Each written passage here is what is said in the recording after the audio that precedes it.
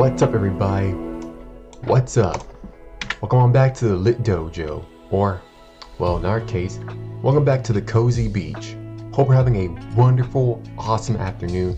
Hope we're doing fantastic. Welcome on into another lit stream. Hope we're enjoying ourselves. Yes, once again, I'm using our new avatar for tonight's event. Very much really enjoyed using it. Very much enjoyed showing off our new avatar from last night's debut. Very much appreciate everyone for just being out here and having a great time. And honestly, this has been a wonderful time just wanting to use more of my creativity. I was at first kind of nervous, but now I'm a lot more confident about this. I really am. Although for the most part, I still want to use my male avatar.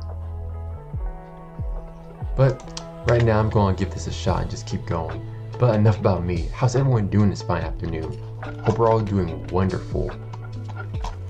That's great to hear. That's great to hear. That's very good. Personally, I've just been taking care of business.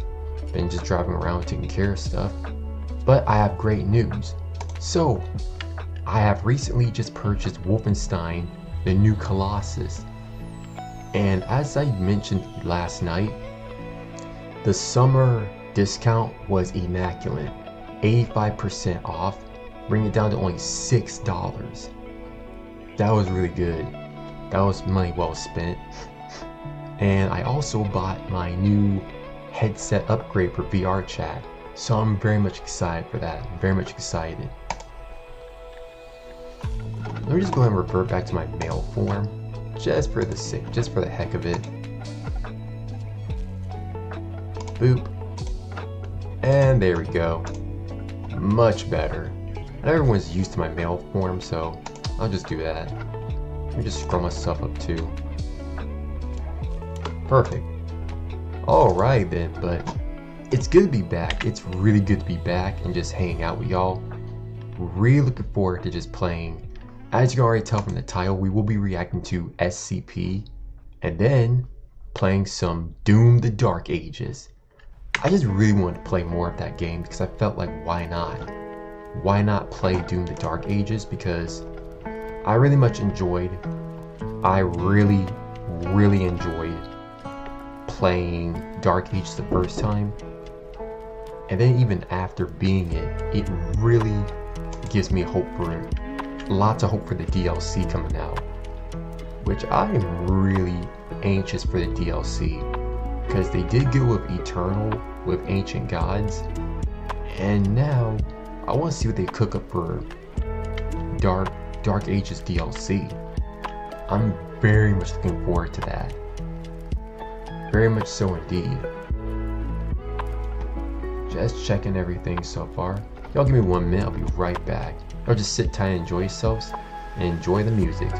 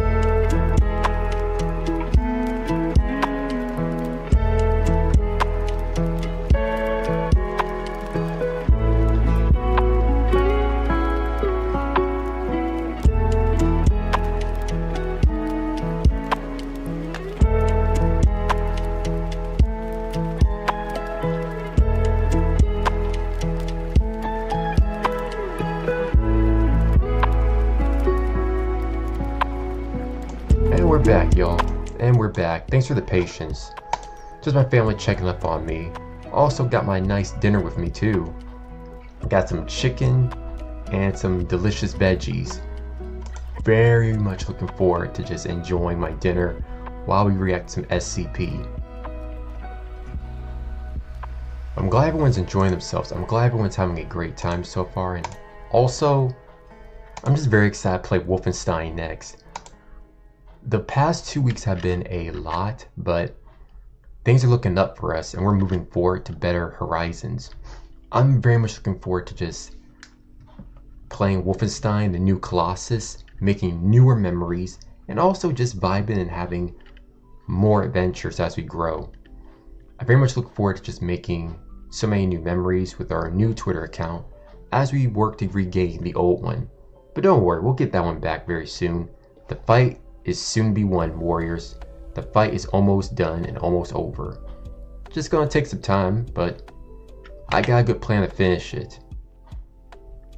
Don't worry, when my Twitter account does get regained, you shall know indubitably.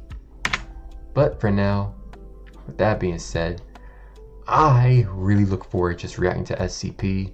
I really love how the whole universe is based on securing, containing, and I'm putting up air quotes, protecting anomalies, which it's pretty much goes two sides. How the protect part is like, who are you protecting? The people or yourselves? The SCP are neither good nor evil. It really depends, because they're part of the government in a sense, and I mean, they're mainly like the Men in Black, pretty much like Men in Black. I remember first knowing about SCP when I was in, I believe, high school and middle school. First middle school, then high school. During the exact same time, creepypasta became a thing too. Like seriously, the best thing to come around so far is just knowing how many anomalies, alternate realities, and reality-breaking entities there are. I mean, the list of SCPs just keep going on and on and on further. It's like there's always a new anomaly being captured and contained just for what they consider beneficial research. You're basically messing with unknown forces. For what purpose, really?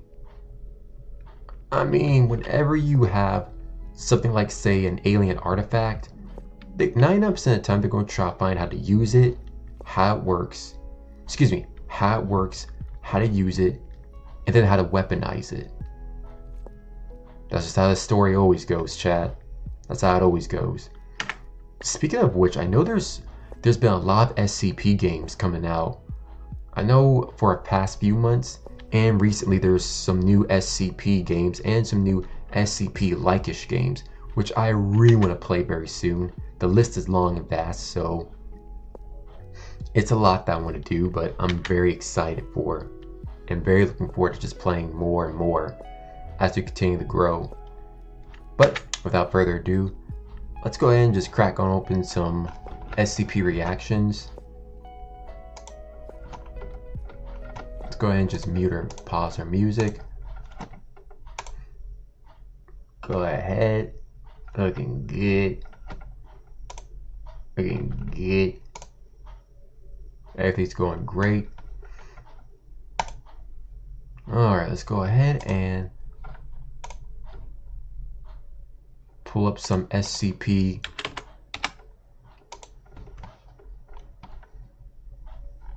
Ah, perfect, right where we left off.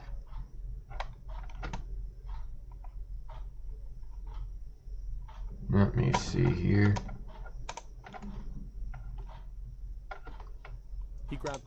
There we go. Let me go ahead and just open this up. Let me just minimize myself here.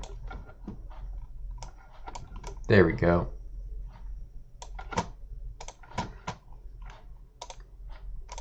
Perfecto. And let me know if I need to edit the screen a little. Let me know if I need to raise the volume or change things up. But very much looking forward to just sitting back watching SCP and just enjoying ourselves as we continue on forth. That being said, let's go on ahead and get this lit. Also, before we get into it, let me just say grace. Amen. His bag and punched out. If he'd maybe left a few minutes later, he might have gotten away unscathed. Instead of getting caught in the mad rush of people leaving work, Jeremy usually took the back streets and avoided main roads as a shortcut to get home. There was less traffic, even during the rush, and that made crossing the streets safer, usually. He had been looking the other way when a car came speeding down the mostly empty side street. The driver had slammed the brakes, but only too late, knocking Jeremy down. Winded, he collapsed, unable to stand as the force of the impact had broken his leg. The driver and a few nearby onlookers huddled around Jeremy as he lay there with his injury. Suddenly, the noise of an ambulance caused the other pedestrians to mostly disperse, still trying to catch his breath. In the last moments of his fading consciousness, the last thing he remembered seeing were a pair of figures. They had jostled rather aggressively through the crowd, reaching down to lift Jeremy up and shoved him into the emergency vehicle. They were considerably rude for medical professionals. Nobody around wanted to argue with them. Most would even go so far as to call them hostile. But that was nothing compared to the horror that awaited him when he reopened his eyes, laying back on the road where he'd been found. His body had been rearranged. He barely recognized it as his own. It was like he had been turned into some grotesque animal made using human parts. His arms and legs had been rearranged to protrude from his torso in an unnatural configuration. What felt even worse was that his fingers, toes, hands, feet, they all still worked. All Jeremy could do was scream until he slipped back under. A man turned into something else entirely. Bad days can happen to the best and worst of us, and sometimes those bad days can spiral into very, very bad nights. Mike had been having a night like that. Earlier that day, he'd lost a fair sum of money at the races. Gambling was one of his many vices, as was alcohol, and to commiserate his loss, Mike had hit the bar. Unfortunately, his already foul mood was nudged into full-blown temper when another patron accidentally bumped into him. The ensuing bar fight was a complete, disoriented, drunken mess of glasses. Never gamble and never, ever drink. That's how you lose your money. That's how you fall into a heavy depression. Just be smart. Don't waste your money on things that you can't predict. Don't waste your money on bets, okay? Invest in your money, okay? Invest. Invest in a good CD, a good money market. Invest in your profit. Don't blow it like that. Being smashed and fists thrown. One managed to connect hard with Mike's jaw, breaking it and leaving him sat on the sidewalk in pain. Cop cars had shown up, officers breaking up the ruckus and paramedics arriving to treat the more badly injured patrons. It was then that two paramedics silently walked up to Mike and grabbed him by both arms. As much as he tried to pull away from their forceful grip, his arms were covered in bruises and cuts from the glass. Their fingers dug in, honing in on those painful, wounded spots so that Mike could really feel his own injuries as they pulled him up against his will. Trying to verbally protest only hurt his jaw further, meaning he could barely call for help as he was bundled into the back of an ambulance, doors slamming shut behind him. The next morning introduced Mike to a whole new and far grislier definition of the word hangover. One of the staff who worked at the bar found him, just waiting outside when she came up to open for business a few days later. Sitting out front, Mike had been left in the gutter, although it took the bartender a moment to notice just what was wrong with him. And when she saw it in full, she screamed. Instead of Mike's jaw being fixed, it had been wrenched open, far wider than natural. It was locked in a permanent gaping expression, the sides of his lips sporting splits that ran all the way into his cheeks. Lodged between both rows of Mike's teeth, fused to his gums, was a piece of glass, too thick for him to break to free his jaw or even bite down on. A mouthful of glass shards. They lodged that into him. They did a reverse jigsaw on him, like the reverse bear trap. They literally stitched this thing into his mouth. That's hostile. That's messed up. Exactly, that's messed up, y'all. He's literally biting down on glass.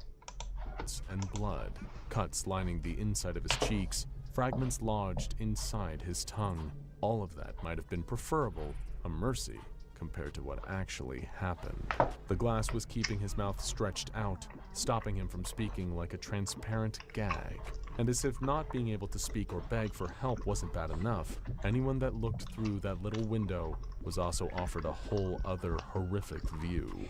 They could see Mike's heart. It had been pulled from his chest and reattached at the back of his throat, still beating, as tears rolled down his face. He couldn't eat, talk, only breathe through his nose, and it hurt.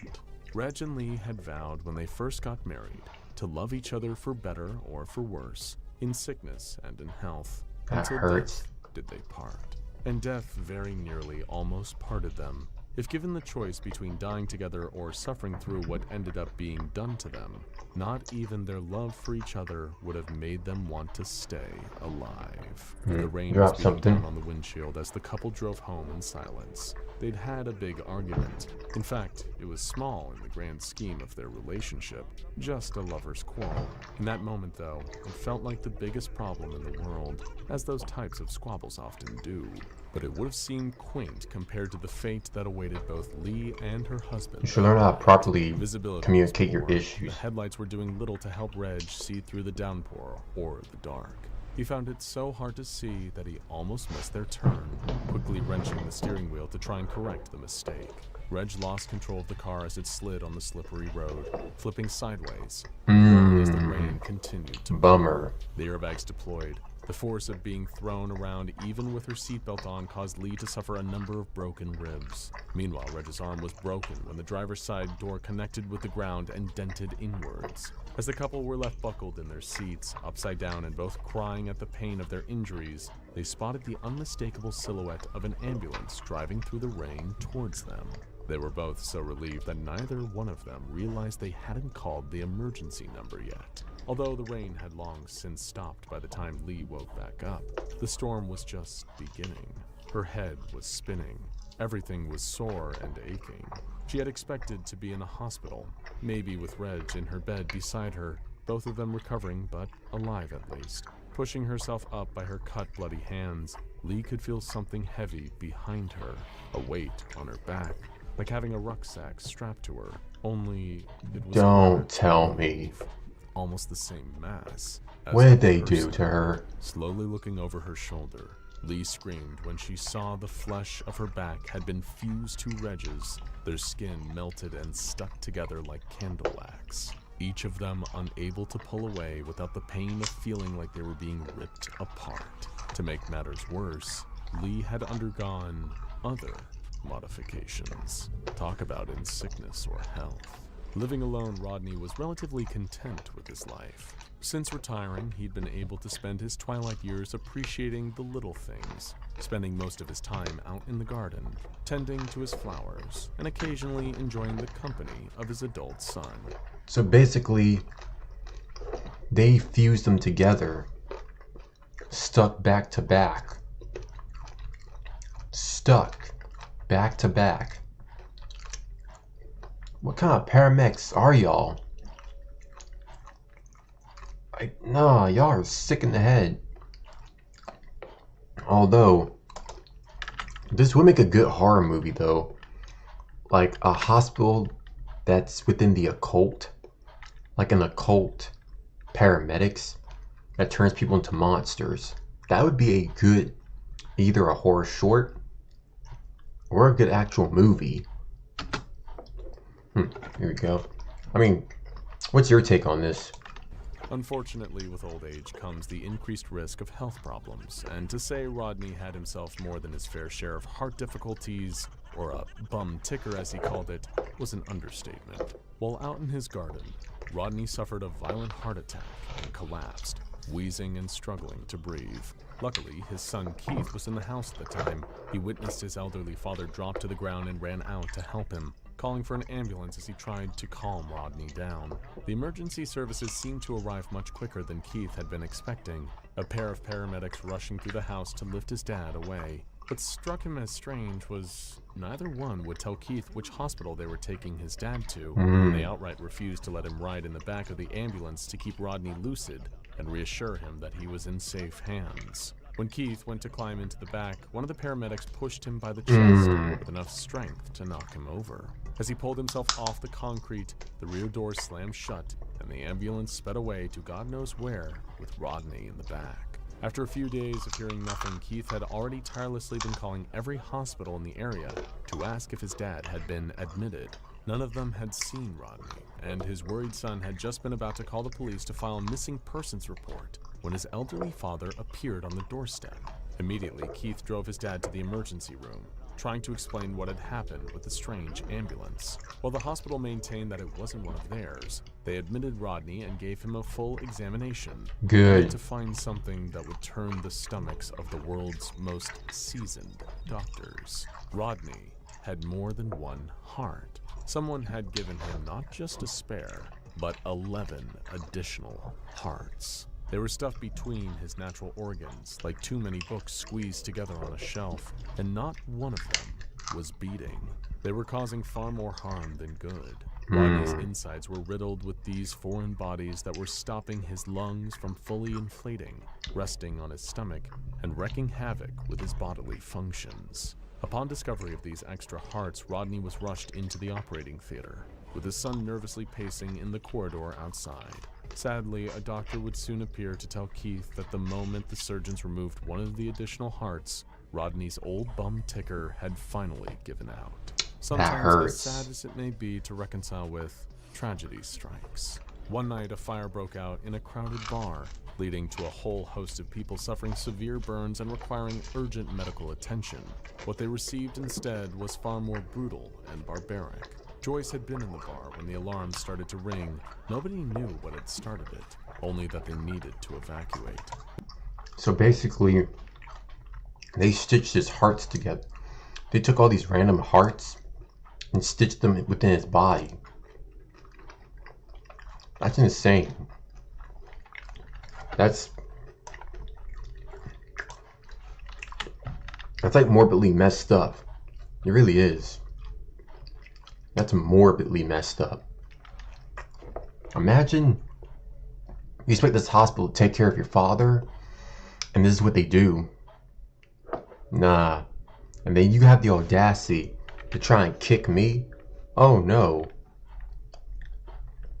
You better be built like a chateau, or like a brick house at least, because you ain't finna kick me out of the hospital car. You ain't gonna kick me out of the ambulance. I'm trying to check on my father. Couldn't be me, chat. Couldn't be me. But it didn't take the flames long to reach the alcohol behind the bar, and before long the whole place was ablaze, everyone panicking and barging past each other to get out. Once free of the searing heat, swapping it for the biting cold of the night air, the commotion didn't seem to end. Someone near her pointed to an ambulance that had just arrived, and a duo of paramedics that were manhandling some of the more badly burned bar patrons, forcing them into the back of their vehicle. Along with about 6 others, Joyce marched up as the group protested how the injured drinkers were being treated. When the paramedics refused to stop, things got uglier. The ensuing brawl left Joyce and the other 6 people with skull fractures, but rather than just leave them behind, the paramedics grabbed them too. Joyce was pushed into an already overcrowded ambulance. There were 26 people crammed in there total, including her.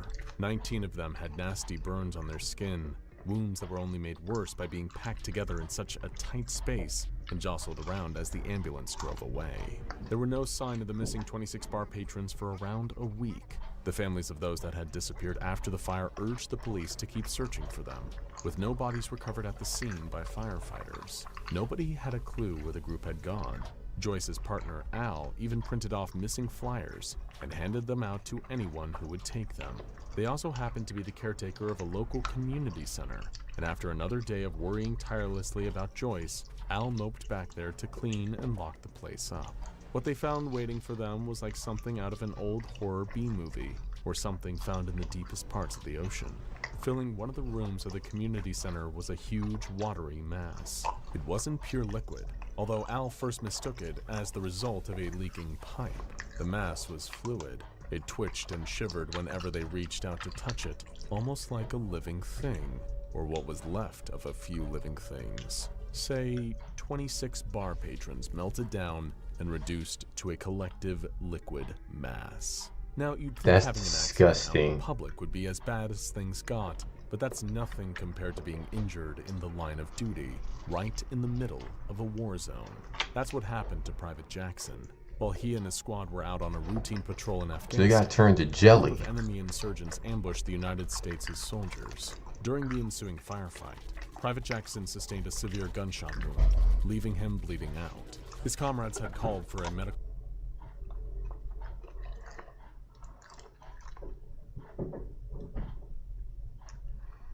Oh, chat, I'll be right back.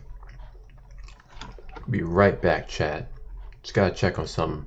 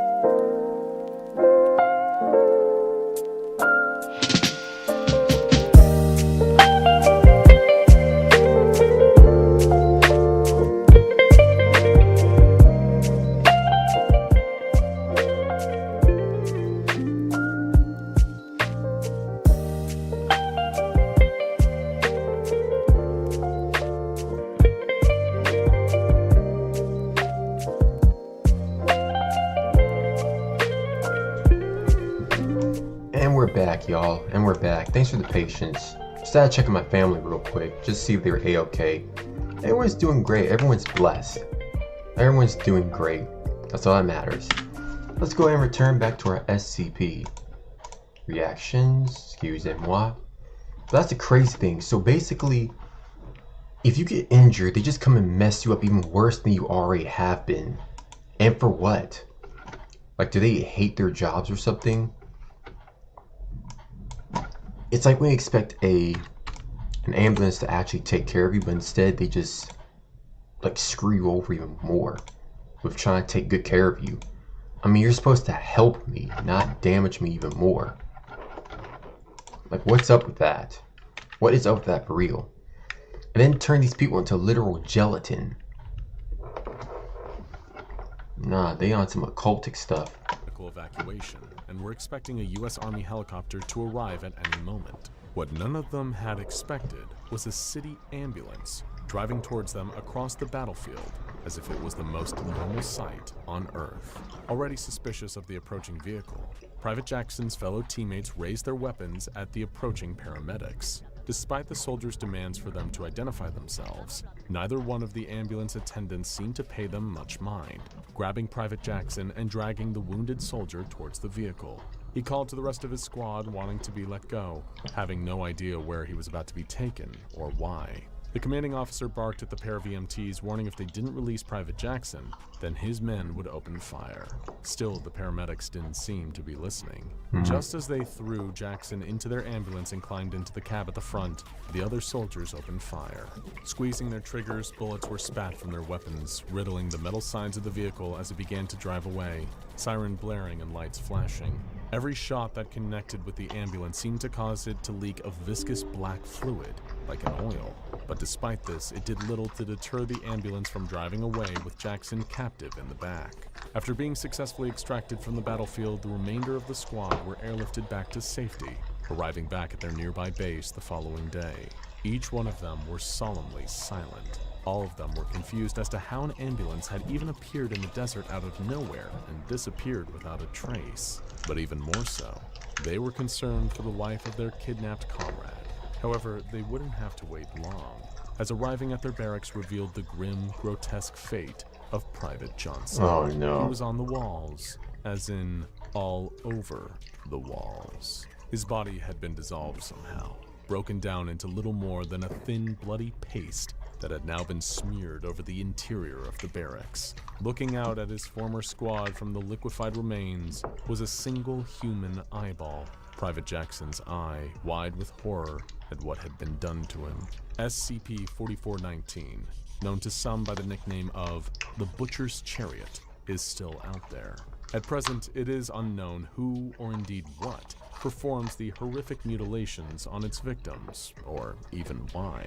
It could be that SCP-4419, if it has a consciousness, could be trying to help those it abducts, but lacks the correct medical understanding of how to do so. Then again, it could simply just be cruel, torturing and deforming people unfortunate enough to need emergency medical attention.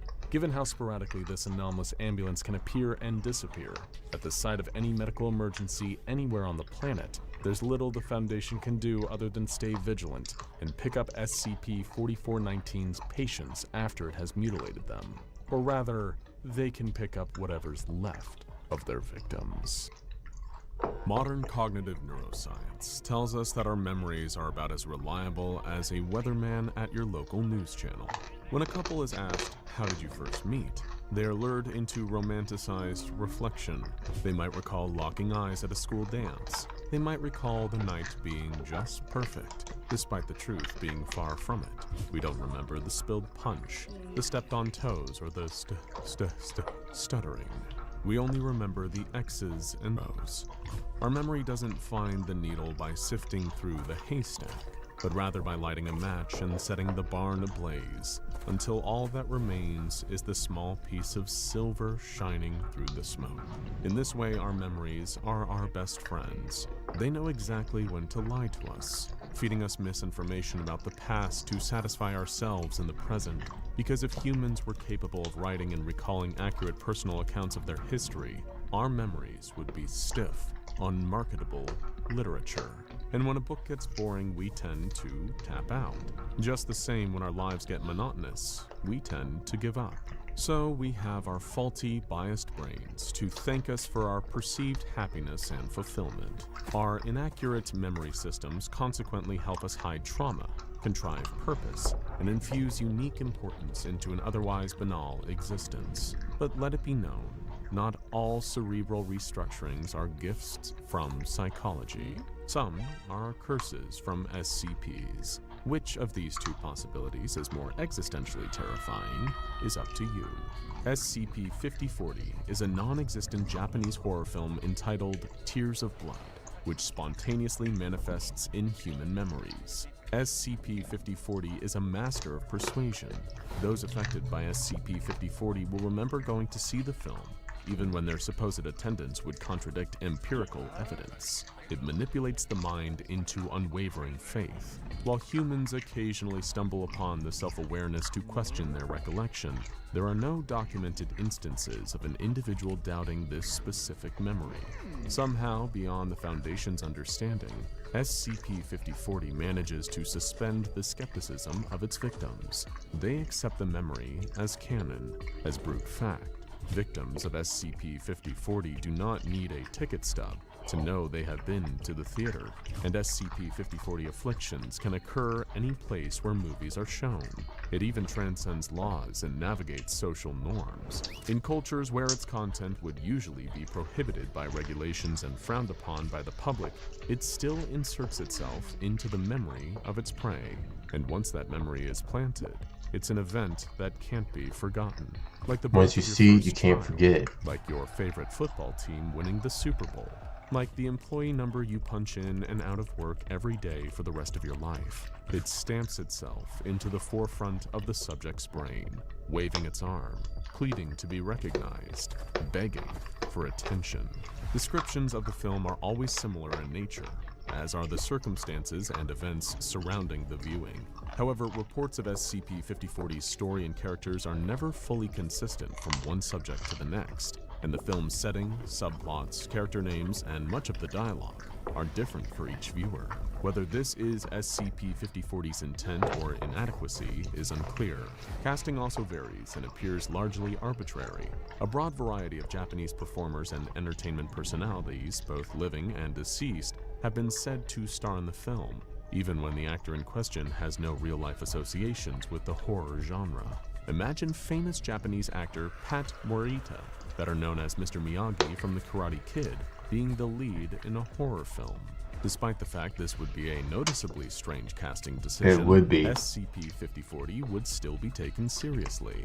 Despite any and all deviations from expectations of the medium, SCP-5040 is seen as legitimate. Kinks in its design are overlooked by the viewer, similar to how our sleeping selves most often don't recognize we are dreaming, even when we encounter flying horses, friends with banana fingers, and leprechauns playing Pot Limit Omaha in Chris Hemsworth's basement. This may be because, despite all of its quirks, the film's core is sturdy.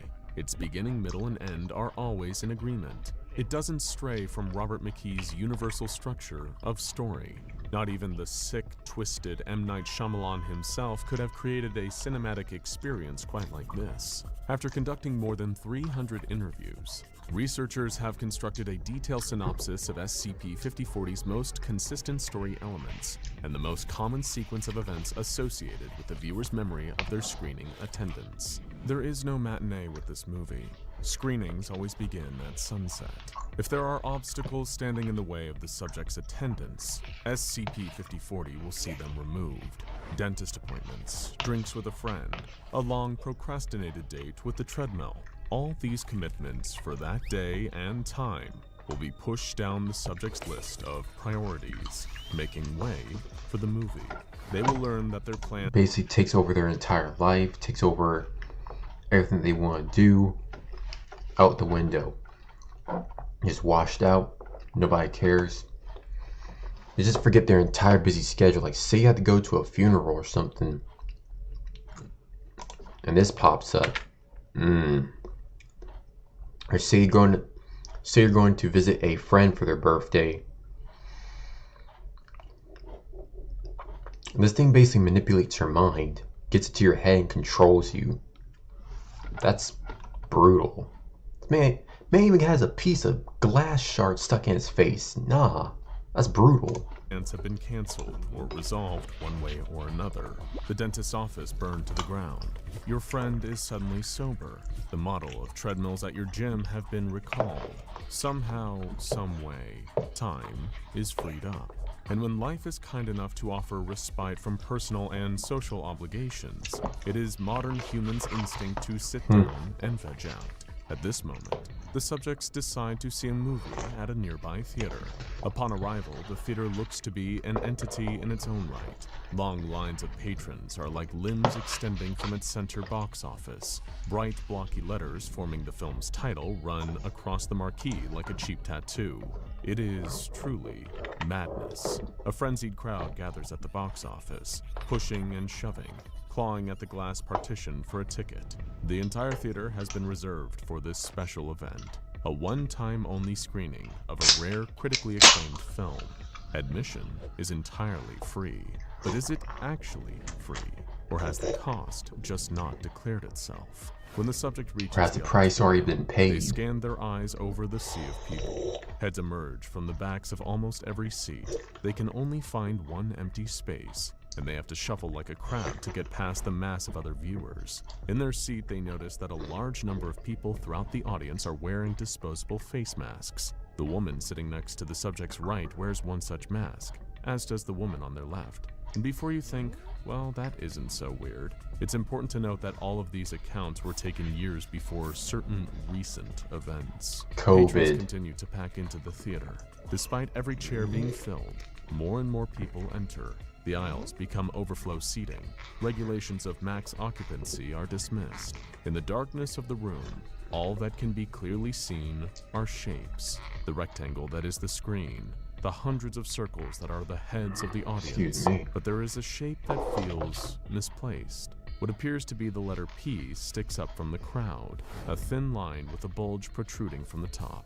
The specificity of its origin is difficult to define, but once the subject's eyes adjust to the dark, they notice it's an IV pole carrying a I was about to say that, an IV pole. fluid. However, there is no clear indication of who it is connected to. Furthermore, they notice one of the masked audience members is wearing a hospital gown. There is little time to assess any of these strange visuals, because there are no trailers or advertisements before the film. As soon as the audience is settled into whatever space they might find temporarily habitable, the theater goes silent, and the film begins. The film opens with the female protagonist going about mundane activities in her day-to-day life. A phone call interrupts her. It is an unknown party who tells her that a loved one has been hospitalized for one reason or another. The protagonist drops what she's doing to accept the call to action. On her way to the hospital, however, she is attacked by a male assailant and loses consciousness. The protagonist wakes up in a fog, unable to make sense of her surroundings, but the audience understands that wherever she is in deep trouble. She's in a desolate and unfamiliar building with her arms and legs bound. She is accompanied This is kind of giving by a off number like of Saw other female vibes. captives, some of whom still remain seemingly unconscious or possibly dead. The women briefly discuss their strategy to escape, but they are interrupted when the kidnapper appears. Descriptions of hairstyle, eye color, and wardrobe would fall short in showing us who this character really is. Instead, his swift and decisive actions do the talking. He sees one of the women crying and kills her without hesitation. The kidnapper reveals to the woman the code he intended to operate under. He would release the captives after 24 hours, but only under the condition that they do not cry. During the film, the kidnapper demonstrates various forms of physical and psychological torture on the group of women. Despite their best efforts, the captives are unable to hold back their tears, and one by one, they are murdered until only the protagonist remains. Frustrated by the protagonist's unremarkable resolve, the kidnapper takes more extreme measures, That's increasing crazy. the intensity of her torture. However, the protagonist is not one to be messed with. Despite being tormented, she seems in control of the situation. She doesn't succumb to the traditional dynamics of torture. Even while on the wrong end of the bat, she isn't afraid to swing. She fights back how she can. She mocks and insults her captor, and it's then she finds his weakness. Although a physically empowering villain, he is emotionally fragile. Her grit frustrates him, causing him to lose focus and become noticeably rattled. As the protagonist continues to weaken the kidnapper with words, the subject in the audience notices what seems to be a slight echo in the dialogue. They look up to see if something is wrong with the speakers. They even wonder if this is a stylistic decision made by the director, but then they notice where it is coming from. They eventually realize that the two masked women sitting beside them are quietly repeating every line of dialogue as it occurs. Their lips moving causes their masks to shake softly. With each word, the air from their whispers blows the cloth away from their mouth, only for the mask to collapse back in when the syllable is completed. If the subject looks even closer, they will see that the lower half of the women's masks are saturated with saliva.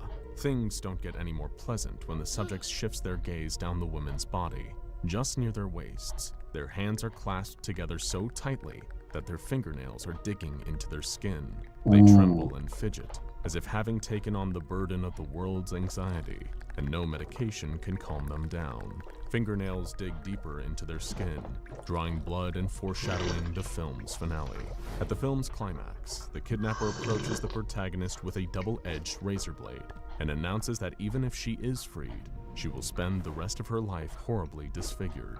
This leads to an argument between the two, the subtext of which alludes to themes such as nature of inner and outer beauty, the value of women in society, and the societal stigma against expressions of vulnerability. The argument on the surface, however, does not sound sophisticated or profound. There is no consolation for a fight having emotional depths. At the end of the day, the blows will always feel more physical than intellectual. Eventually, the kidnapper loses patience and grabs the protagonist by the shoulders and slams her to the floor. He reaches out his hands and grabs her by the face. The subject's attention is again pulled from the screen when they hear groaning from every direction. The wordless hums fill the theater with a sense of worry and uneasiness, so much so that the subject feels the room getting smaller as the air polluted with angst grows thicker. As the subject brings their eyes back to the film, they see the kidnapper gripping the protagonist's lower lip between his thumb and forefinger, squeezing tight as to pop her lip like a balloon. The kidnapper then takes the razor blade to the victim's lips. He pauses to mock the protagonist, and while he does this, blinded by pride and arrogance, she jolts into action, grabbing the razor right out of his hands with her teeth. She follows up her burglary with assault. Her neck stabs forward, and in a blur, she stabs the kidnapper's eyes out. It happens in an instant. The kidnapper has no time to react. Blood spills from his face. Screams pour out of his mouth. During this time, the protagonist maneuvers the razor into her fingers. Smart move. She hacks away at her bindings, but they are stubborn and resist her sawing. The battle continues, and the kidnapper is able to tear off the victim's lips entirely. She looks like a monster now. As the kidnapper smiles and celebrates his wrongdoings, the protagonist finishes freeing herself and slits the kidnapper's throat with the razor. The protagonist locates the exit and scrambles towards it as the kidnapper bleeds to death on the cold, hard floor. The protagonist then speaks her final words. Due to her injuries, her voice is muffled and raspy. She bears down and calmly speaks. One last time, she mocks the kidnapper, telling him that he cried tears of blood and therefore had to die according to his own rules. During this climax, it is reported that the subjects experience a sense of dread unique to any other terror ever felt. Strangely, the feeling appeared not to correspond to the scene in the film at all. It is a feeling entirely separate from the viewing experience, as if for a moment, the subject is taken out of the moment in time and transported to a realm composed only of fear and anxiety. But just as quickly as they left, they returned. The Foundation sees it worth mentioning that this peculiar moment happens to occur during Basically, she got her lips sliced off. Scene. While descriptions of violence vary from one viewer to the next, the Her lips got sliced off. unshakable in its consistency. This is further evidence that SCP-5040 has a core foundation that remains intact. False memories are given validity by our peers. When we tell a story, the inaccuracies are often the best parts, the exaggerated drama, the rearranged sequence of events, the jokes you thought of in retrospect, but weaved into later accounts. While a storyteller knows when to lie, a good storyteller knows how to not get caught. SCP-5040 captivates its audience, but it seems to know how much it can get away with. By providing a consistent, objective truth, a climax that is reported the same like an across all exaggerated accounts, storyteller. SCP-5040 insists, even if only briefly, on being a credible film, not just a random sequence of 24 frames per second. Eyes back to the screen, the film abruptly cuts to an unspecified point in the future. Now wearing a face mask to hide her disfigured mouth, no different than the one seen worn in the theater, the protagonist walks down the street to her apartment, indifferent to the crowd of paparazzi that follows her. It is clear that this is now just a part of her life. The lights flash on her face. When she reaches her bedroom, the protagonist slowly pulls down her mask. Face free from cloth, she stares at herself in the mirror. It is silent. What she sees is less notable than what she doesn't. The lower portion of her face is gone. She focuses only on that. It's hard to know if she will ever see into her own eyes again. Her gaze might forever be fixed on what she can't get back.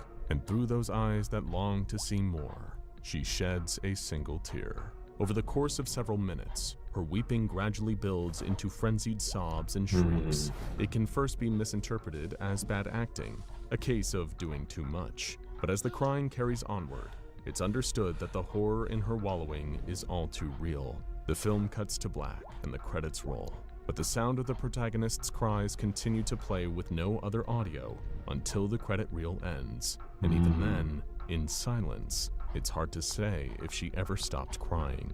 Audience members remain silent after the movie ends, exchanging only whispers as they exit the theater. Feet step over small red puddles and stains on the theater floor as if they are sticky puddles of soda.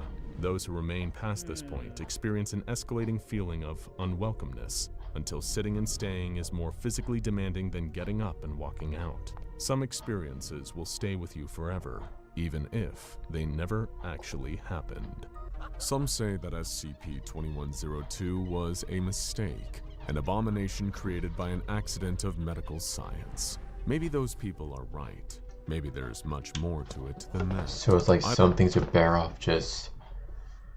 That's a tough one to understand. So basically, it's a movie that plays on your mind with good storytelling.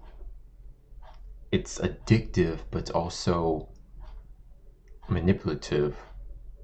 In the case of wanting you to watch this movie, get you so hooked on just to then have like this terror. Like when you see a good anime, and this happens to me a lot. Every time, it's like, so every time when a new anime comes out, it's usually when something bad happens that gets you like, oh, what's going to happen next? What's going to happen next? It has you feeling as if you don't find out, you may never know the answer. That's what happens a lot with me, I suppose. That happens a lot with me, where it's like you want to know the answer, you want to know what's going to happen next. I say it's just be a common thing, and then once you do watch the series from the first episode up to that point, knowing that it's coming, it's like you want to find a happy ending to it, or pray that things get better, but it's like that yearning for things to get better. It feeds off of that. It really, really feeds off of that heavily. And it's annoying. It's so annoying to deal with that crap. It really is. I mean, think about it, chat. You sit here, you try to grow like past this, but it never leaves you. It's like that one riddle. It's like that one riddle. What gets bigger the more you take? A hole. The more you take, the bigger it gets. That's what it leaves you. A hole. And I think that's kind of how, I believe that's how this SCP works. It's like a hole. But to each their own, right? To each their own. I mean, we all have different experiences, so to each their own. But with that being said, we're going to go ahead and take a small little break. I'm going to go grab me some popcorn, and meanwhile, y'all sit back, relax, and take a break and enjoy the music. BRB, Warriors.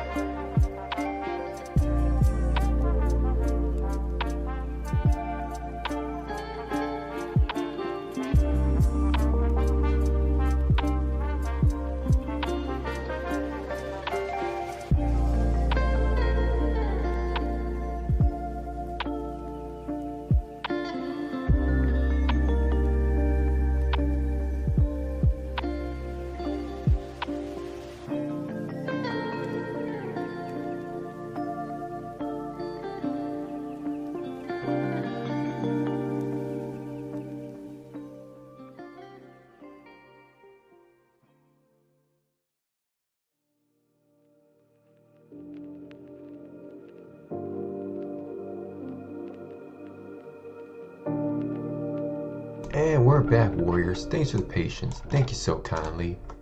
Let's go ahead. Get on back to our little stream, our stream event. Hope we're all having a great time. Really enjoying just watching some SCP. Let's go grind down and eat my ice cream. Open wide, chat. Got some ice cream for y'all. Open wide. It's chocolate flavored. But yeah, so basically this SCP just hooks people in and has you just traumatized. It's like watching a movie that slowly traumatizes you and scares you to where you just have no response. You're numb.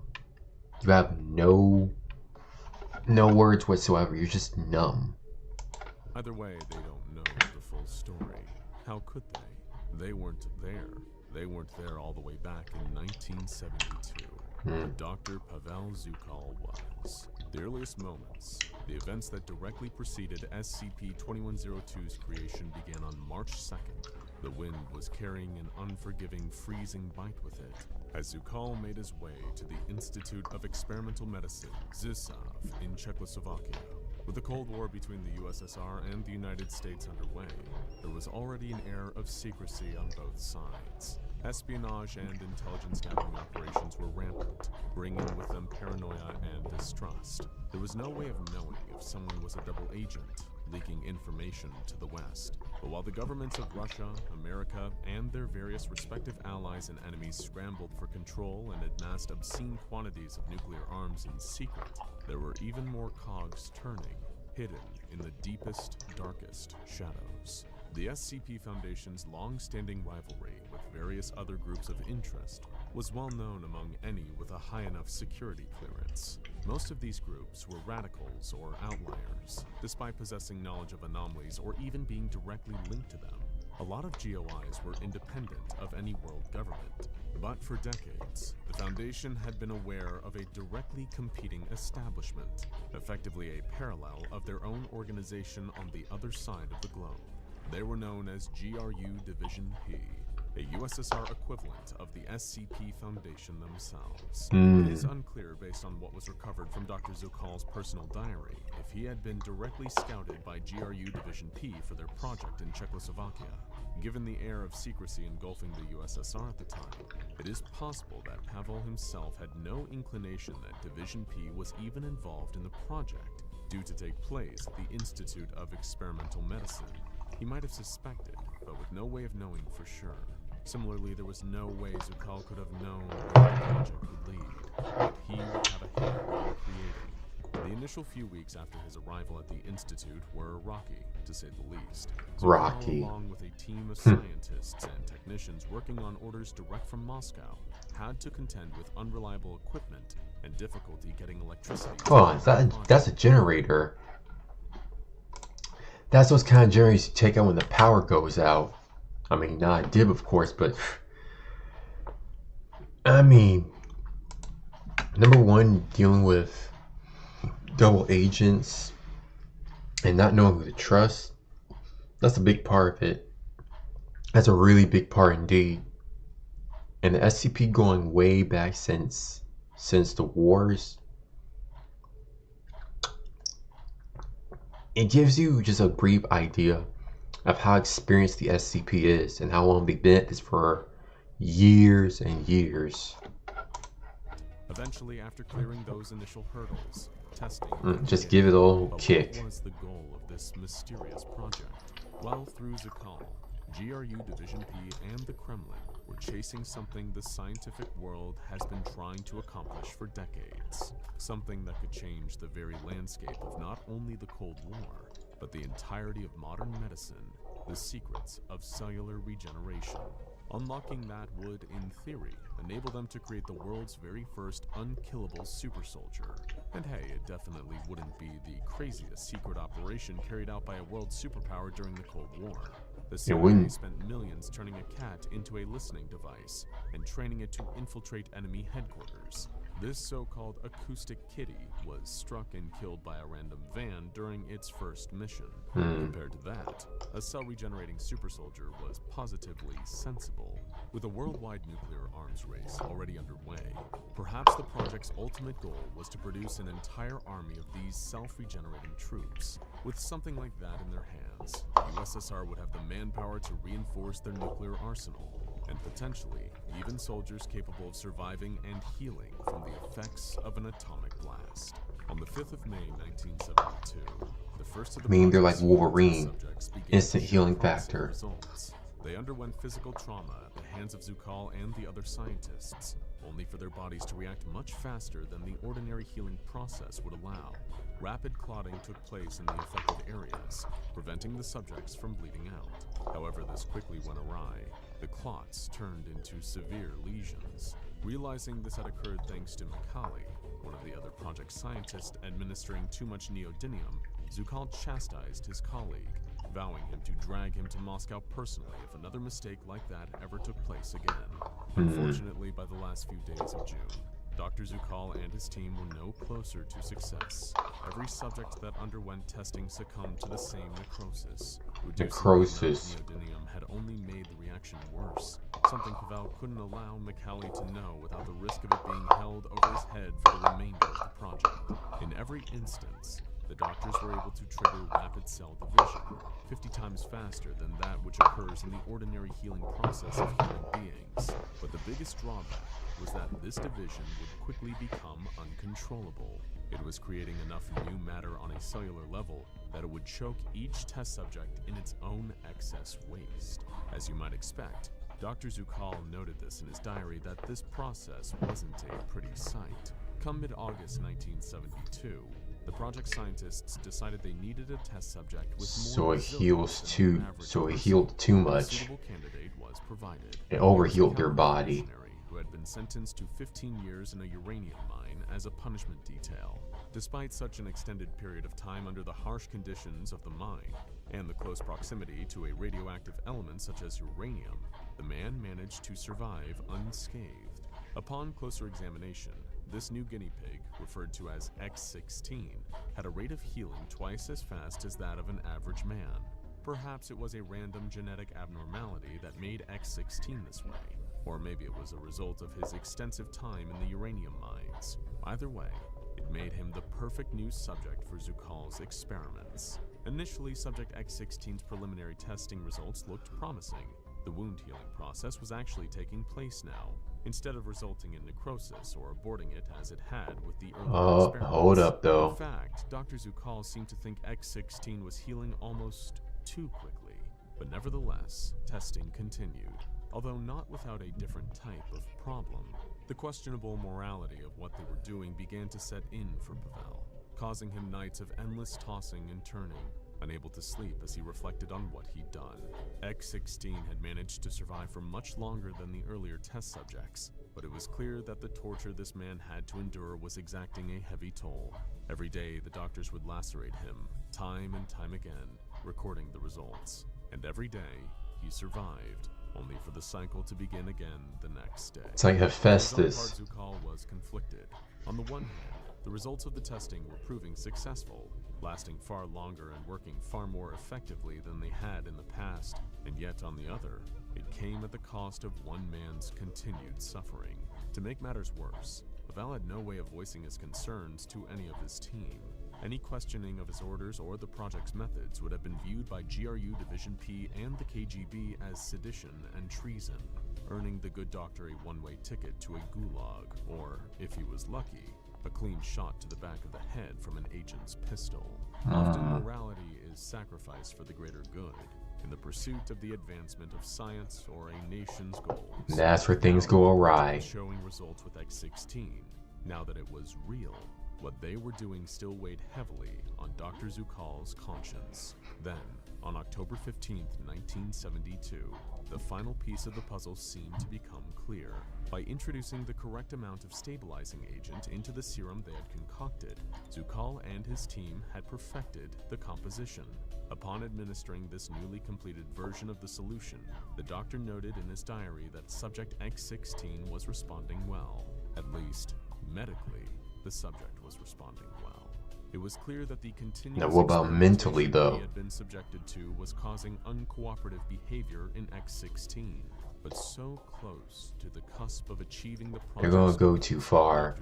They're about to go way too far. Previous doubts about the ethics of their methods. They were so close to victory, so close to the project being over, that it no longer mattered how cooperative X-16 was being.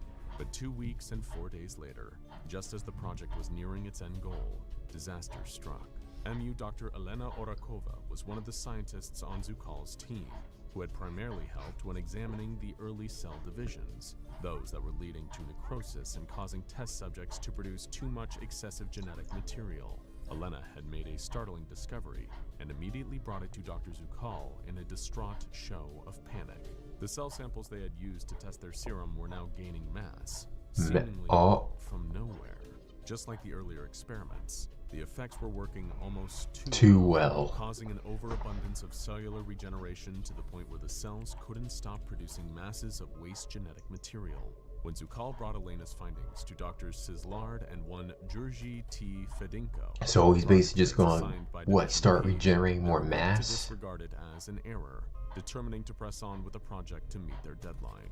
Over the course of the following weeks, up to late November, Zukal was trying to determine what was causing this change. It was clear that unless he and Elena could resolve the issues with the serum, Subject X-16 would be a total failure. But time was running out, with their superiors at GRU Division P and the Kremlin expecting results by early December.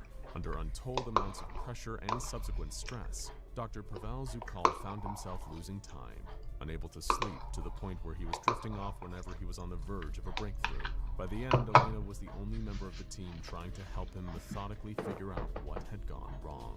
The deadline for the project arrived on December 2nd, 1972. Pavel didn't sleep all night leading up to it, knowing he would have to present a functioning super soldier to GRU Division P. In the best case, he was risking being accused of negligent failure, forced to restart the project from scratch, making his months of hard work redundant. But worst case scenario, Zukal could be charged with treason for having not completed the task he was selected for. On the 2nd of December, even if it's not his fault. Tomorrow is a day too. Nobody knows if Dr. Pavel Zukal lived to see that tomorrow. His final diary entry was made on the day SCP-2102 was born. For months, the SCP Foundation had operatives embedded within the Czechoslovakian government as part of innumerable Cold War espionage gathering efforts. During that time, their agents had gathered enough intelligence to make the Foundation aware of a GRU Division P project based at the Institute of Experimental Medicine, and that the scientists there were looking to unlock the secret of rapid cellular regeneration. Someone, possibly even one of Zukal's team, had managed to infiltrate the project and had leaked documents to the SCP Foundation, explaining what So my main understanding is they create a regenerative healing factor serum, but the cost of he's growing extra mass, meaning it sounds like he's going to become a giant. Or possibly a mutation. Or both, a giant mutant. Because of the extra mass that's growing over his body, getting bigger and bigger. In Czechoslovakia, the plan was that the Foundation would move in secret of course, to extract and contain test subject X-16 in January of 1973. That day would never come to fruition though. On the 2nd of December, only a month before they had planned to act, the Foundation became aware of a catastrophe occurring at the Institute of Experimental Medicine. One of their agents in Czechoslovakia alerted them to a disturbance that had caused civilians and scientists alike to run from the Institute in fear for their lives. Something had gotten loose, and the Foundation had to act fast. Luckily, a reconnaissance team was stationed in Eastern Europe. Members of various mobile task forces who had been spying on GRU Division P and the rest of the USSR. Moving quickly, the recon team was deployed to Czechoslovakia. Led by a field commander named Merrick, they were given the objective to determine the cause of the situation and, if possible, recover its anomalous source. Merrick and the recon team arrived on site at the Institute's grounds. The entrance to the bunker which had been housing the project was left wide open, with not a soul in sight. As the team progressed further, Merrick couldn't help but notice a pungent smell permeating the labs and offices that they passed. Foundation What urged their happened? operatives to proceed cautiously and recover any paperwork they could. Among the logistical documents was a diary belonging to one of the scientists, although the name Pavel Zukal on the cover was no longer legible, forever lost. The further he and the other MTF agents progressed, the worse the smell got. They located an elevator, deciding to take it down to the lower levels of the bunker. One by one, the team filed in. Down to the Merrick depths of the radioed core. Command, any seismic activity in the area? He asked. Not that we know of, Merrick, came the Foundation's reply. Why? I think I just felt something move down there. The elevator had barely descended a foot before it hit something, stopping in an instant. As Merrick tried once again to contact Foundation Command, that same something came tearing through the elevator floor. Over the radio, the SCP Foundation were treated to a cacophony of screeching, tearing metal, along with the screams of their own men. What Merrick and his team had encountered may have once been a man, perhaps someone subjected to cruelty and torture, but now all they saw was an amorphous, fleshy mass. Immediately, the So basically became a giant mass of skin. What they assumed was a raging monster.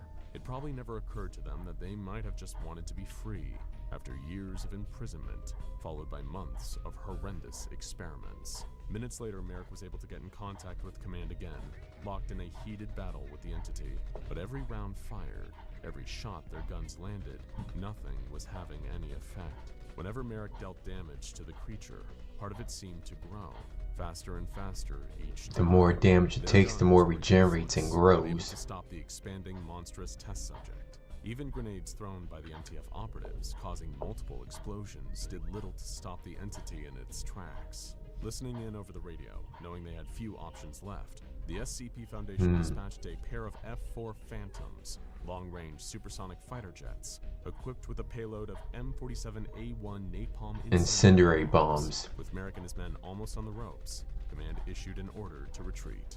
They fled the bunker, only to feel the ground shake beneath their feet. The monster had breached the topsoil, still coming after them.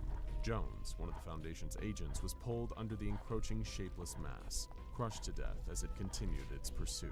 Utterly horrified at the sight and speed of the creature, Merrick started begging Command over the radio to get its fighter jets to the scene. 6 minutes later, the sound of twin turbine engines shot through the air, followed by the whistle of bombs careening down towards the ground. In a second, Merrick, his team, and the creature were engulfed in a fiery explosion, the heat proving enough to cauterize the fleshy abomination's expanding tissue. Ever since December 19th, Can't regenerate fast enough through that. designated as SCP-2102 has been housed at Site-122, contained by the SCP Foundation. They keep it in a modified cell, restrained at all times with its hands and feet in padded sleeves. This is done in order to prevent the risk of injury, either accidental or intentional, given both SCP-2102's anomalous properties and its self-destructive tendencies. Its body is covered in scars, both from its previous escape attempts, back when it was known as Subject X-16, and from burns from the F-4 Phantom's napalm payload. These particular injuries seared the entity's ears, mouth, and eyes closed. Deaf, mute, and blind. Mute and blind. If SCP-2102 ever suffers any form of external injury, its anomalous properties will trigger. The creature, as you might have guessed, possessed an advanced form of cellular healing, able to regenerate from all wounds inflicted on it. However, the process was never perfected. It still works too well. So well that SCP-2102's cells don't know when to stop. Instead, they continue producing bodily tissue, expanding its mass into every available space without a I mean, it just becomes a giant blob. An obstacle is introduced, boxing in the exponentially growing tissue. However, any object or person in its path is eventually crushed under the mounting pressure. At present, the Foundation still has no idea how much SCP-2102's tissue could expand, potentially even posing a risk to the entire world if left unchecked. Become a domain expansion. To stop the creature's healing, it can only be halted by cauterizing the open wound with intense heat. It's literally a surefire solution. SCP-2102 is a result of the good Dr. Zukal's work, combined with his and GRU Division P's willingness to put aside their morality. They didn't create an undying, regenerating super soldier for the USSR as they had intended. Instead, all they accomplished was turning a tortured man into a monster, an abomination endlessly tormented by the experiments performed on him. Not quite as useful on the battlefield, is it? Are you No. afraid of haunted houses? Not at all. Castles, or prisons, or mental asylums? Well, that was quite something already. We're going to return, but for now, let's get ready for Doom the Dark Ages. Let's go ahead. Let's close out from here. Really looking forward to playing this game again. Really enjoyed playing it the first time, but now it's just on chill mode. Now we can enjoy playing these games just after beating them. That's all that really matters to me. Playing these kind of games after defeating them. That's the main fun of it for me. So that being said, let's go ahead.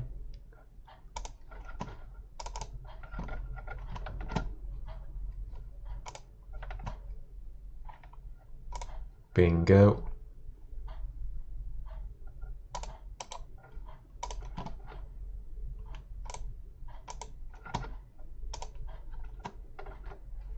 Alright, it's opening. Go ahead, of course, scroll myself on down. Here we go. And of course, let's go ahead and put our Battle Kabuto on, because why not? Always gotta go and protect and safe. Never want to leave yourself exposed. Downloading content, 86%. Let's go ahead. Honestly though, last time I played Doom Dark Ages, I really enjoyed just the gameplay. Really enjoyed the gameplay first, and now even after being the main story, I just want to do some run and gun fun. That's all I really care about. Just give it a few minutes to load.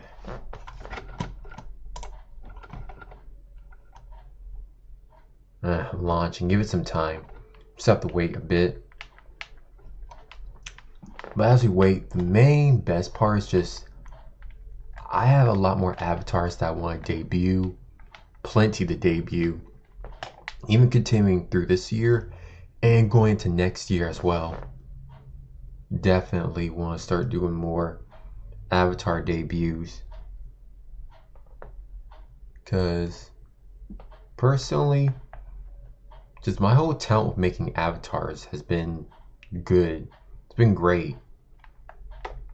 Don't have to pay too much. Just make my own avatars.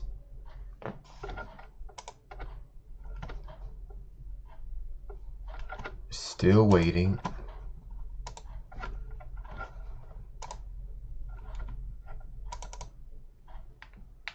Give it a few seconds. It's still loading up.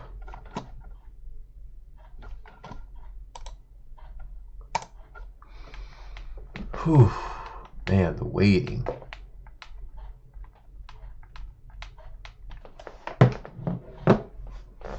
Last time when we played Marvel Rivals, I really enjoyed the combat. I'm trying to get used to just not getting stuck by the Spider-Man players. You meet all kinds of players who can easily possibly counter your character. That's something to keep in mind. No character is like the ultimate perfect one.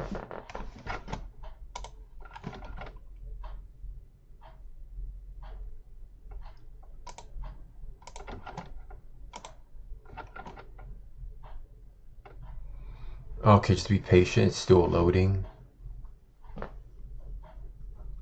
It will take some time too. It will take some time because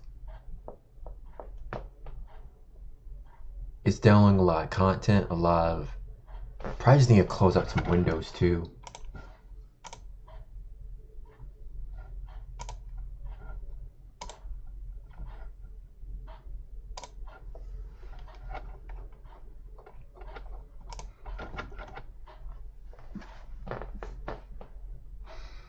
Give it some time, just wait for a minute.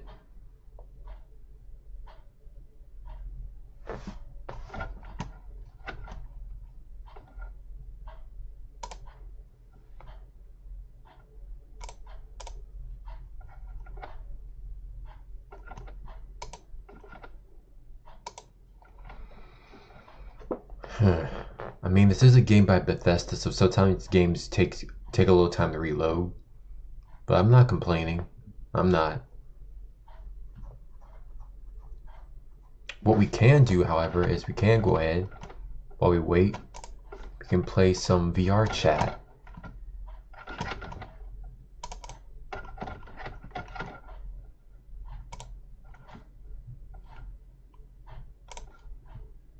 Is do some more VR chat, which is something I look forward to doing a lot as well.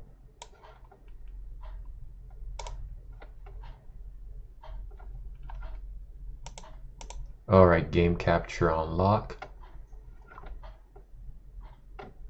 Very good, very nice. Very good, very nice. Very good, very nice. Hello, chicken nugget.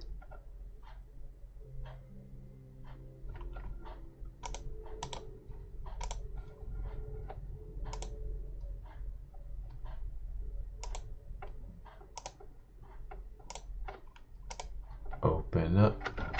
No.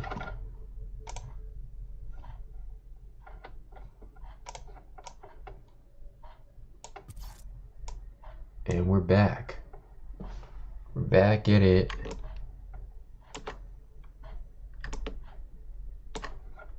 Gonna stretch this out some.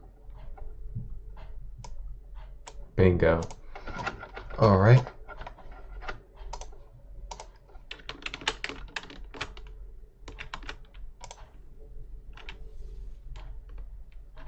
Alright, turn the world volume down. Huh. I thought I turned the volume down. That's okay though. That's alright. Nah, I might turn the music off. That's probably what it is.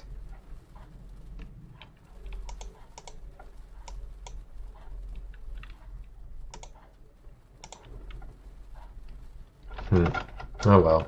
It's not a big deal.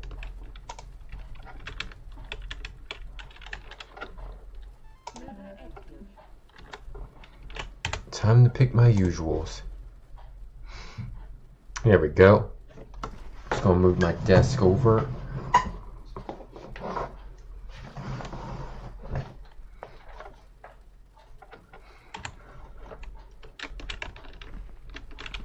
Really look forward. See, this is why I look forward to getting my new PC.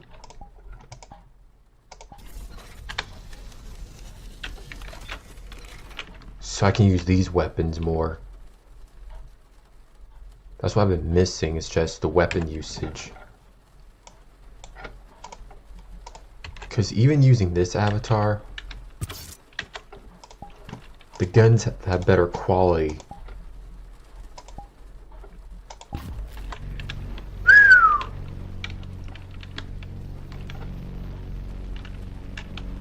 It's literally a shield. Then quadra barrel.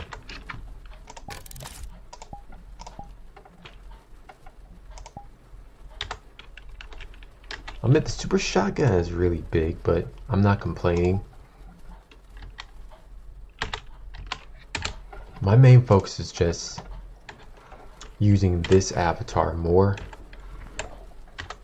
so I can use various guns. Because there's already the combat shotgun.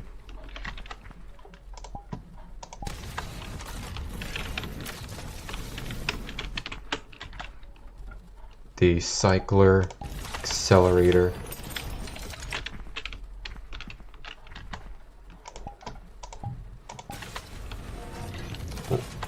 Ravager. Then there's the pulverizer.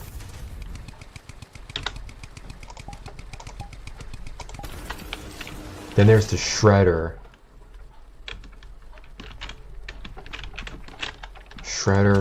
Then impaler.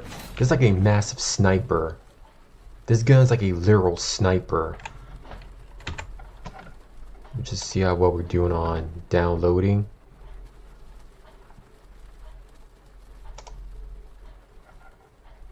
Download on Dark Ages is taking some time.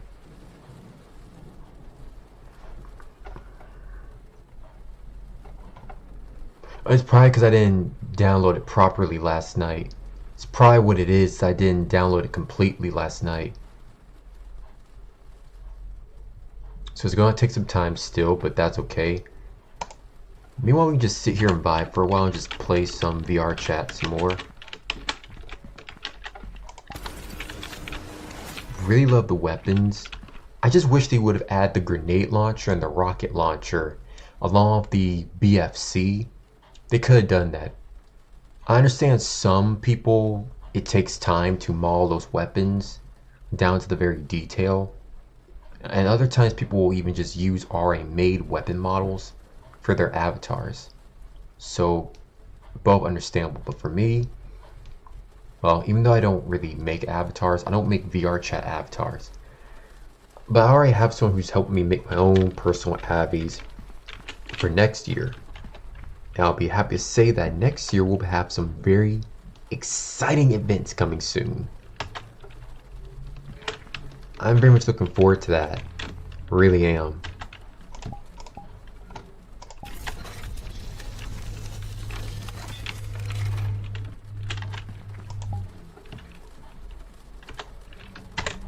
Alright, let's go ahead and join some worlds though.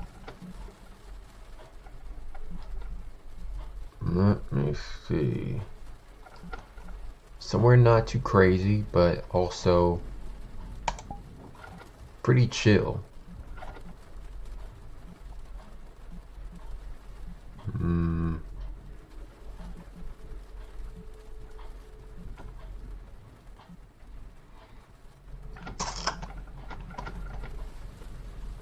Trying to find a good world for us.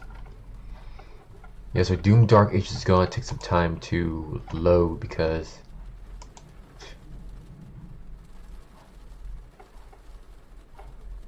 it just requires some patience. Whew. And then again, it's probably because of my PC too, my main PC. It will require some time, but I'm not too upset. Again, we're at 86%, so we just have to wait a bit longer.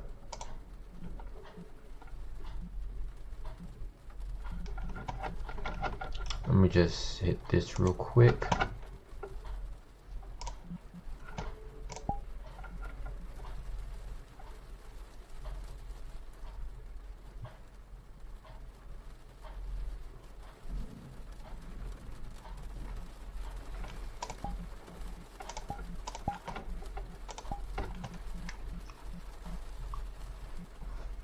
Okay, all is swell, all is swell.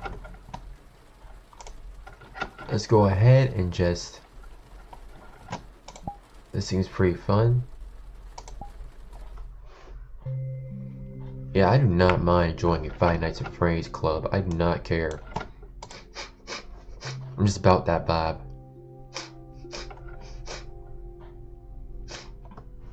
It just might be because of my PC.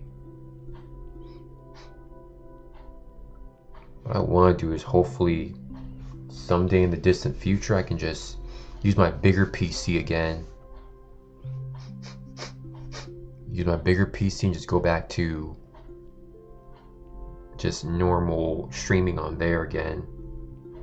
I have to clean up my OBS on that PC, but it's not a big deal. It's not. Just gotta trim down what I need and don't need. Yeah, I pretty much have two PCs. I have two. My original being the bigger one, my newer one being the smaller one.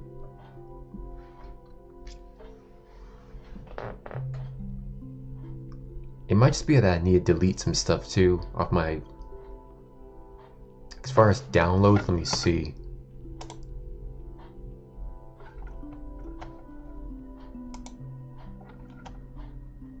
Because I know I have a lot of downloads on here.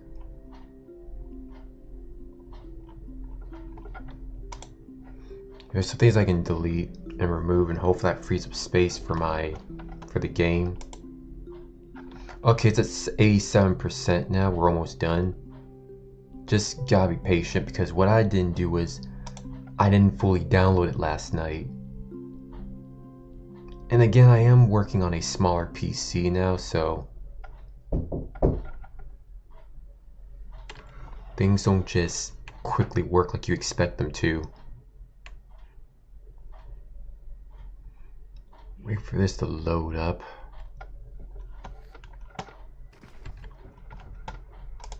Alright, we're going to take a small little break. We'll be right back. Y'all just sit back, relax. We're going to take a small little break. BRB.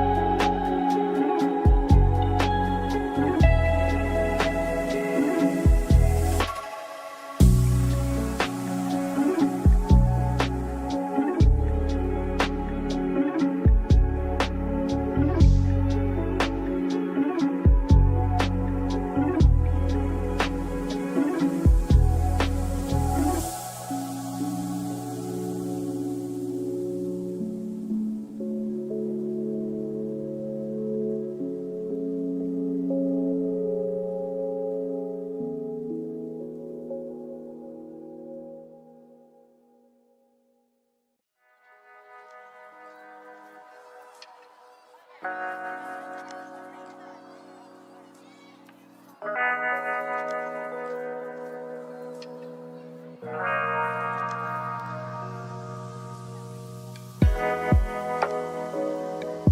welcome back, viewers. Welcome back. Thanks for the patience as always. Thank you so kindly. Hope you're having a wonderful, wonderful, exciting day.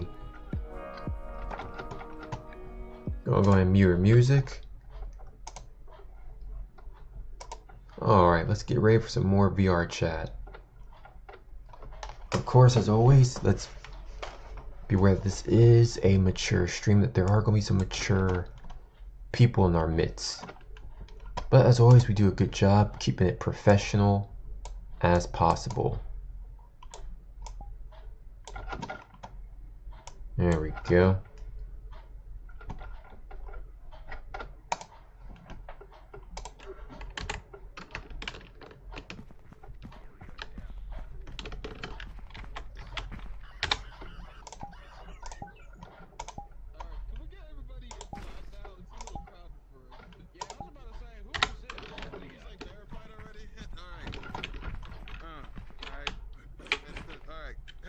For me, please. Hold on.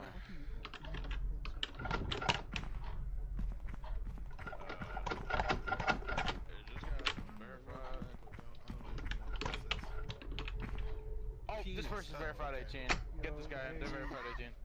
We already got Mama Modi. I know. I checked Zach's file the other day. Not the other day, but earlier. They're verified. Thank you kindly.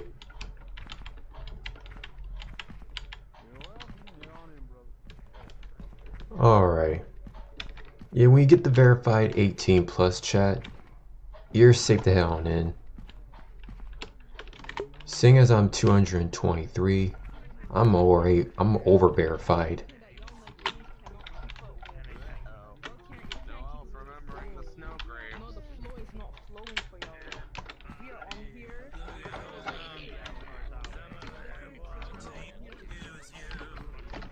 Man. Look out, chat, we're within Gooner territory.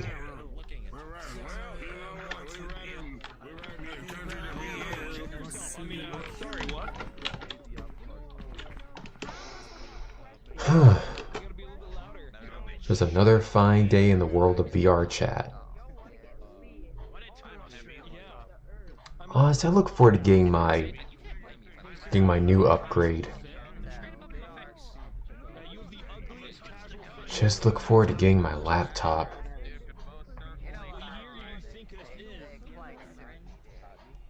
My laptop is one thing, chat. I look forward to getting that soon. I already got the new upgrade coming in. I got the upgrade coming in. Then I got the... let's see. Now it's just the laptop.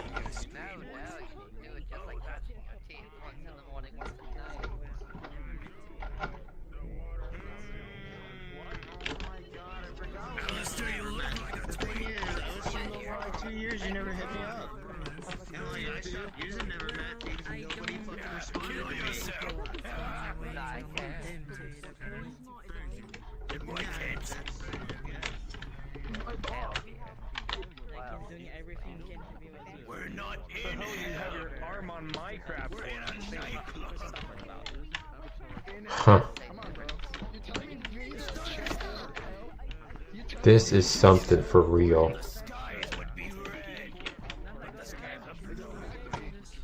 This is truly a sight to behold. Truly a sight indeed. Two overlords, Alistair and Vox. Huh.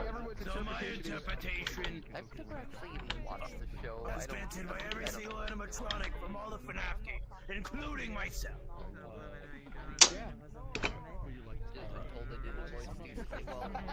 I would ask what you overlords are doing here, but then again, you could fairly ask what I'm doing here. Oh hell no, you don't. Your teeth are yellow as hell.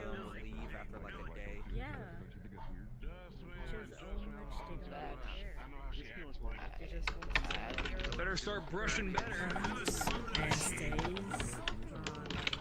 How would I have to become an entire one for me? Oh, pardonnez-moi. What avatar am I about to look at? Oh, the spring trap. I thought you were gonna be Valentino for a second.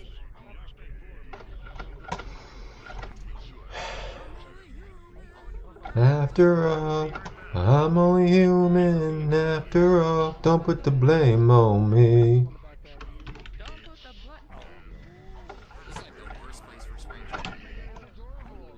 Some people think I can solve everything.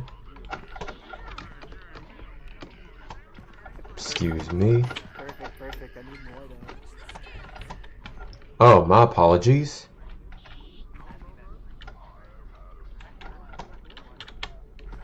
I did not see your beautiful tail. Now, see, there used to be a mirror here. There used to be a mirror here, but now I can't even toggle that. No one can toggle the mirror. It's crazy.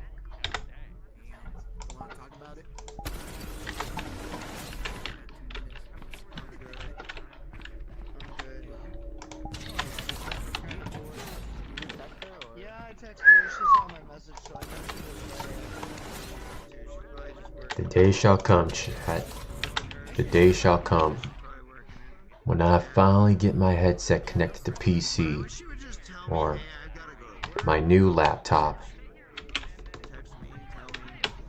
When I finally get my laptop and Quest connected, it's gonna be lit up in here.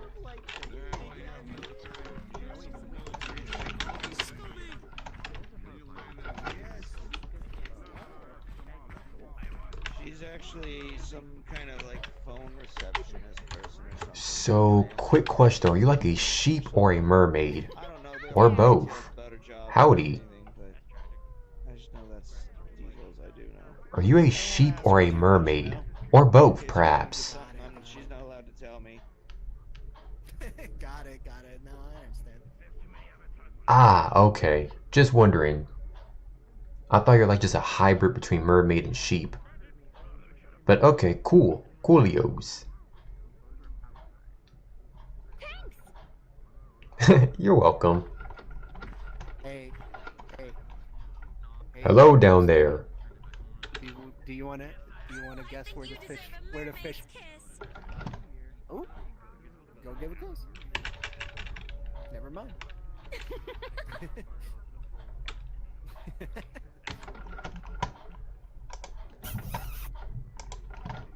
Aww. What? I didn't even know this avatar could do this. Well, merci, ma chérie. Now you see what I was gonna tell you is, can you guess where the What's fish good, part chap? starts and the fish part ends? Am I right? Who was that? Oh, and lady. Wait, All Might? Hello there. You know, like I just got telling Alistair and Vox, I would ask what you're doing here, but then again, you could fairly ask me the exact same thing. I'm on vacation. You and I both, buddy.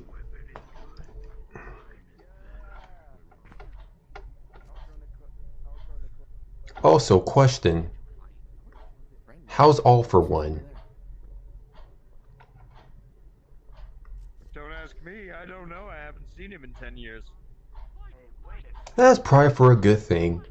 I just hope he's in a potato state for what he did to Shigaraki. If worse comes to worse, I will call you. Oh, you best do that, cause I have a few words with that man I want to discuss. Doesn't he have like a? I think he does. All for One has like a tag. It's like the Demon King or some shit. Well, in that case, you know when to call me.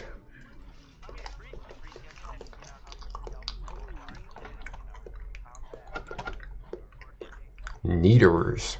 I'm not gonna use this avatar. It's too flashy. It was killing my FPS just doing that.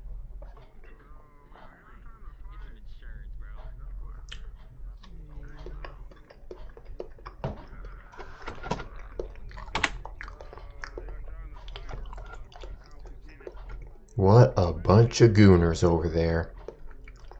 And I can say that for honest reasons. You want to see something funny?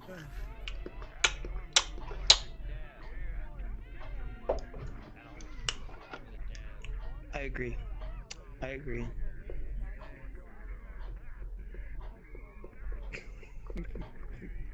Oh, is that a Bleach Fucking funny. Is that a Bleach character? Oh, hey, you. Hello. Just crawled up here, hey. Shoot, got banana on my fingers. Hold on. You doing alright? I'm gonna assume yes.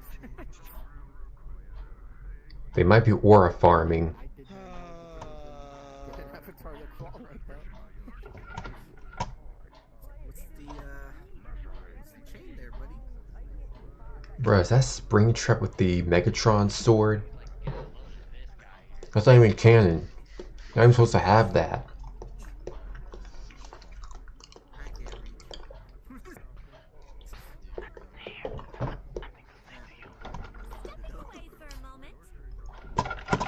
Okay, cool. Before you do that, let me just go ahead and boop. Ah, peanut butter. Before you do, let me just...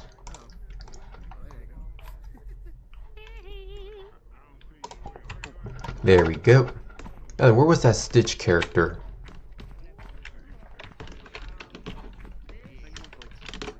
I don't see.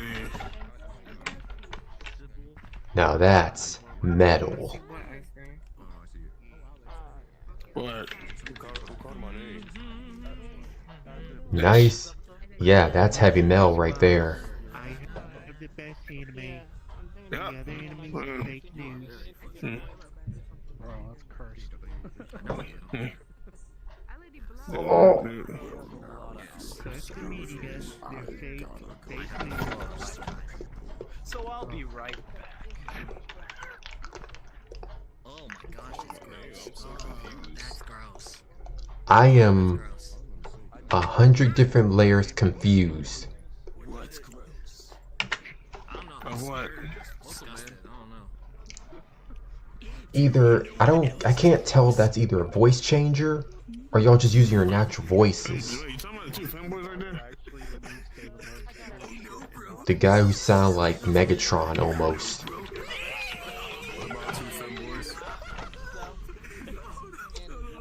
I don't even know anymore. Comes the police. I can't let them find my cocaine lab. Cocaine lab?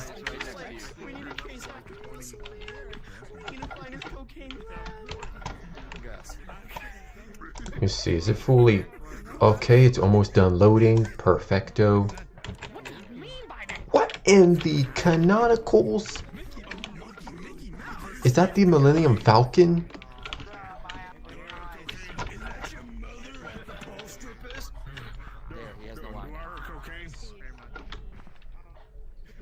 I have a million questions,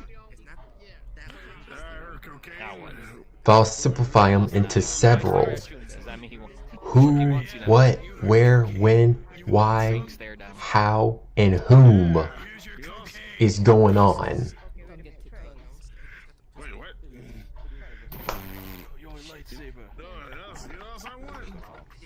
Who, what, where, when, why, how, whom?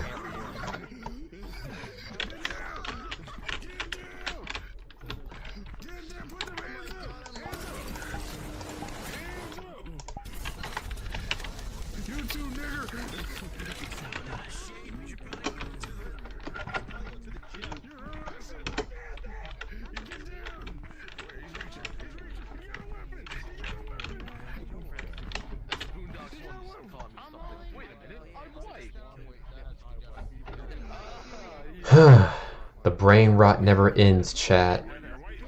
The brain rot never ends. I have a question though. Did the military ever prepare you for this? For what you're witnessing now?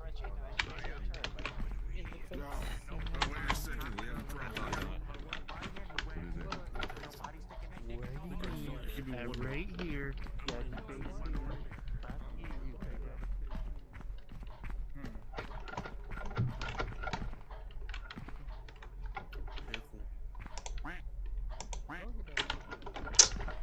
Pickle Rick.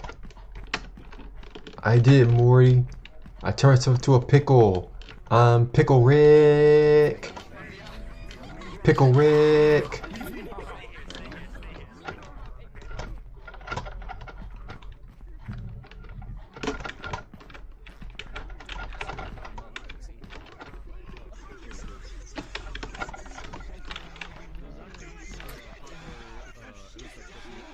What is going on over there?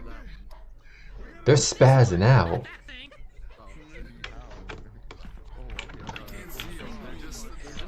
Aw, nah, now they flying.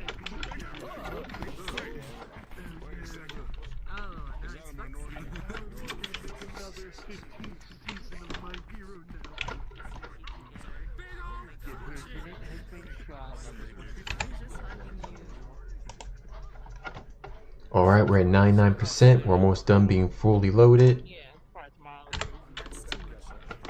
My PC just takes some time trying to load games up. That's all it is. I really hate having to uninstall games, but to save storage is what I gotta do. Really look forward to playing this Avatar on laptop.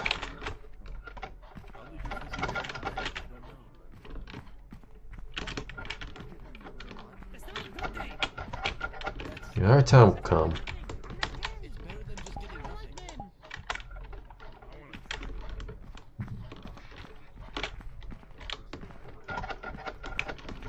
I mean, man, this is a really good gun, though. Good size, at least.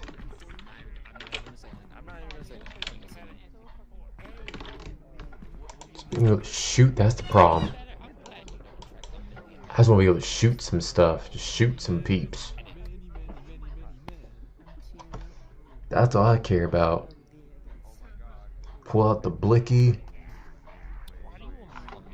Pull out the blicky. Body's gonna be sticky. I could have made that better. About to go redder. About to make them deader. Come on, come on, come on, come on, game. Go ahead and load up. 99%, we should be alright.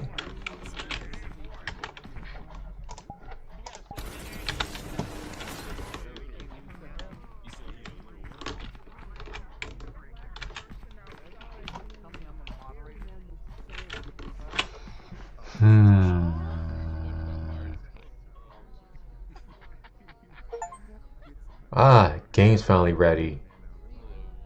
Alright, let's get it. Finally, some action!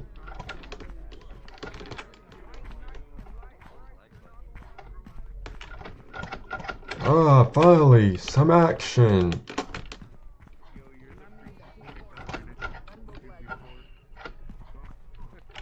Alright, goodbye, ye fine craps.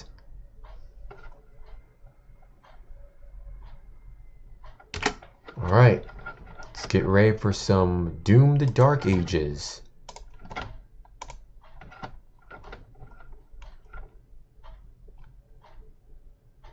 My dual lock is supported by this game.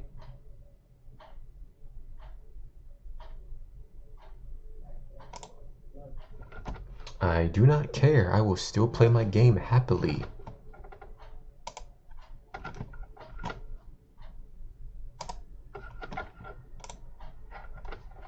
I will still happily play my game.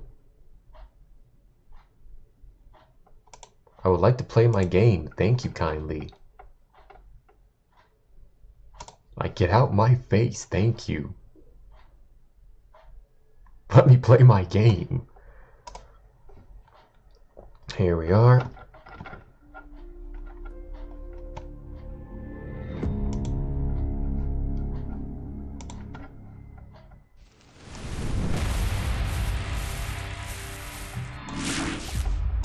Alright, Doom time. Time for the Doom. Kabuto on, select. Let's get lit.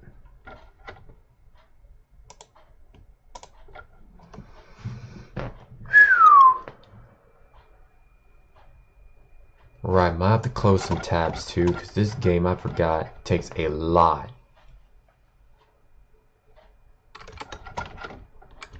Look how much this game takes. It takes a lot just to play this game, so I'm just gonna go ahead and exit out some tabs. Gonna go ahead, close this down, open it back up. There we go. Nightmare. Accept.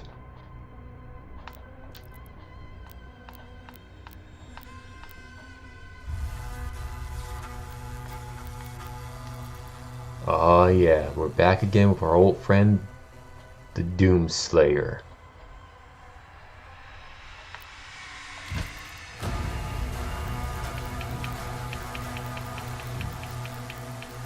Let's see, what was our most favorite? Doesn't matter. We'll just replay through all of it.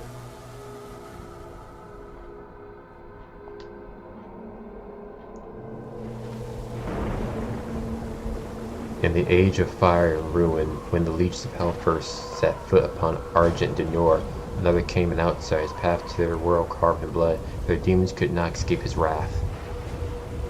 The Night Sentinels, desperate and broken, saw in him a weapon. Their gods, ever watchful, saw something more. They bestowed upon him strength beyond moral flesh, speed beyond thought, a gift now tethered to their will.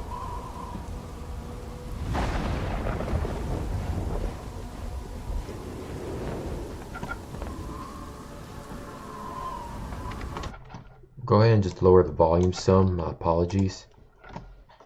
I'm just trying to lower the volume.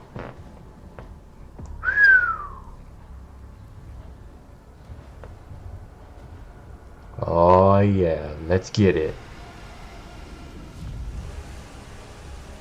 Kalim, Plan of Argent Denor.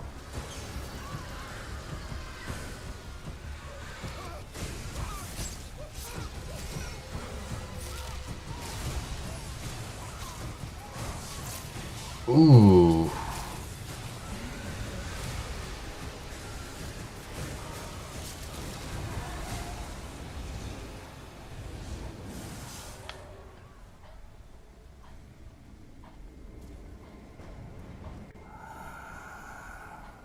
Another fool's errand, witch. You have wasted our time once again. We will not leave here until The heart of Argent is found. it is close.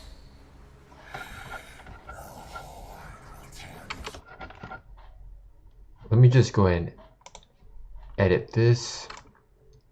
There we go. Make sure we got full capture.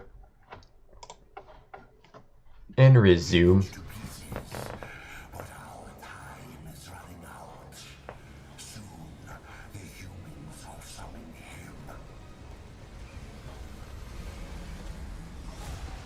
King Nodi, we found their entry point. It doesn't make sense, sir. The barrier is still holding, but our scans show that 3 portals were opened from inside the village. The demons couldn't get past the barrier, so their followers are letting them in. Vera, The transports. How much time? Get me the new bishop. Valen's armored division is still an hour away. We could try and launch the Atlands. There is no time. No time. Bishop Creed. We need him. They need us. The Creed Maker's ship.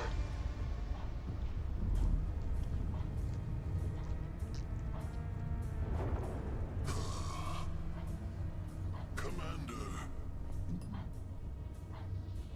Vera, this temple must remain guarded. The village of Colleen is a mining settlement. If it falls, everything will be destroyed. including your Sentinel energy reserves. Know how to yank the chain. Launch the Slayer. Launch the Slayer. Total purification target. Oh yeah.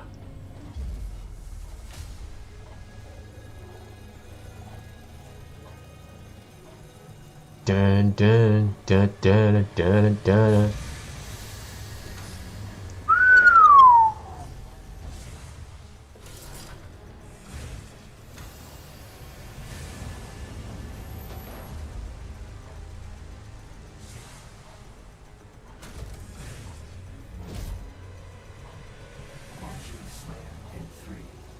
Two, one.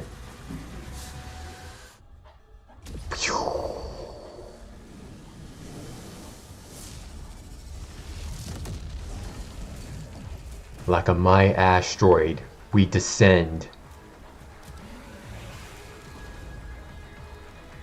Oh yeah. Turn that up, chat.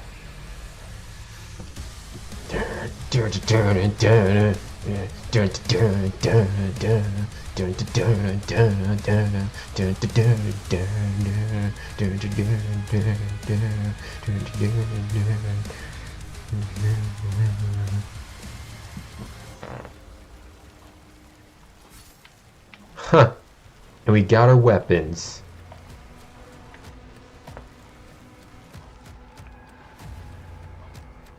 Let's do this. Impact confirmed. The Slayer has been activated.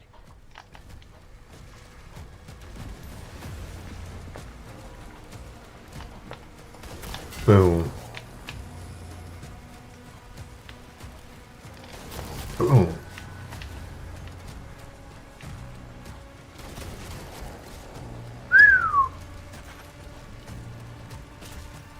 Climb on up. Bing, bing, bing, bing, bing, bing, bing, bing.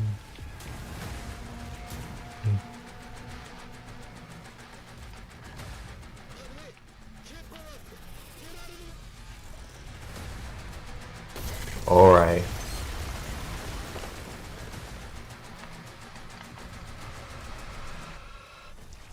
Let's do this. Alright, who's ready for some run and gun action? Yippee!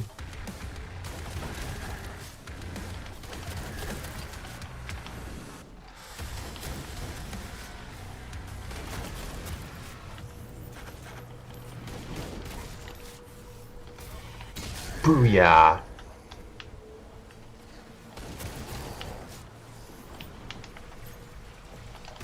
Boom!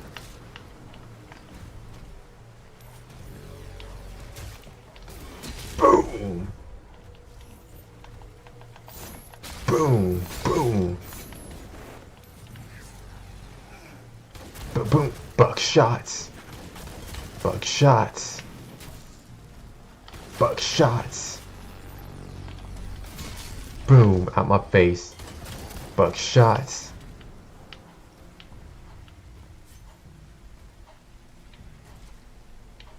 Alright, we're gonna go ahead and try to beat this level.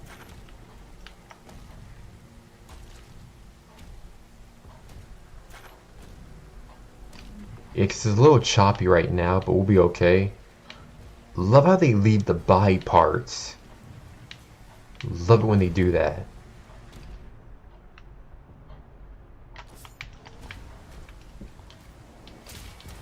Climb, climb, climb. Come on. No need for any weapon, no need for any armor.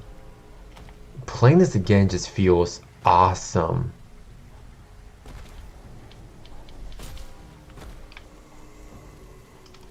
Let me just first, let's go ahead and change avatars real quick.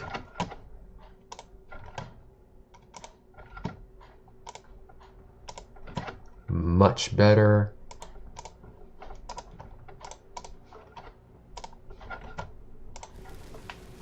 Much better.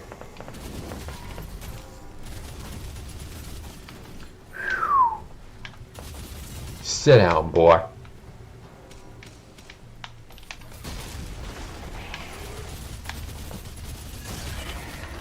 Boom! Out my face. Gotta whip that chain, whip that chain, gotta whip that chain, gotta whip that chain.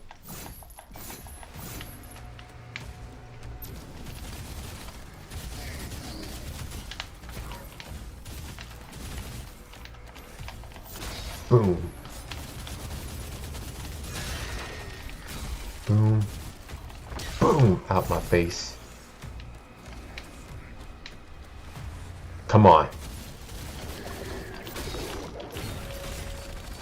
Booyah.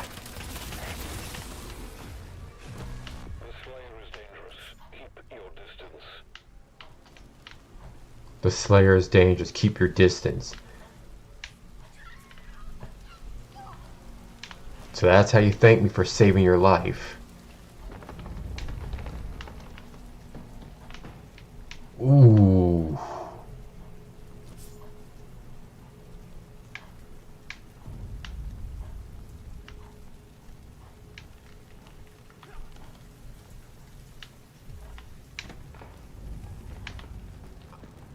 I feel for this dude. Tell him keep your distance. The Slayer is dangerous. After I just saved you.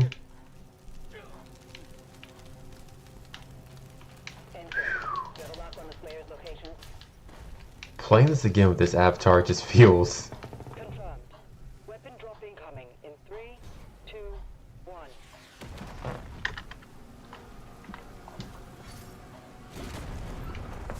Bruh, there's literally no weapon though. We already got it. I love how accurate they're being too once you already have the weapon.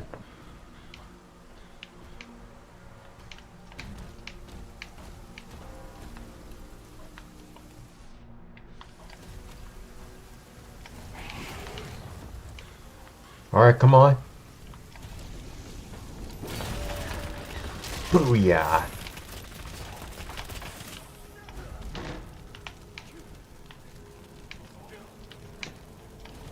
Alright, who's next? Can't go through here.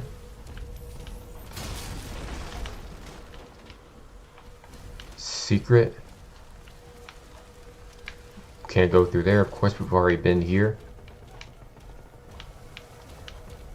Jump up here. Climb.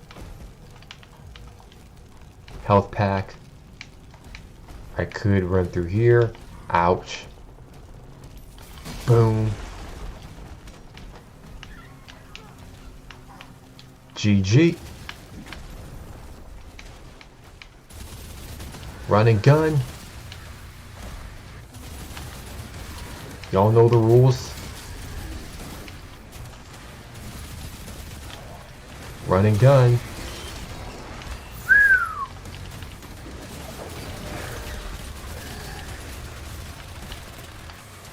Come on.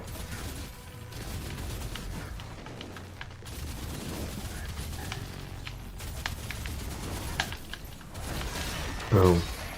Out my face. Come on, who's next? Boom.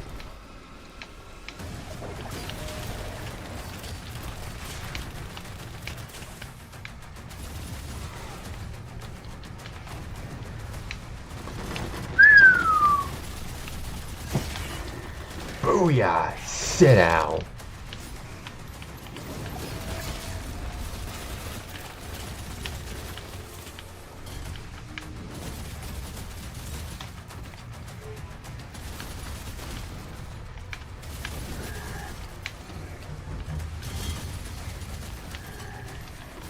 Boom. Out the way, run and gun, eeny me, miny mo. Who's next? There's a key in the nearby church. Route in the location. I'm literally just speedrunning this now.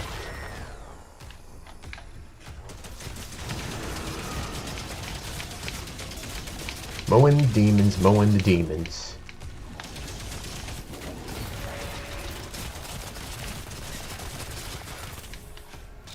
Playing no games.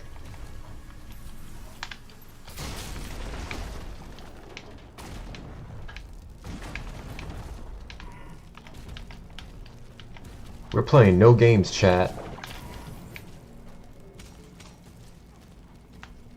Come on, come on.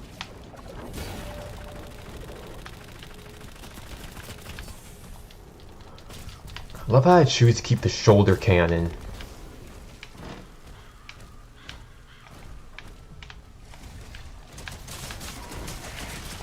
Sit down.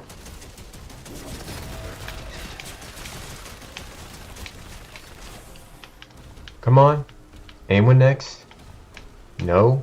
Wise choice. Stay down.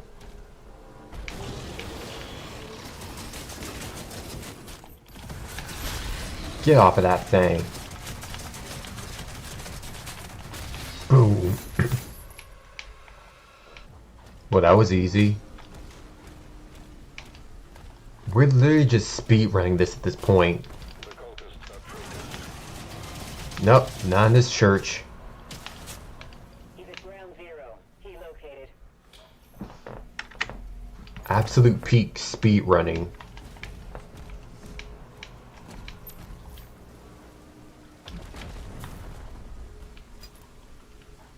Bruh, the fact that we have no ammunition, so we can't just reload our BFC.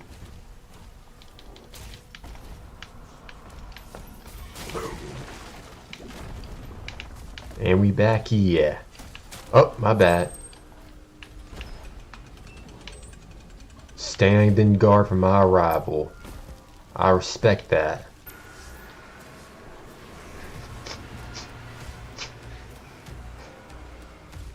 Let's do this.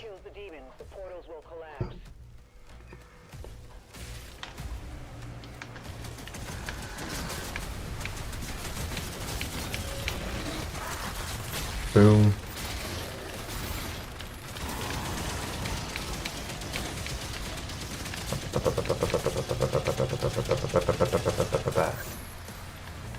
Boom. Huh, I thought we were gonna ride it.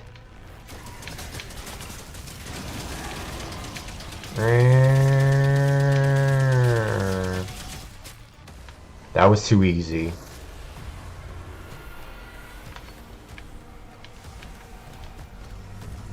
Get out my face. Fitness time.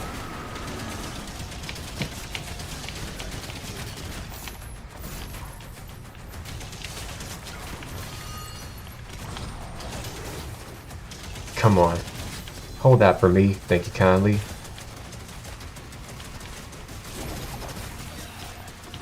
Bullseye. Hold that for me, thanks.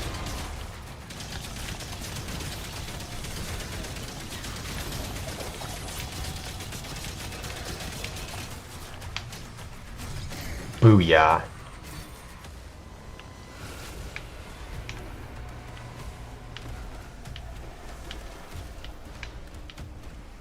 Alright, lock in focus.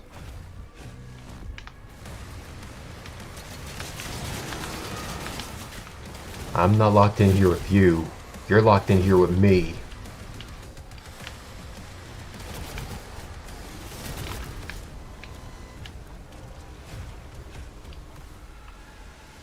Huh. Ba-da, ba-ba-ba-ba, ba-da, ba-da, ba-da.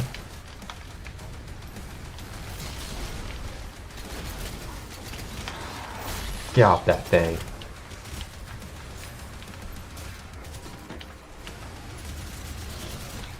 Sit down.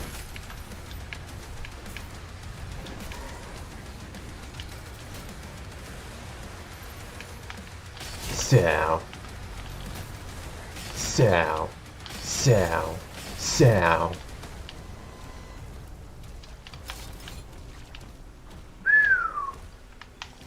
Sit down. Not wasting my ammo. Sit down.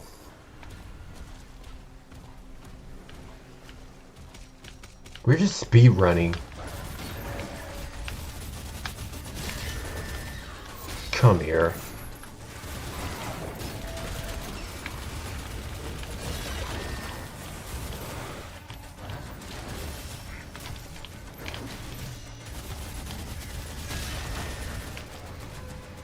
Booyah. Sit down. Who's next? Sit down. Clean out.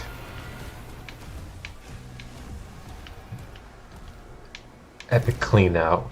Secret key found.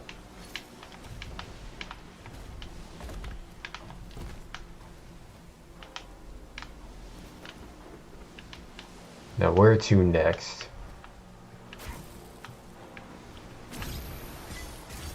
Oh, barnacles. Where to next?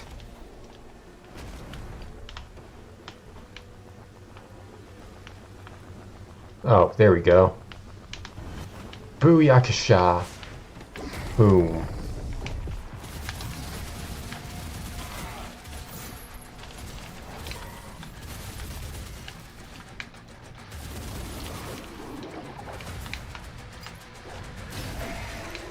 Boom. Boom.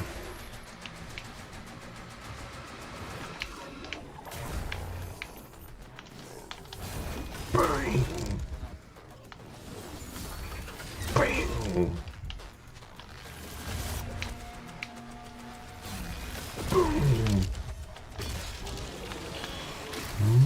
Boom. Boom. Sit down. Boom. Been wanting to use the chain shot for a while.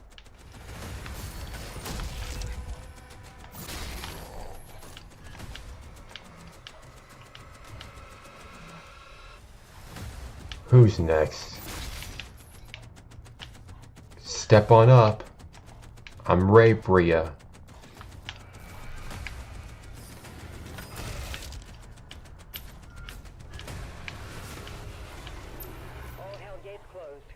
Huh. Well, that was easy as pie.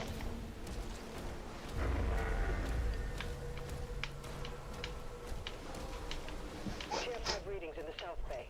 Incoming. A Titan has been summoned. Titan. Hold on, is there like a secret area? I need to know. There's a secret I need to know.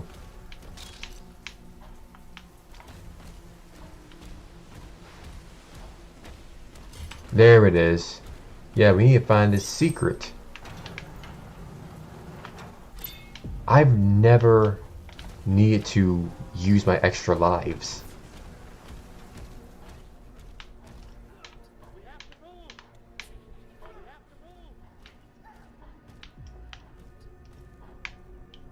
What? Okay, I never understood. Why are you praying to a demon?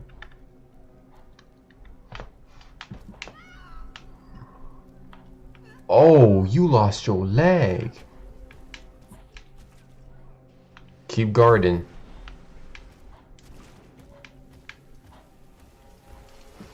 Fry that man.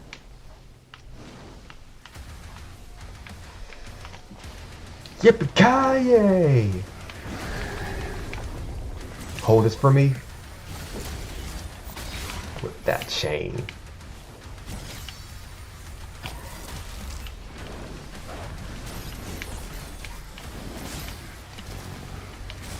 Booyah. Boom. Boom.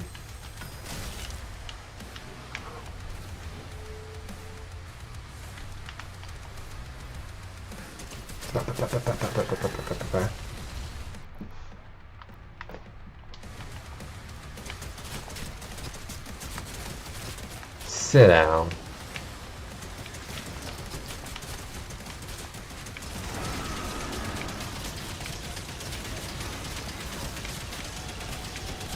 Come on.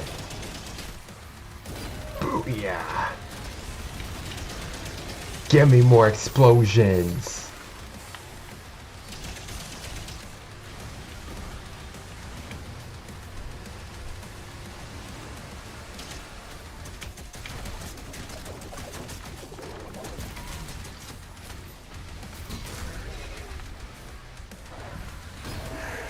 Boom. Give it a second just so the game can pick up. We just boop. There we go, because I know it's getting kind of laggy for some of y'all.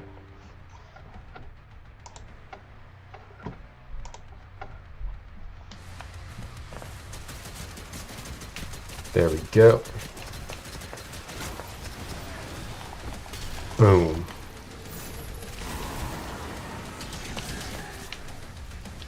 Try to pick something else. Nope.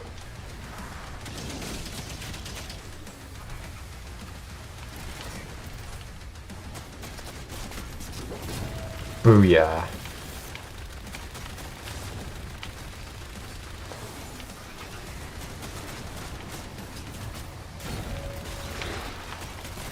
Get dunked on.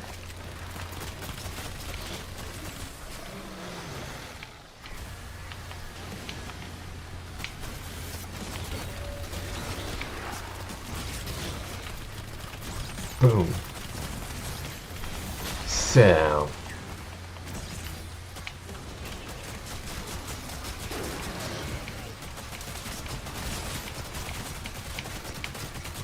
Sit down.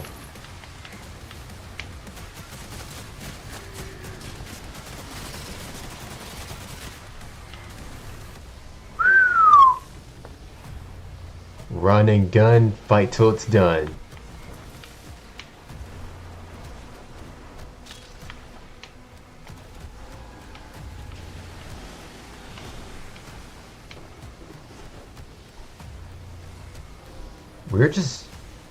We are just gunning through all this. When you have all the weapons, it's just easy. Easy, simple clockwork. Because at this point I'm not even trying.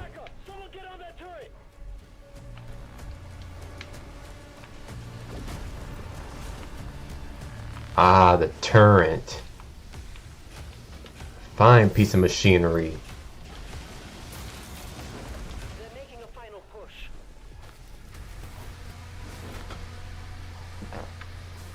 Let's do this.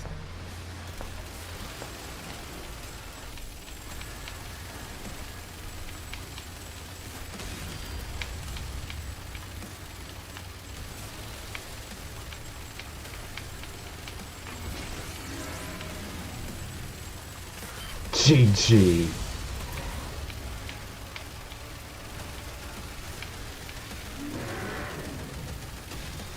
Come on.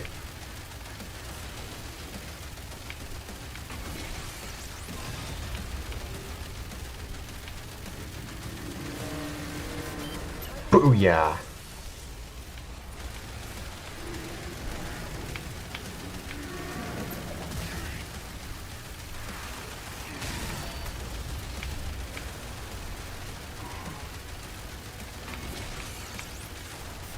In your gonads.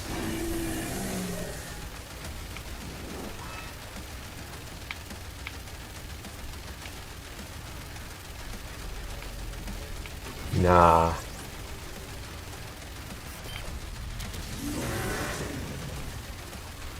You're not gonna have any kids when I'm done with you.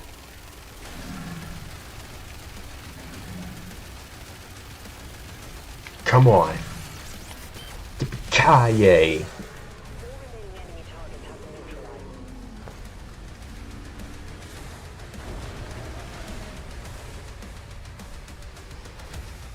Get dunked on.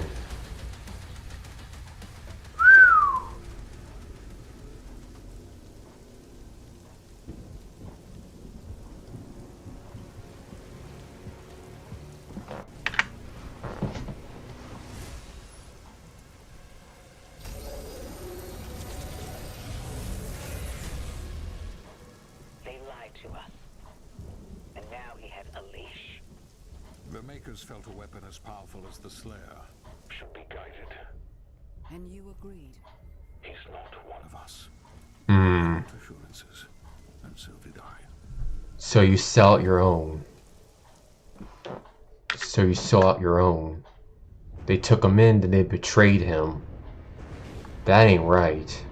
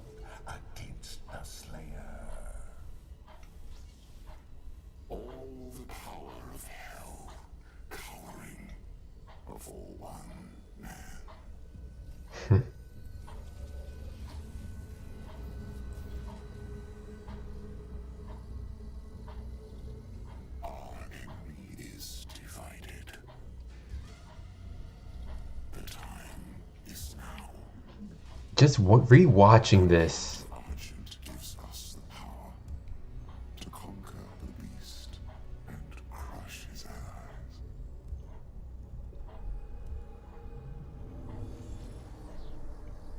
The Horde is yours to command. For now, Prince Azarek. I will be informing the High Council of your progress. Oh, that's right. So there's someone he even answers to. The High Council. They fear him, and so your dominion over hell is not absolute. Avoid the Slayer. We should focus on breaking the humans first. Avoid the Slayer at all costs. Then resume our search. Avoid the Slayer at all costs.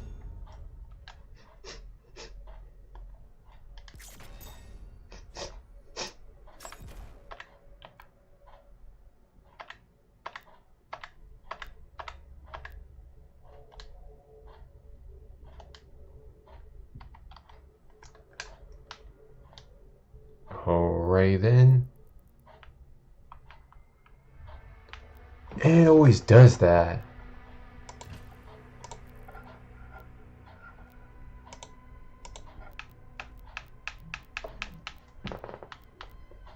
We need to find a place where we can get our BFC recharged.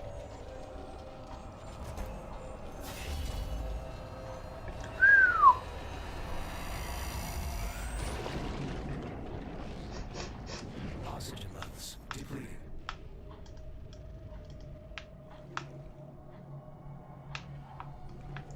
The fact that you're lured into this thing, regardless of where you go. Creed Maker, signal lost. Commander Thera, signal detected. It doesn't matter where we go.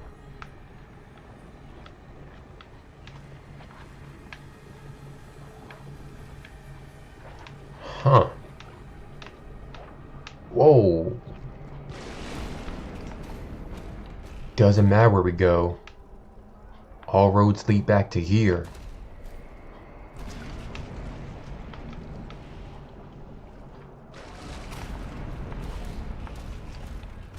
Well, let's go ahead and just hit this. Keep in mind, I'm still playing on like a PS4 controller, so...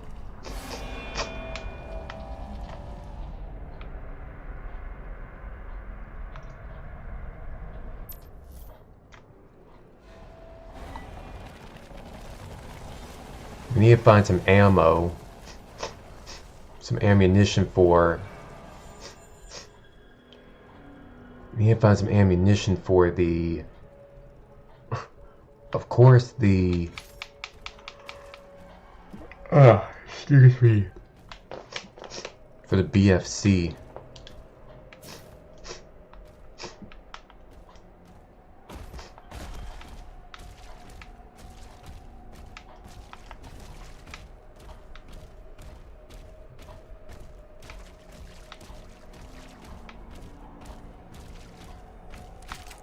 Nothing.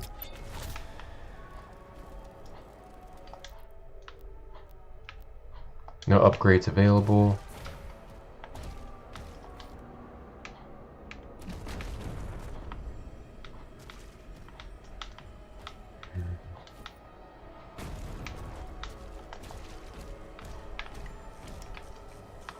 Huh.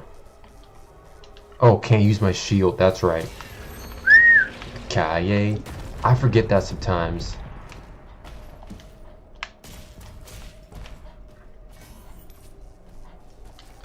Boom.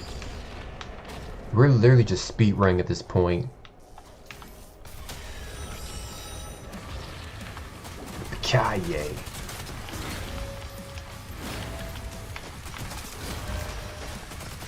Eat it.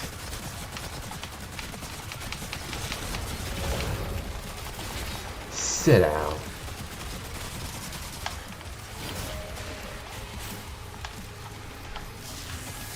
Boom. Sit down. Spartan kick to the face.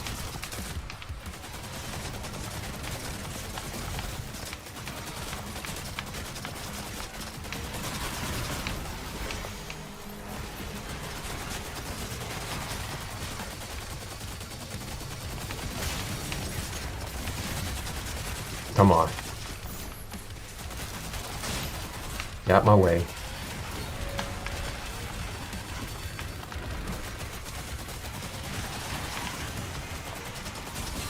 Out my way.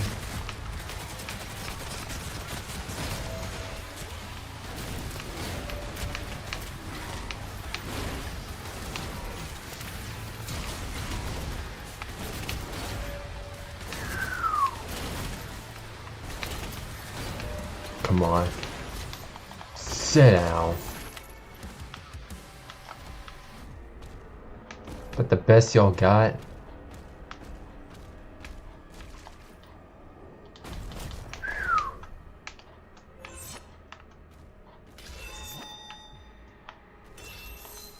Boom. About to say, he was trying to square up with me now. Just running gun through all this.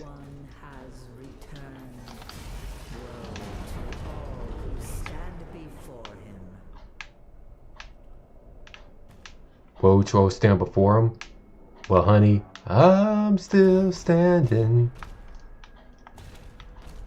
I'm still standing. Yeah, yeah, yeah. I'm still standing. Oh, shoot. Oh, shoot. Forgot.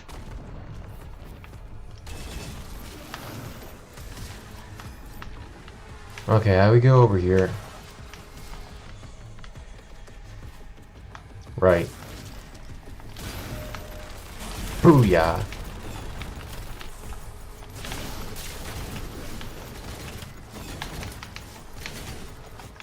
Incinerator rounds.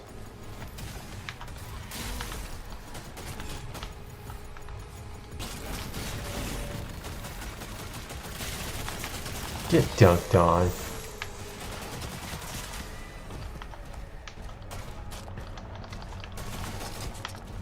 Up we go. I'm just trying to find where I can reload this. That's the main reason I'm even here. To reload my BFC, but of course I can't seem to do that here. I'm gonna...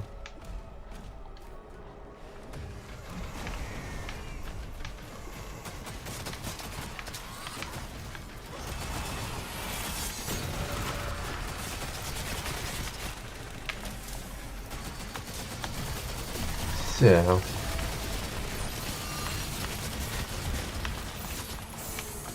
Come on. I love this gun.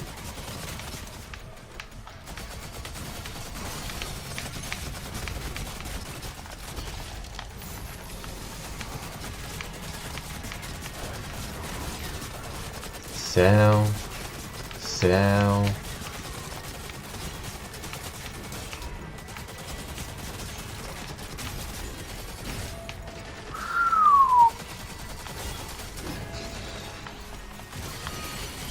And you're done for. And you're finished. Sit down.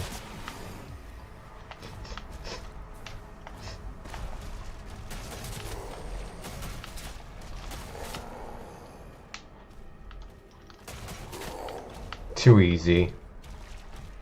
Then I fire some bone shards in your face.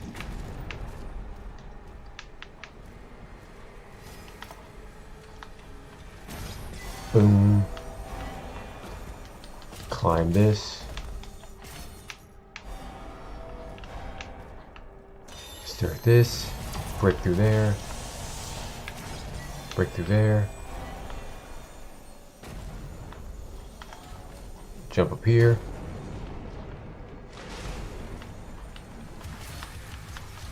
I love how the shield always comes back. Booyah.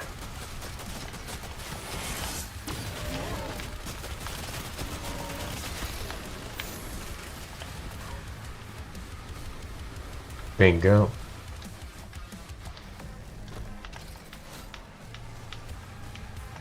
Come on, you overgrown crustacean.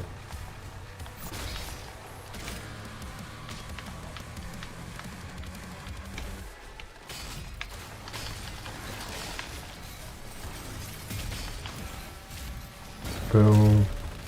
Boom. Boom.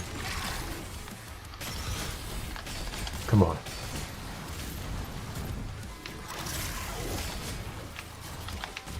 Out my face.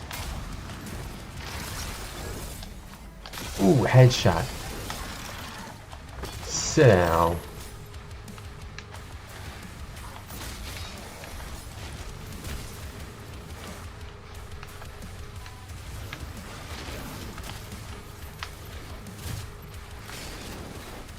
So that does hurt you.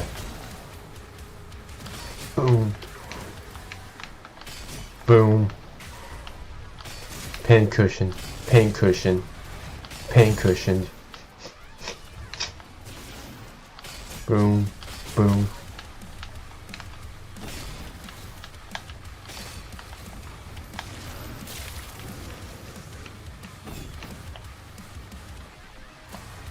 Come on.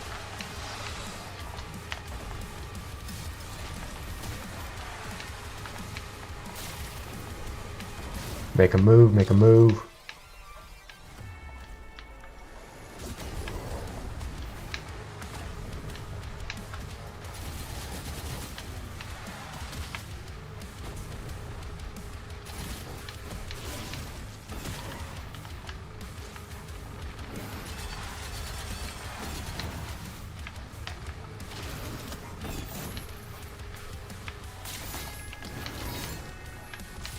Come on. I think I had some that could penetrate.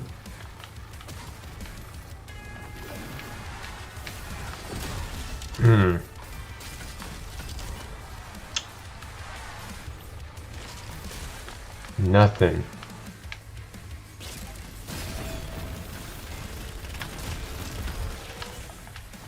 Come on.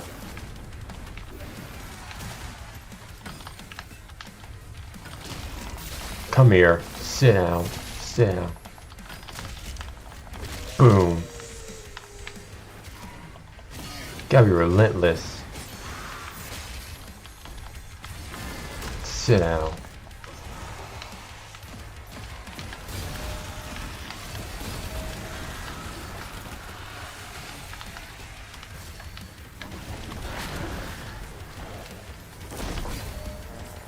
Boom.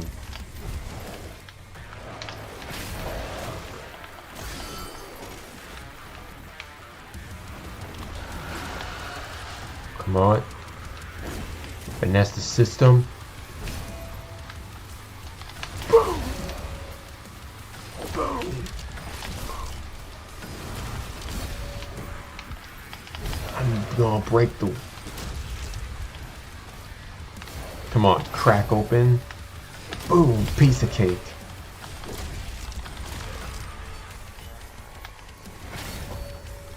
Boom.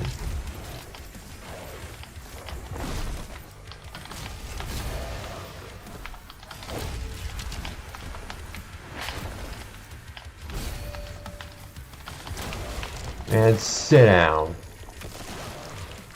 To be or not to be, ye sorry yoke.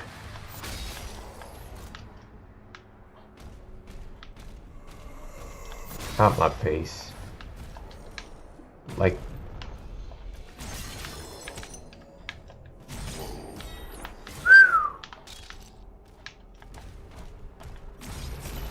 when you just saw through people.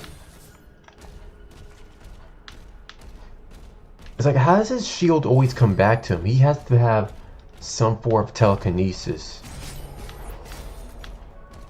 I mean, I know it's obviously probably magic too, but there's gotta be some form of... some kind of magic to it.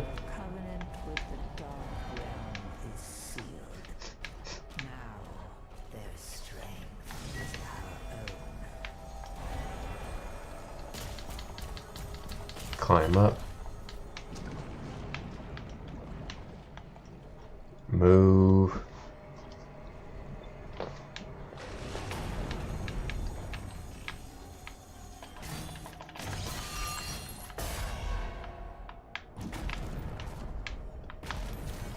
Boom. Boom.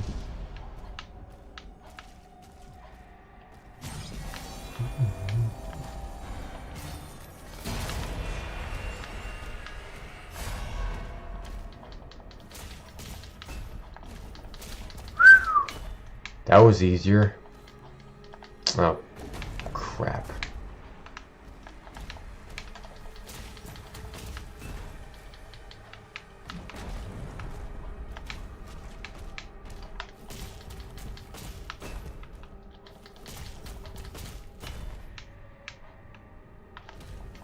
And up we go. That was easy. Enough wasted time. Come on. Time for scrapping. I'm trying to find some ammunition for my gun. I'm trying to find ammunition for the BFC.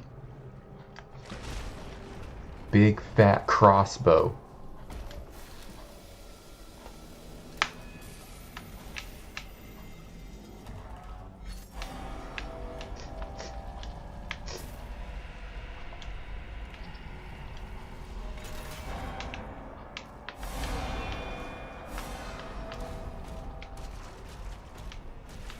I bring gifts.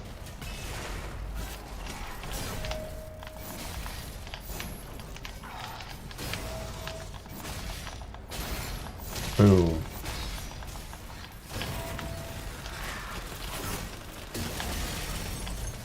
I bring gifts and good tidings.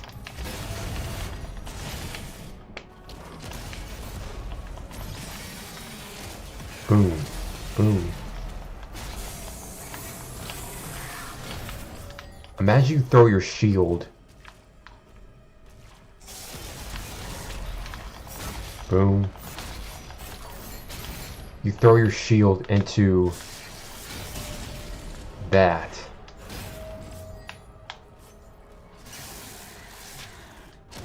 Boom. Out my face. You throw your shield into an enemy, then you fire a grenade on it. This shield can survive anything at this point.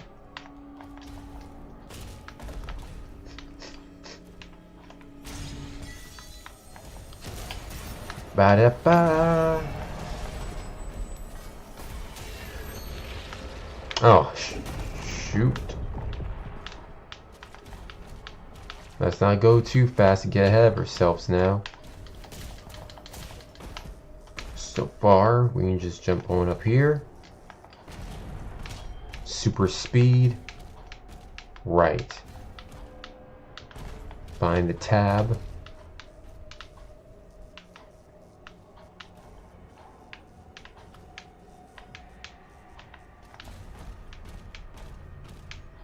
Gotta find the other way around. Bingo.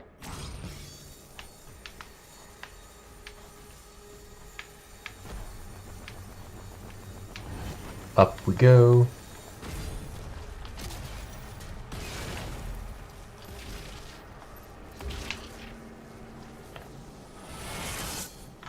Nope.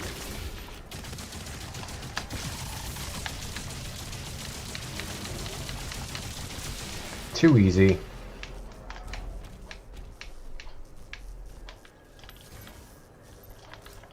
Now then, up we go. There it is, chat.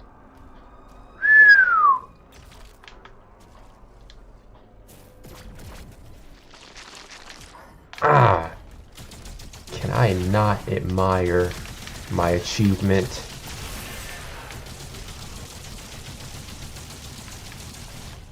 Boom!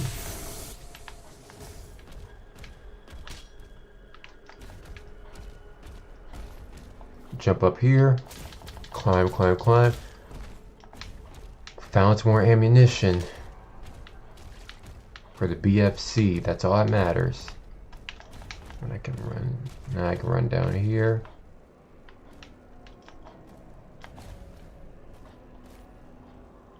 Boom. Thought there'd be something important down here, but we're good. Running through. Replaying this level feels very nostalgic. I mean, being able to easily beat it. Ah! Found a new toy.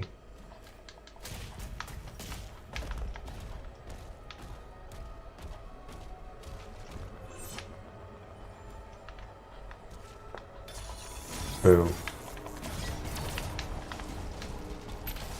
Check through here.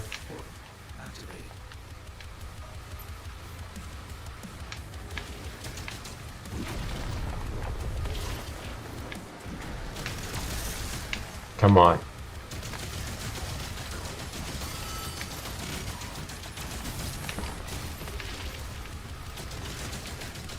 Come on.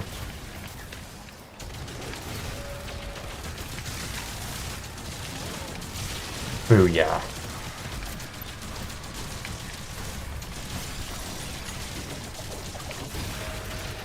And you're done.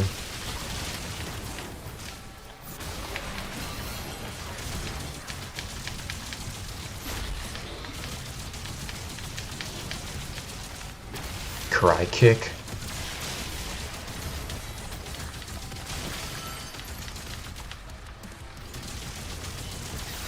Sit down. I'm the MVP. I'm the MVP. I'm the NPC. Main protagonistic characterization, Zach.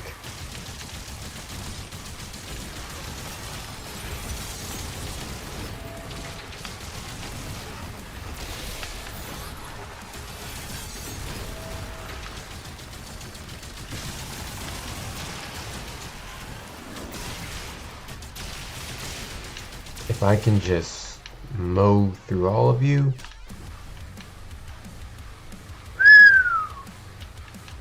To the victor goes the spoils. GG.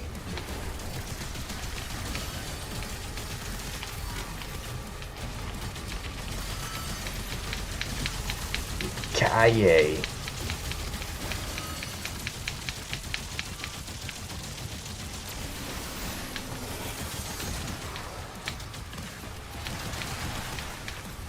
Come on, come on.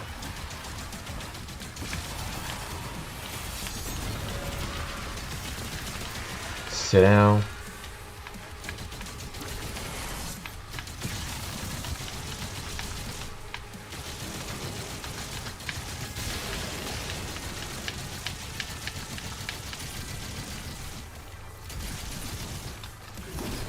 Boom, boom, boom, boom, boom. Sit down. Come on. Sit down.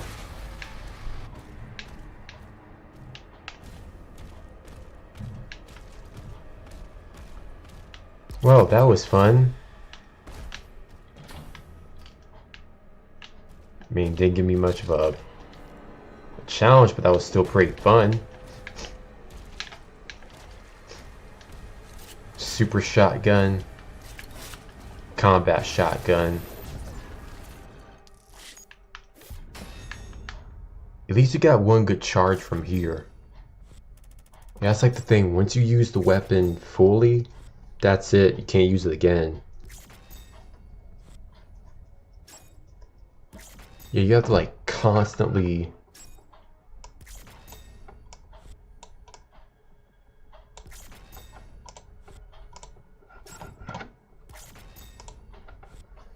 You have to constantly, excuse me, let me just adjust my seating.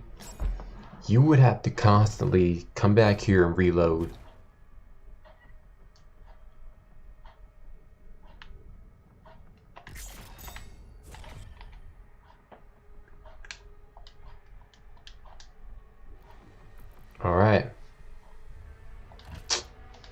Why does it keep doing that?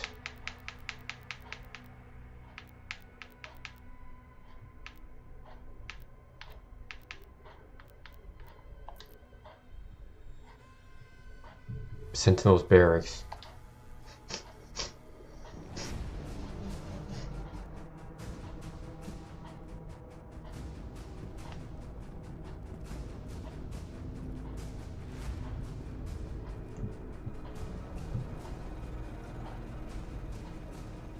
A distress signal was sent. We've tried contacting them. No response.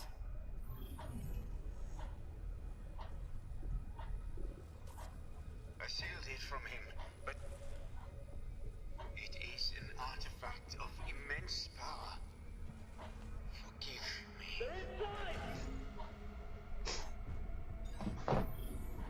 Sound like he might have sold us out.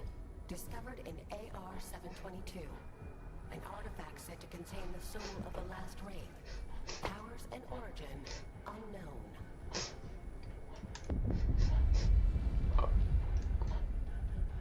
Time for them rumblies.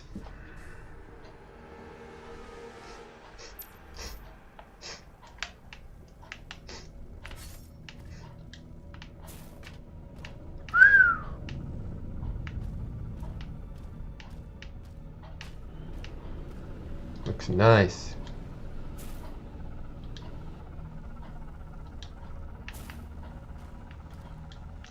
Demons in the north wing.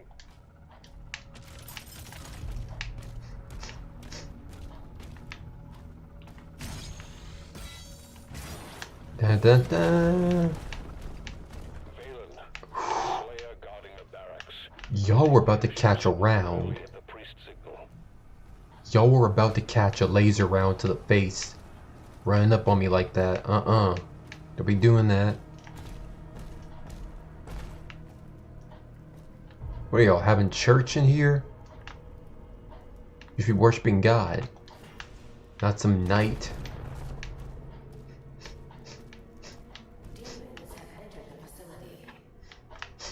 Well, now they're about to exit the facility.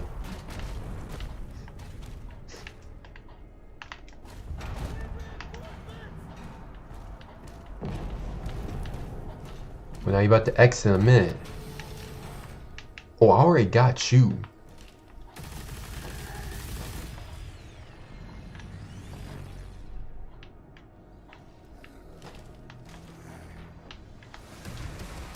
Let's do this. Run a gun, fight till it's done.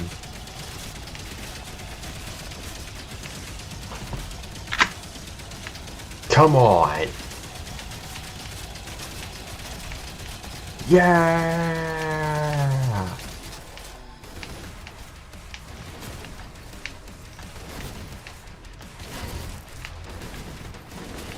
Come on.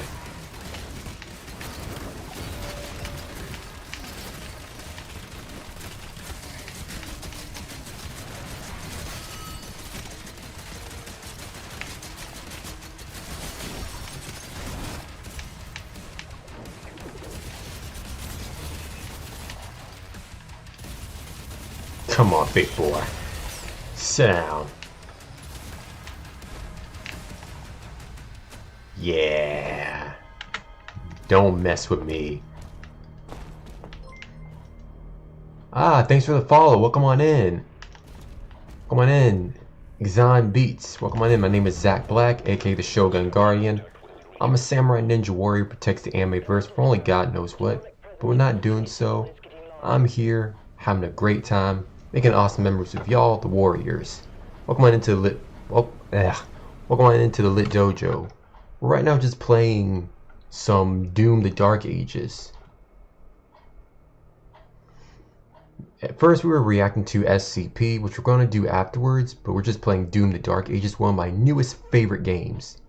We also just had a recent new avatar debut, which you can see right now. This is my new avatar.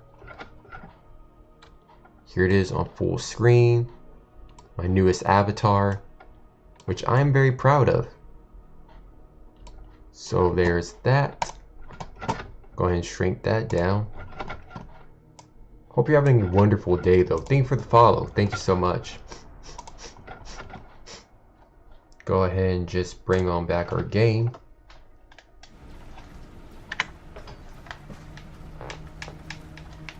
Where to next now?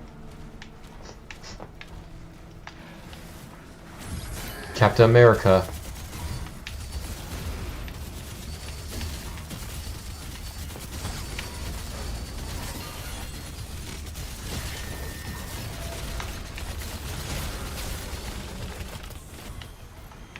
Cuts through like a chainsaw blast.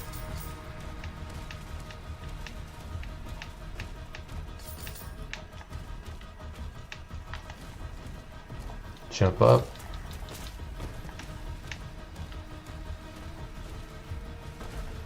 And what am I supposed to do? Oh, it's fatso. Blasphemer. Alright, here we go. Da da da.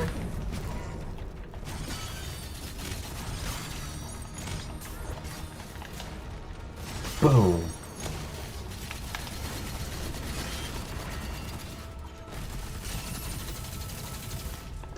Karate kick.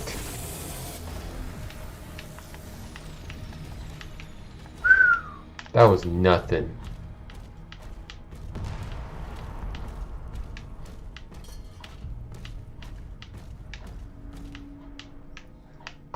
I'm literally just storming the gate. This is literally nothing. Like, I'm just blasting through. Like, I pretty much own this place. Been here.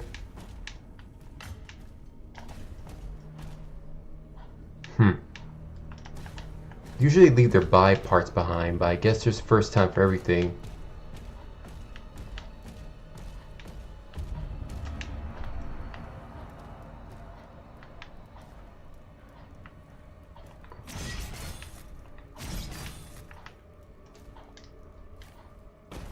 What am I supposed to do exactly?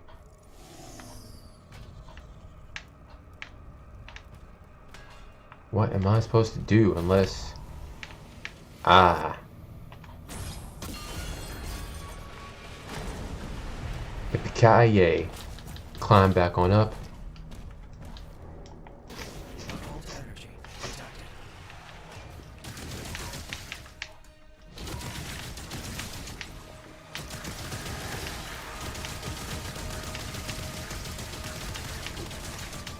Come on.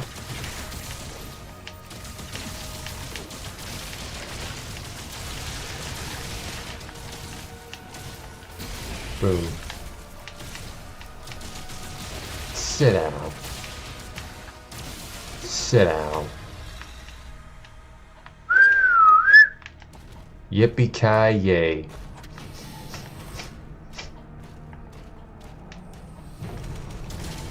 Out my way.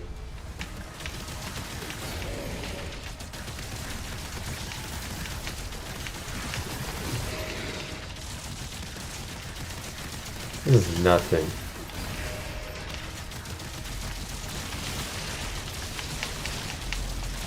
Hold that for me. Cake work. Knock knock.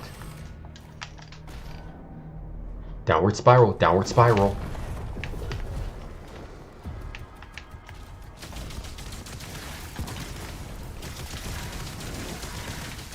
I don't care. I am merciless.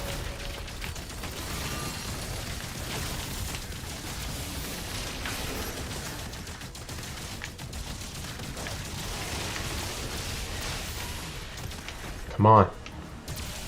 Come on. Like, just zone down. Swing that chain.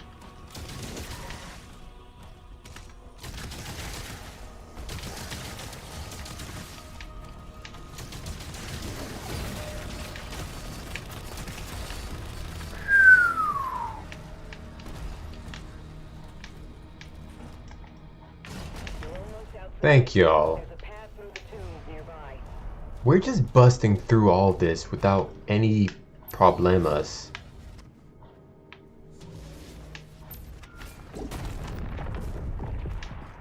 No need, already got an upgrade.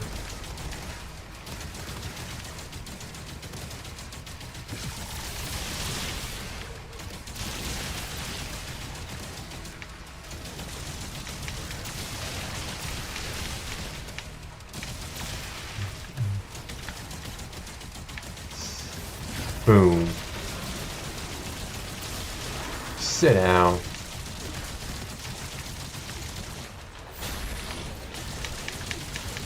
Honestly, chat, this is not even a problem anymore for me. That's why I love Doom. The rapid firing, blasting people down. You tried, you failed.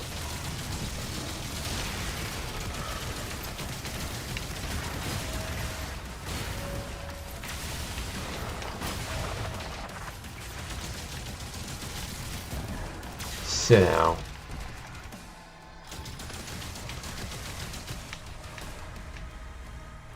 Now they all want to run away. Run, you cowards, run.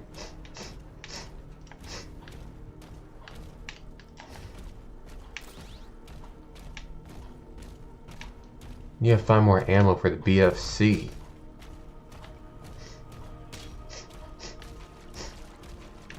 Unfortunately, you only get about like... You only get like 3 arrows. Oh, it's only 1 shot?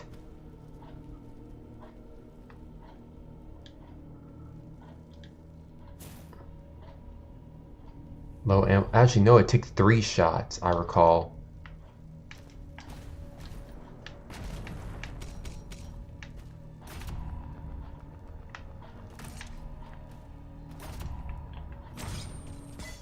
Da da da. Boom. Up we go. I can focus on my... This attack on the barracks is a diversion. Our father will need help. Infant, mobilize the Slayer's dragon. Oh yeah.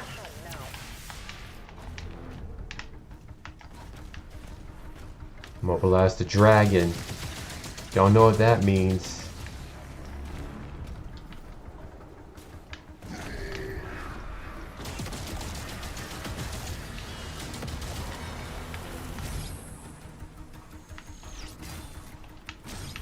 Stay moving. Kaye.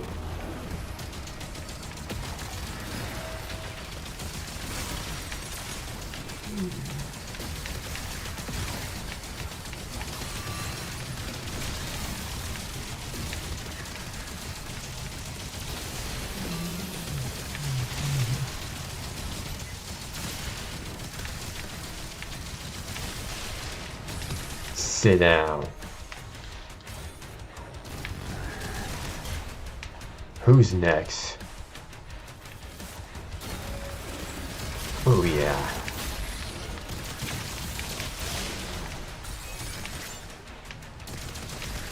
Sit down.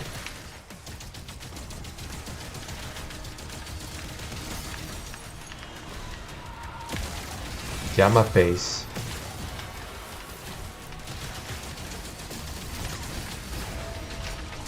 Come on.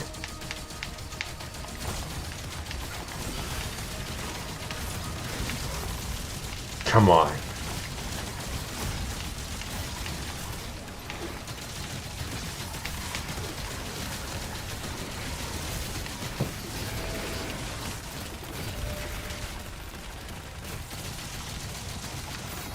Boom, boom. To be or not to be? That is not a question.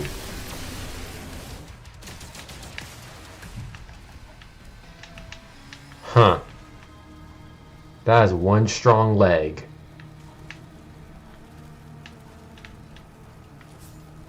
The only thing that stood around.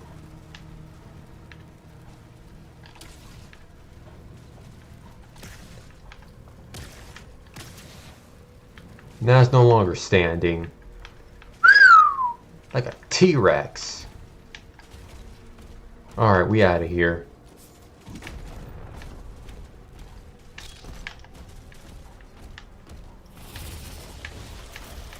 Whoa. Nope, I see you. Got my face, set up my face, got my face. Ah, thank you. Thank you, Marori Dollar. Excuse me. Mary or War Dollar. Thank you for the follow. Much appreciated.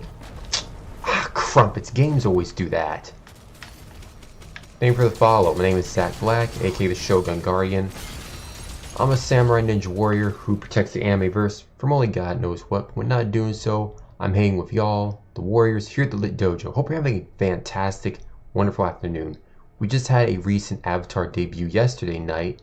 As you can see, this is my newest avatar. Hope you're doing wonderful. This is my summer babe avatar for the summer. Once in a while I'll use this avatar just for fun. But I also have my main, as you've seen before on the banner. Right now we're just playing Doom the Dark Ages, while also reacting to SCP afterwards. Geronimo!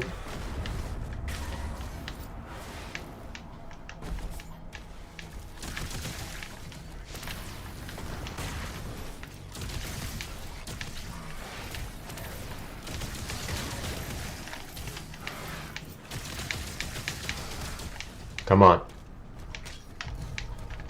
I don't speak your language. Man, I speak in pure demon. Alright, where to next? Climb, climb, climb. We run around here. Whoa! Hoo-hoo-hoo.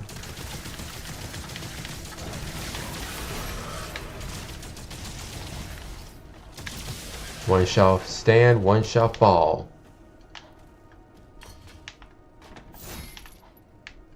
There used to be this big chest of gold here. I guess once collected, it's collected. Geronimo!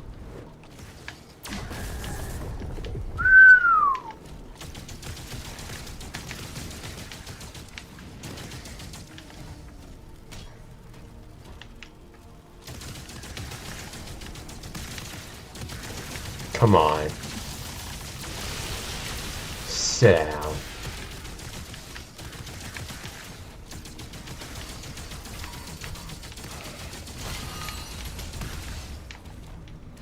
Playing no games.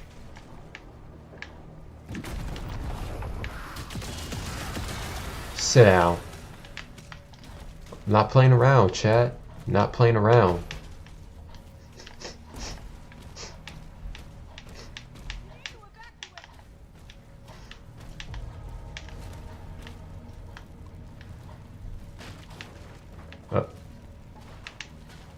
Well, excuse me. Pardon me. Wow, I'm just stepping on your dead comrade. Excuse me.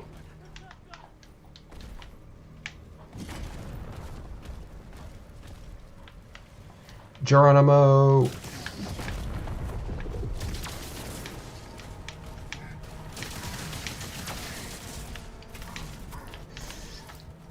Who's shooting?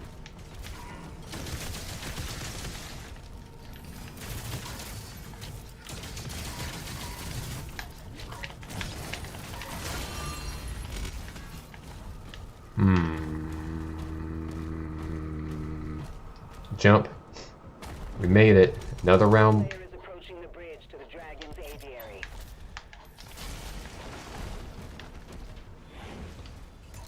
Oh, please. I fought you before.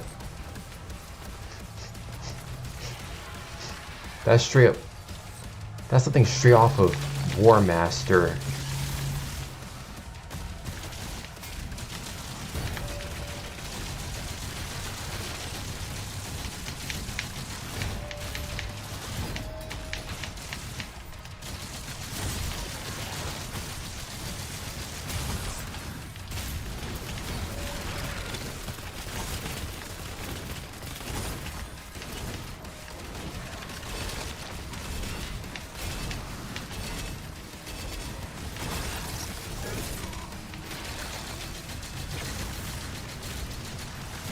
I gotta blast them.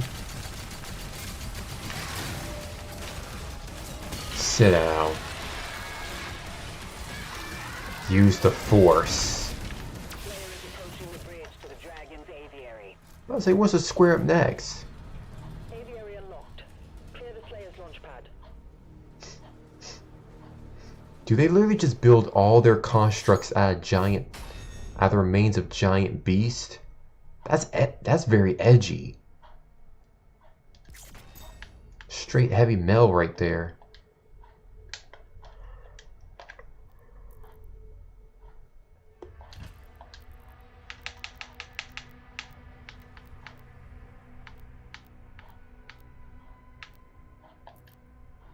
Right, let's get it.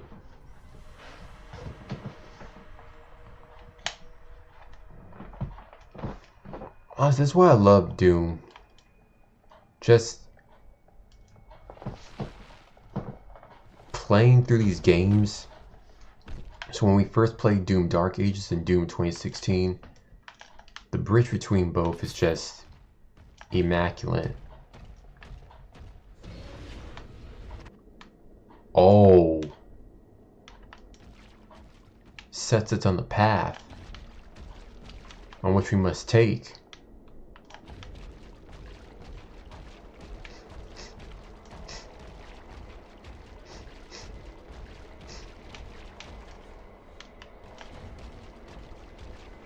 My thing is, how did he even bring his weapons into the afterlife?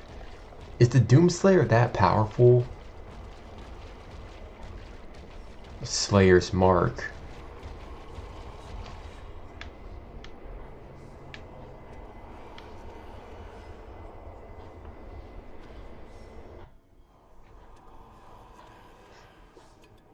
Dark Vale Forest. By blood right, we invoke the dark powers to call upon the damned. The fact that they literally used dark magic to bring back the Doomslayer.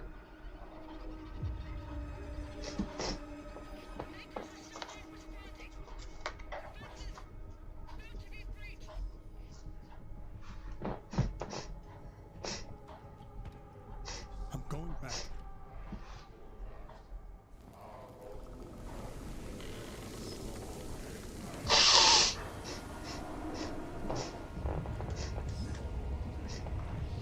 Oh, there we go.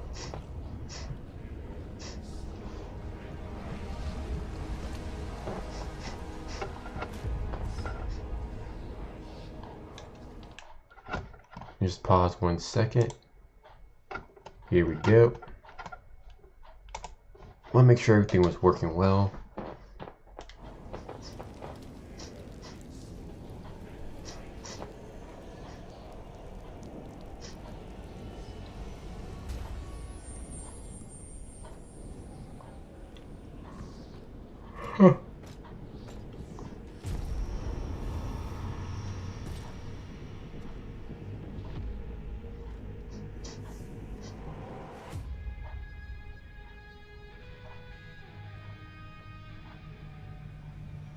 Oh, you can tell he doesn't like that.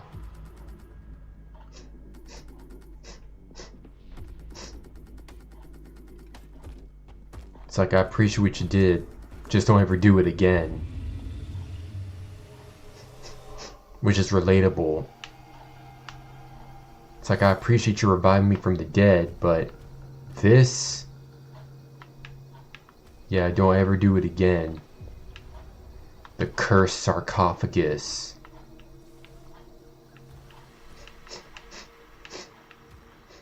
The cursed sarcophagus. That's how it all started. The outer defenses were slaughtered. Nobig's forces are surrounded. The Creed just surrendered. He's not responding. And why do you think that?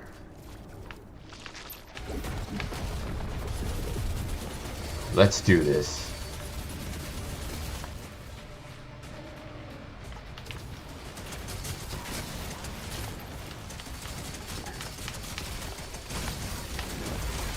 Come on.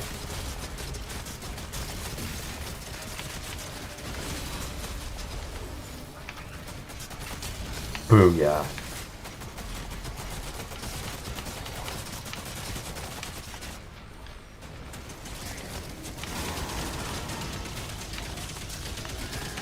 Gotta use your weapons wisely.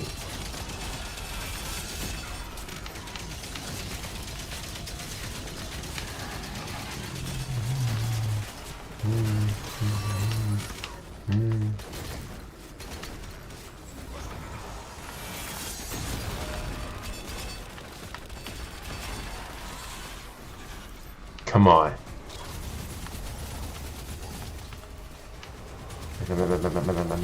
Nice.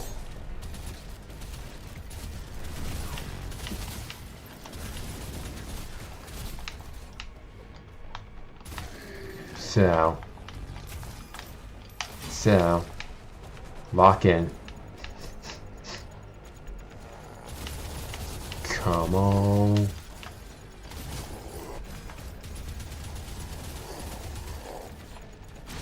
You're done. Make it nice and hot.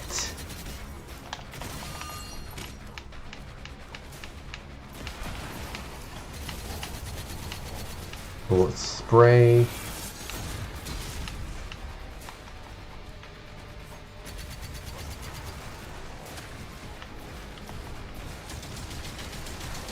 You're done.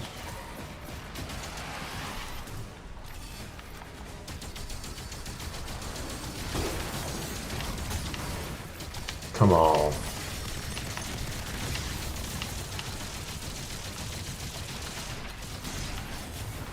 Sit down. Get off that thing.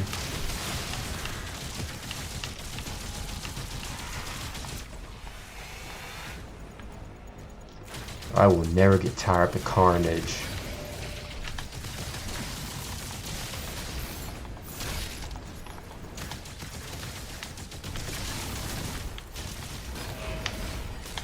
Bingo.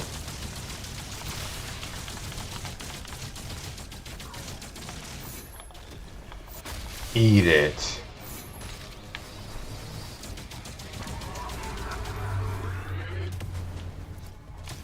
Come on. Come on.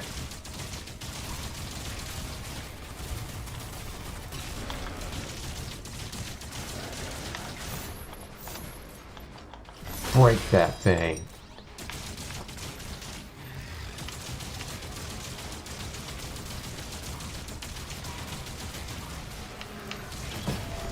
Yippee-ki-yay.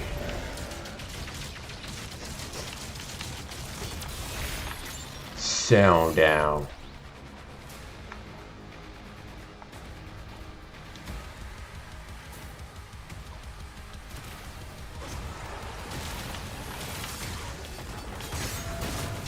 You're finished. And you're done for.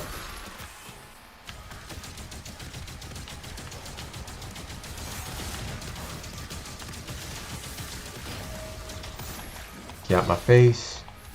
You're finished. Get this gun to the face.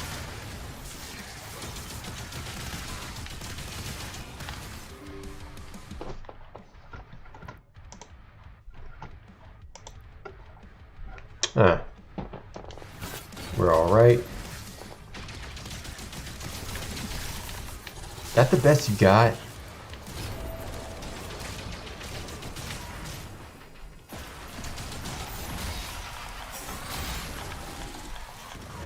Come on.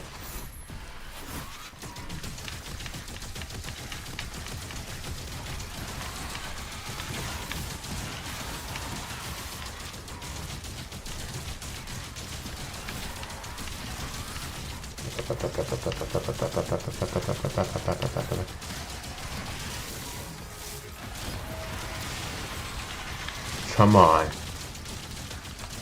Do this all day.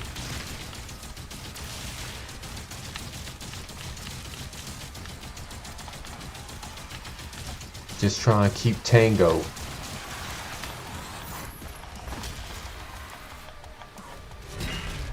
Nah. Give me thine heart.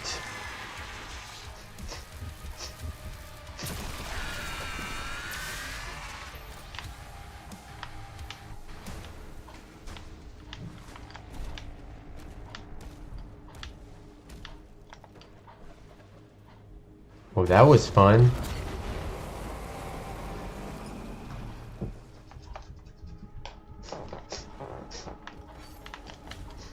Oh, that was fun. Honestly, chat, that was very enjoyable. Blasting through demons is just one of the most favorable things I've done. It's one of the most favorite things you can do with Doom. I mean, honestly, it's mainly about killing demons, so why wouldn't you favor that?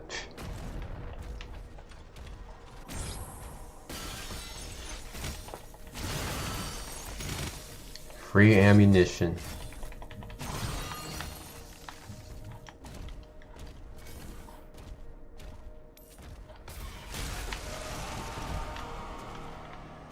Let's go.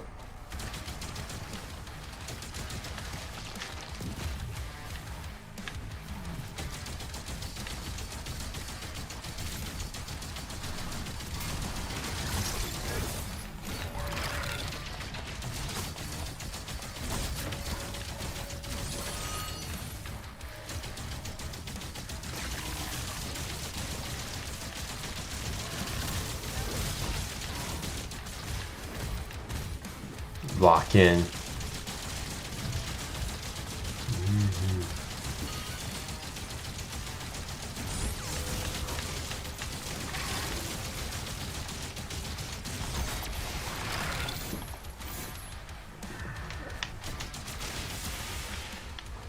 Who's next?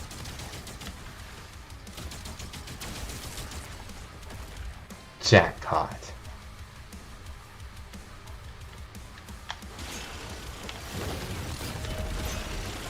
Return to sender.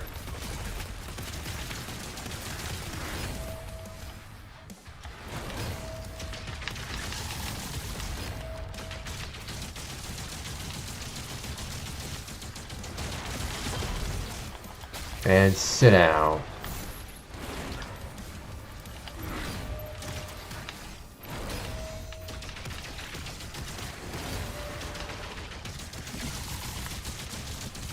Face full of plasma beams to the face.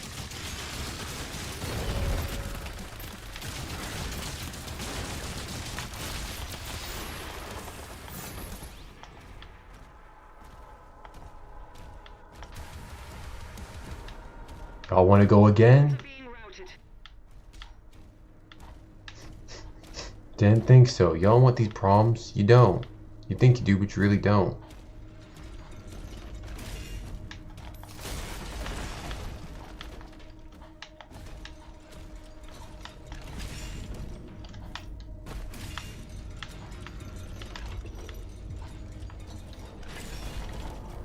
Yippee-ki-yay. Free health. No need.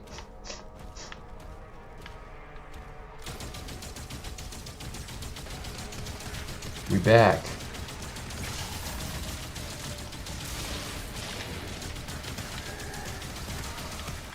Just run and gun, fight for your life.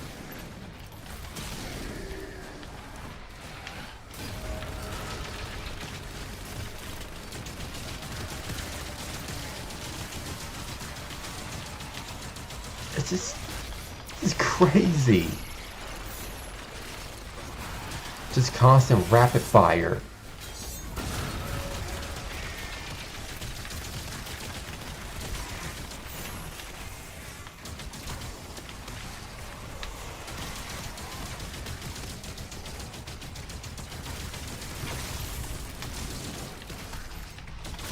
And you're finished.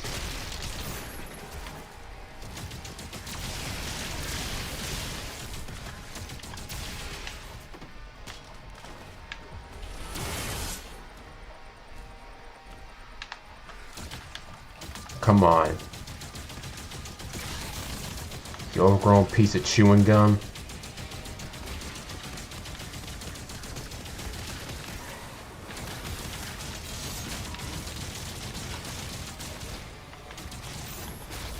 How's it feel? Boom. Call that a yo-yo.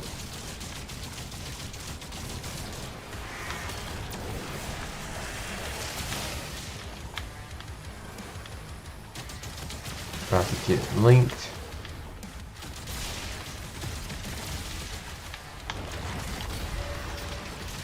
And you're finished.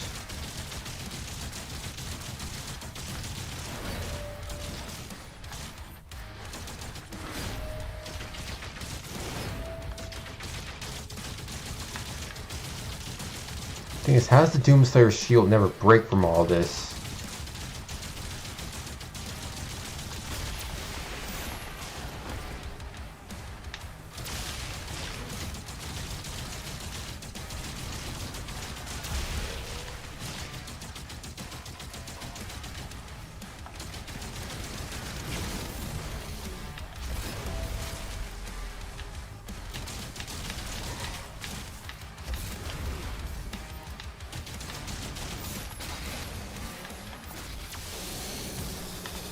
Finished.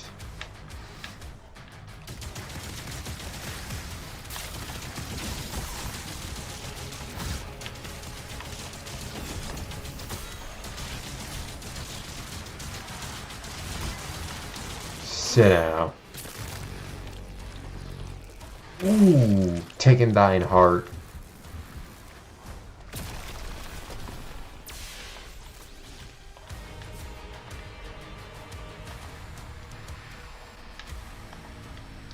Finito.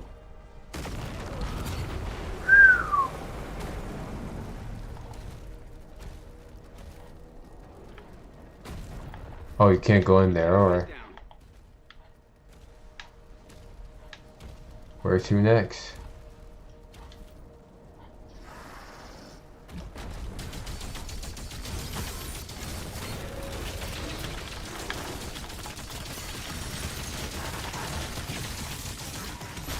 Boom.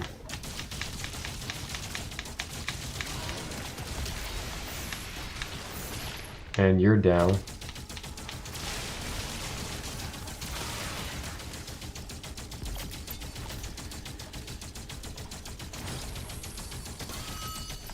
And that knocks you out.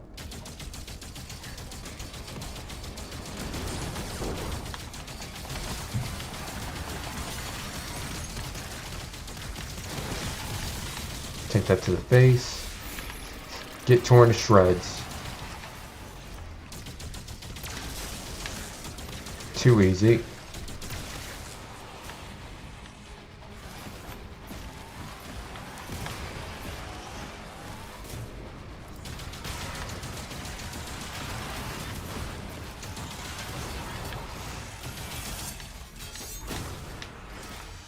Come here.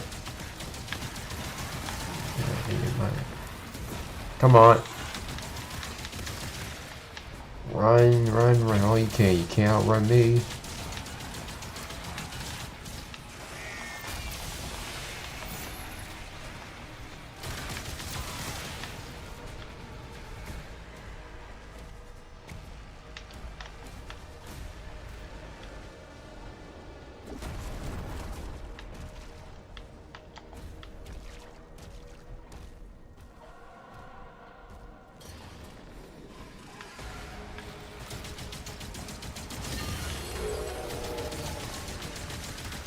Kaye. Keep pushing through.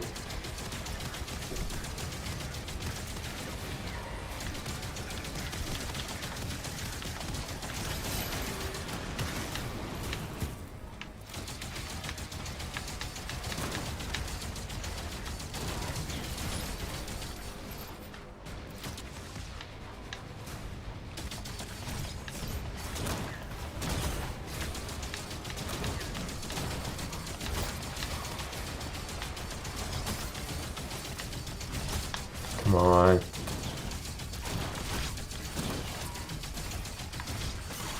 There we go.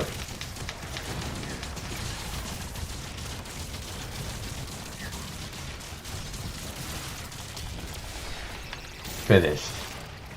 No one bites the dust.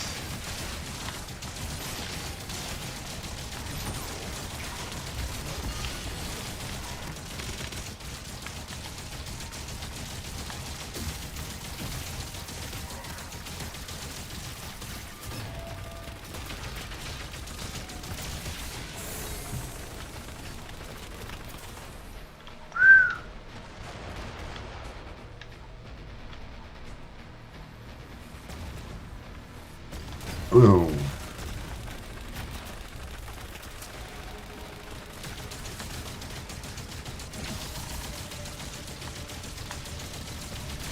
Boom. Get dunked on.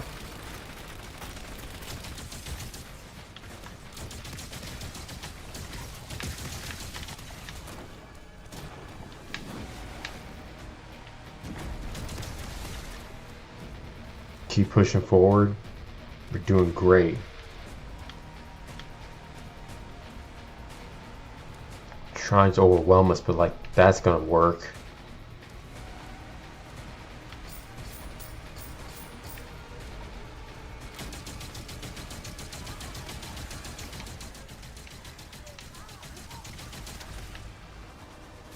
No summoning. No demon summoning in this church.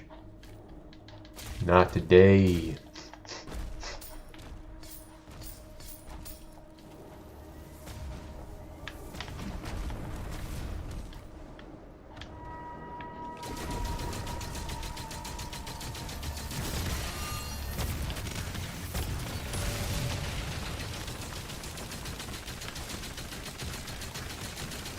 That was peak cinema.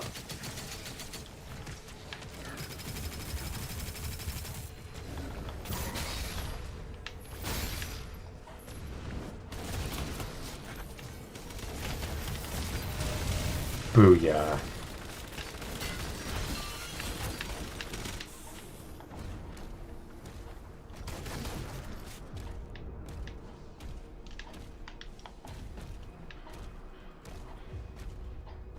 Locking in further. Booyah.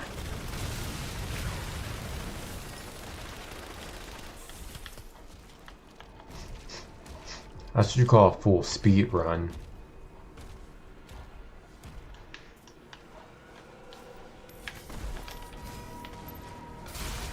Bingo.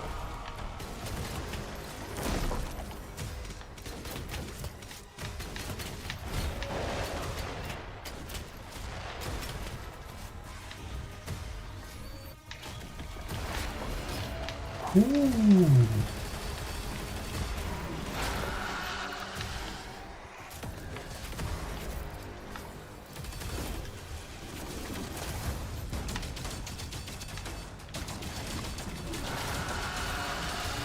Come on.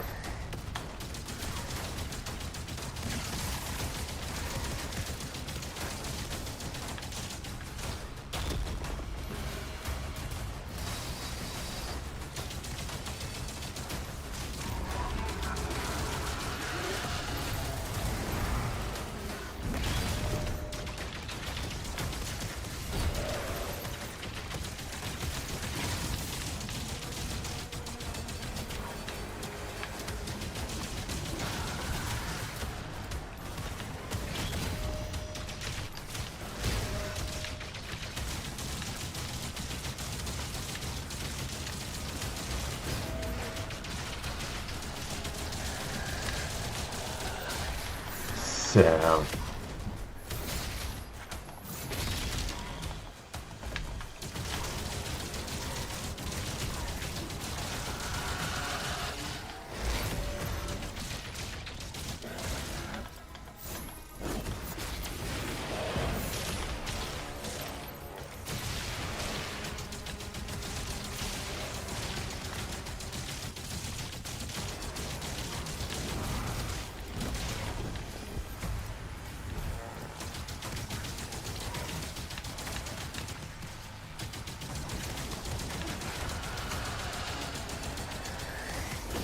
That's the best all you overgrown chrome domes have. You haven't even laid a finger on me yet.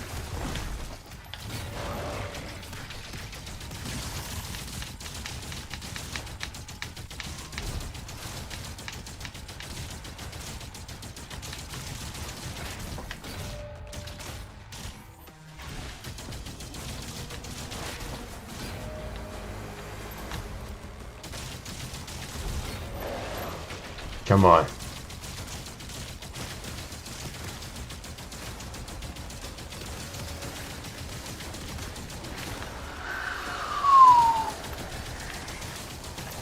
again. And this is the most craziest it's ever gotten so far.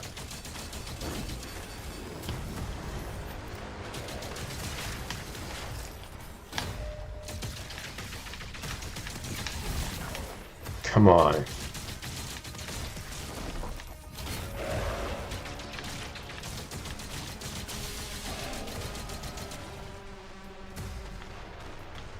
You just got disarmed.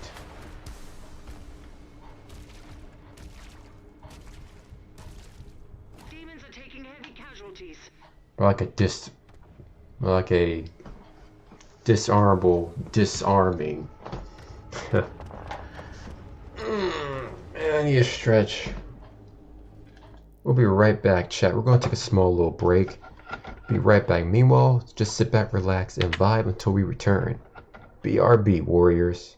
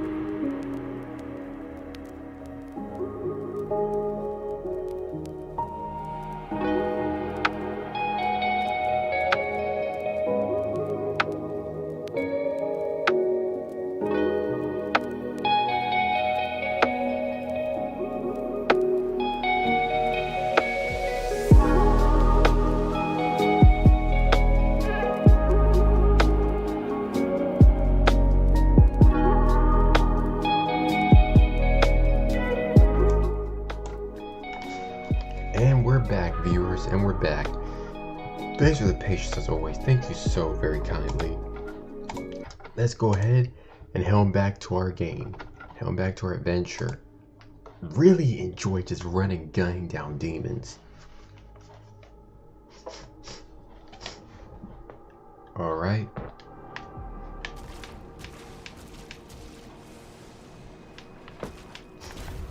Now where to next?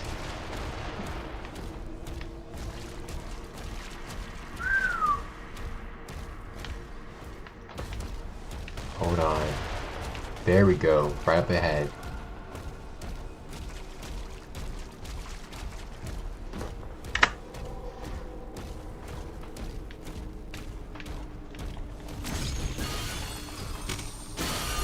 Booyah. All the ammunition I need. Boom shakalaka.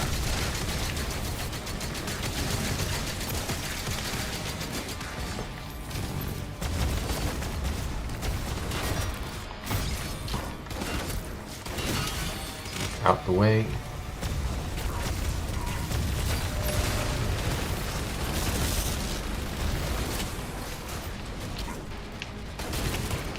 Come on. Sit out.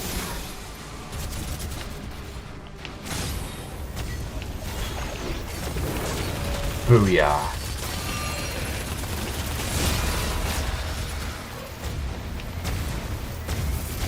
Boom.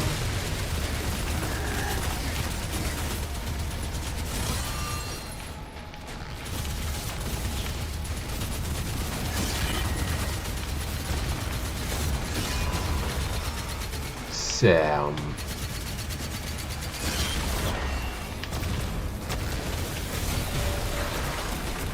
Get dunked on.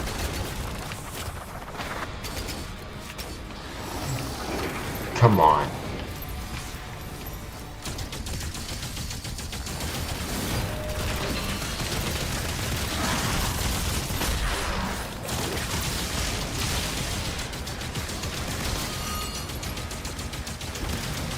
And you're finished. Come on.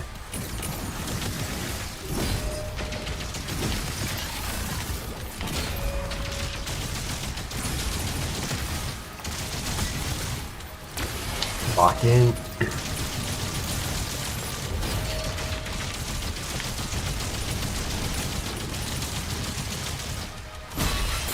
Disarm you.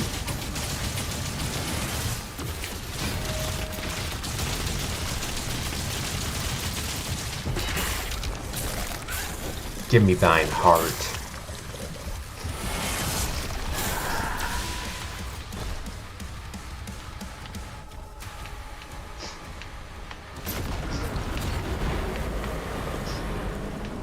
And I can blow your house down.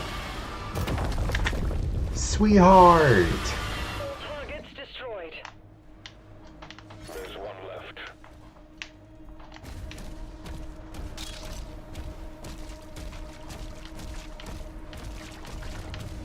Where are you, baby? Where are you?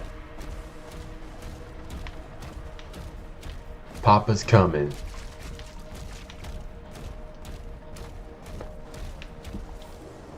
Come on. How we get out of here? That's the question.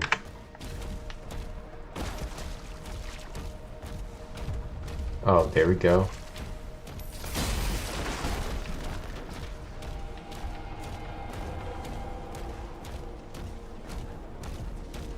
Run, run, run. Whee.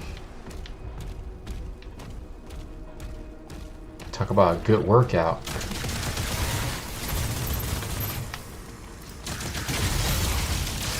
Got my way. Swing that chain. Sweetheart. There's our favorite dragon.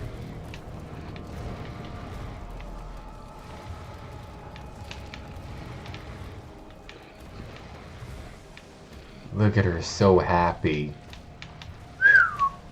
The detail.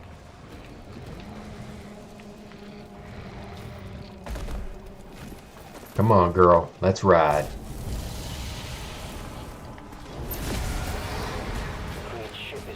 up. The Makers won't allow this. The Slayer will decide his fate.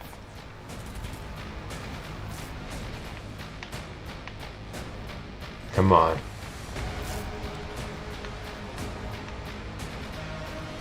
Alright. Lock it in. Here. We got this, hun.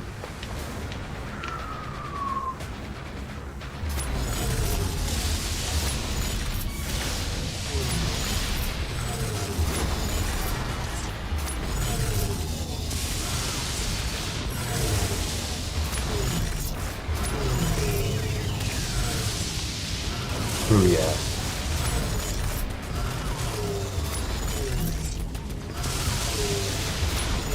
Come on.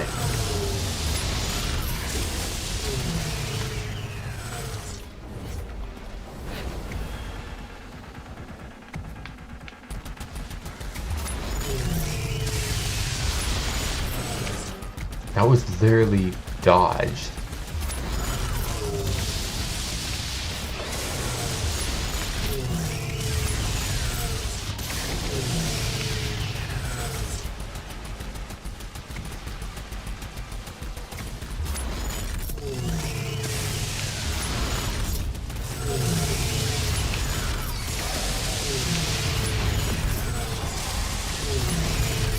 Come on.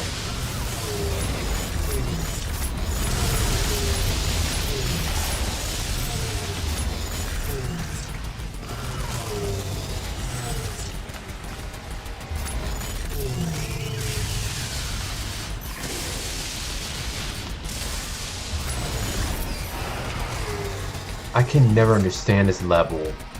Like, how am I supposed to dodge this?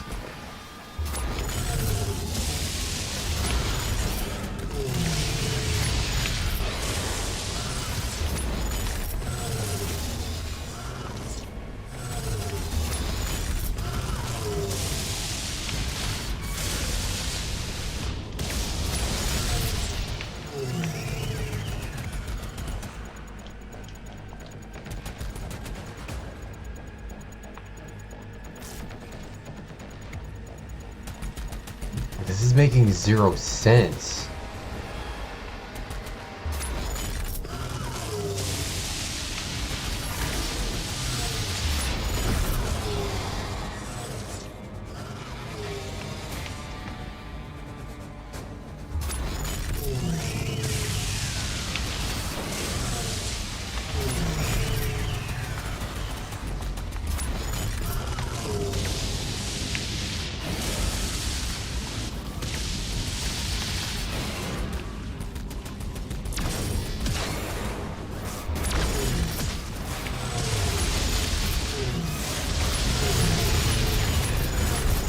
This is stupid.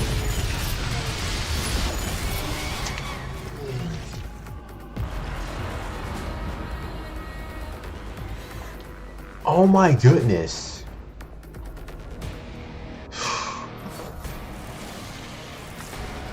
Fleet ship is powering up. The Makers won't allow this. I never understood that.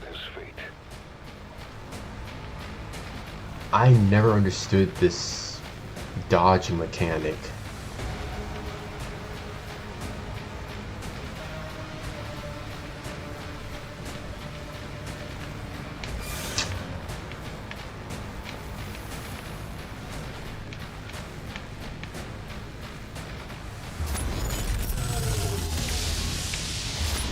Booyah.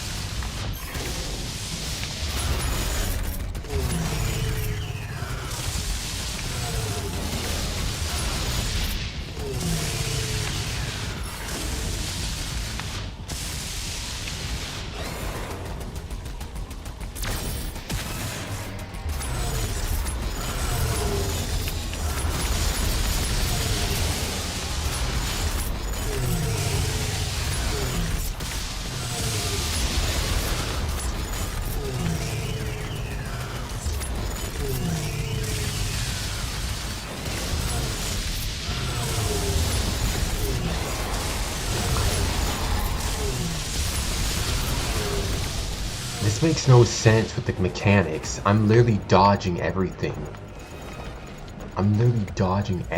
That makes no sense.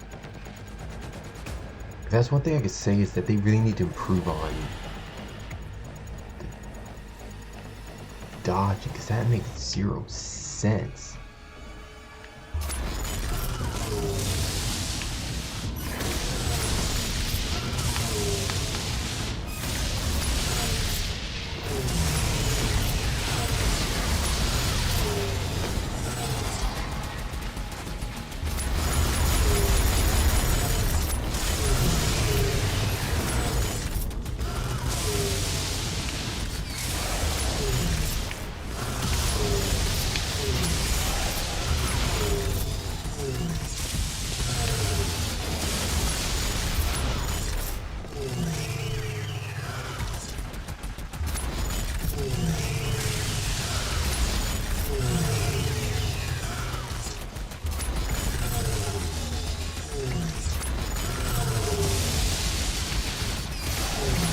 I am perfectly dodging everything.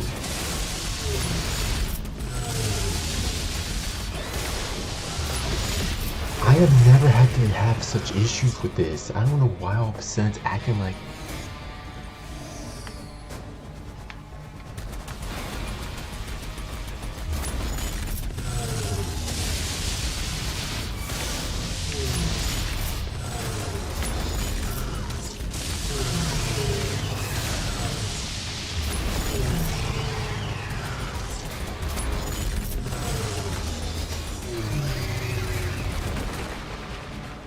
I don't know what the big issue was. That part, the dodge mechanics they make very difficult. I'll give them that much.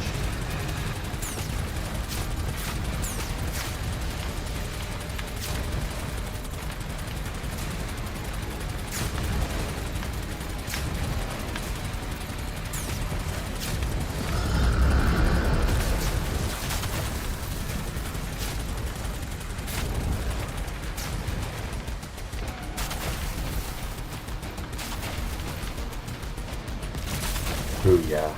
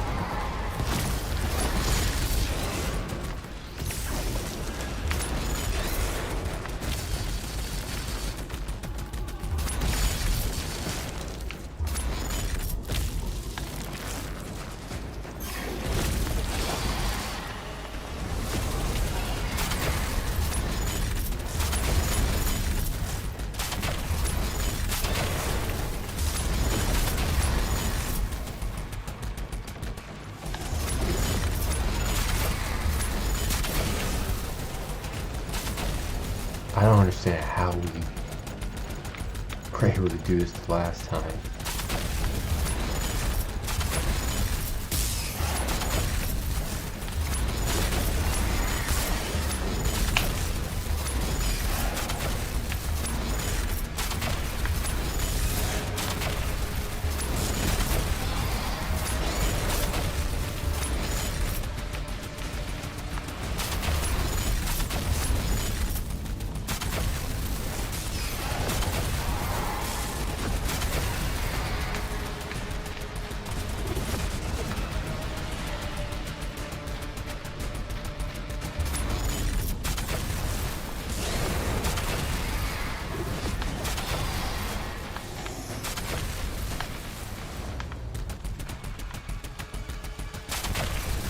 There's never been an issue before. Like now it's...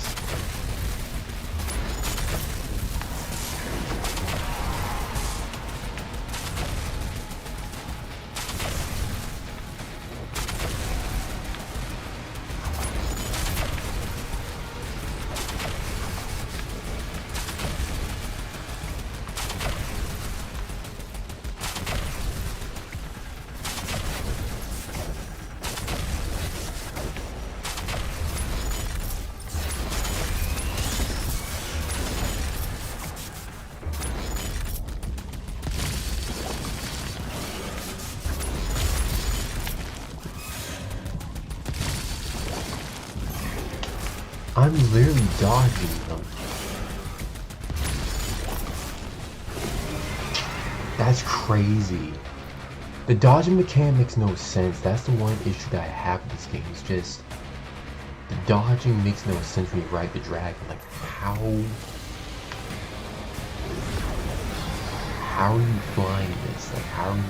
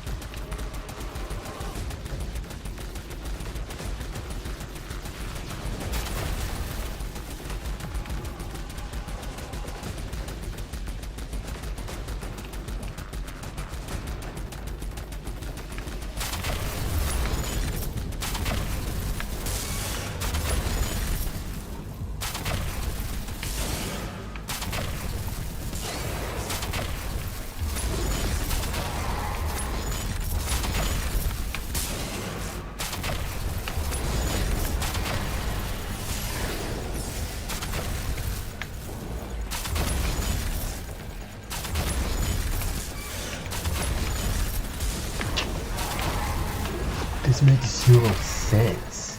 They...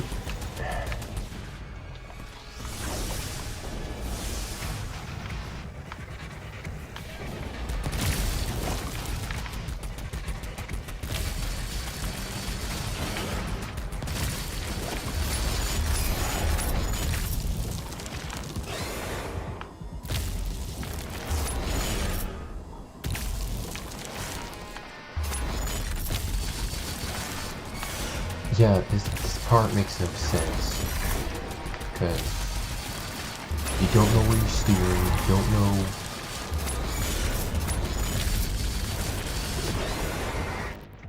I don't understand how...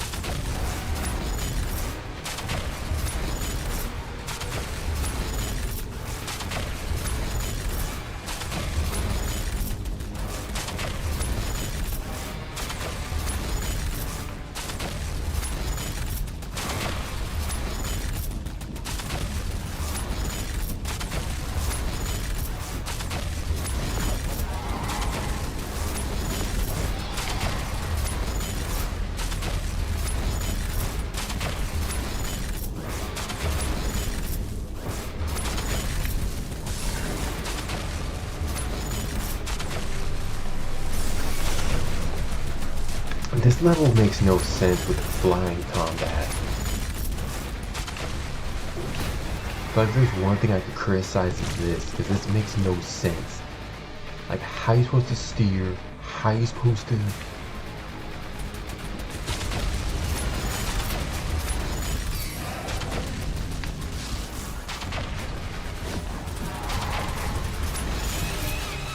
Yeah, steering makes no sense up here because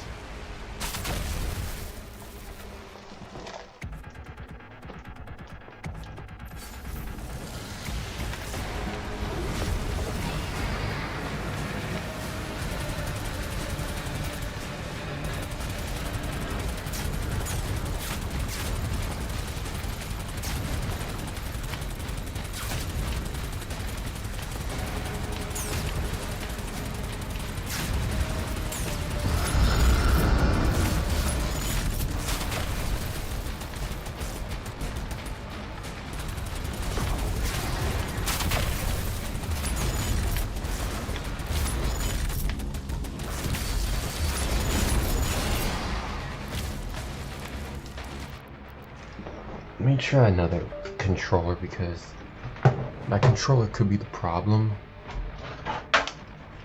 Because when I played this with my Xbox, that might have made it a lot easier.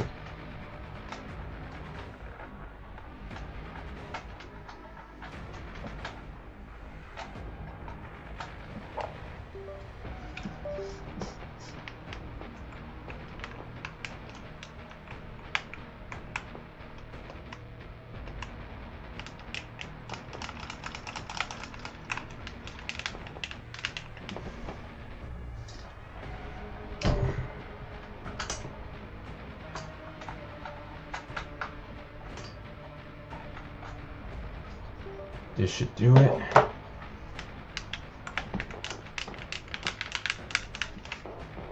Ew, this isn't working.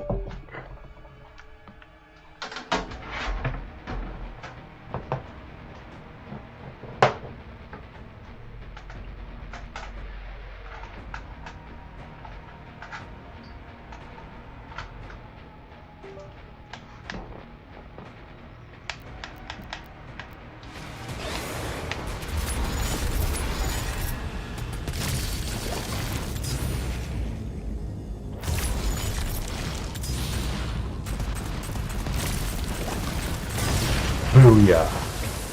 Now I'm getting the hang of it.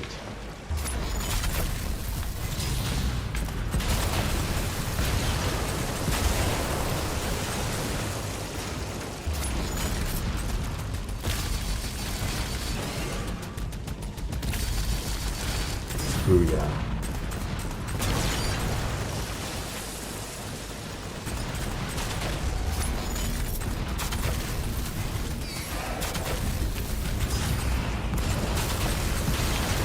Bingo.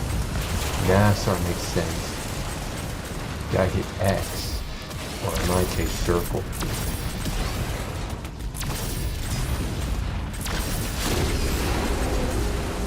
That's making my dragon have to suffer. Boom!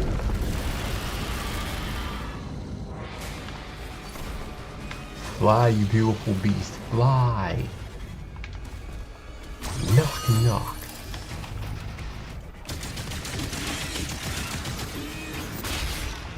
Got my face. Joe, looking.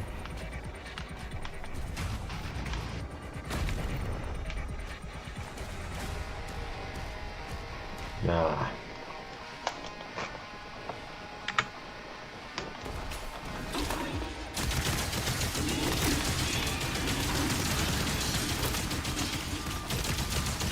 You gotta suffer. Overgrown caterpillars.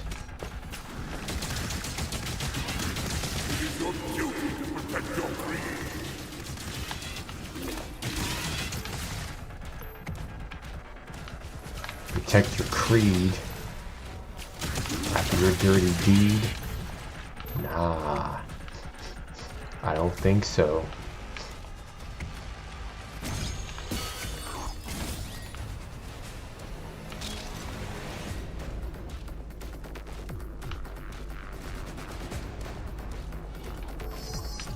Do you protect my creed?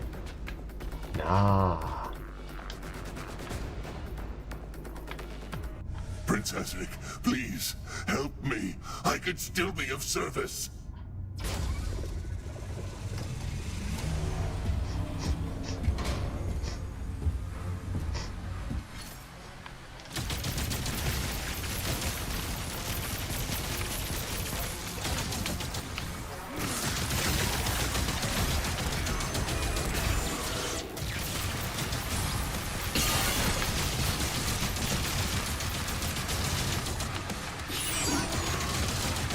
Come here.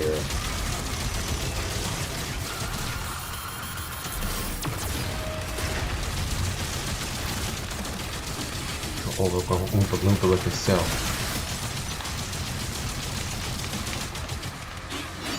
I only did what was asked of me.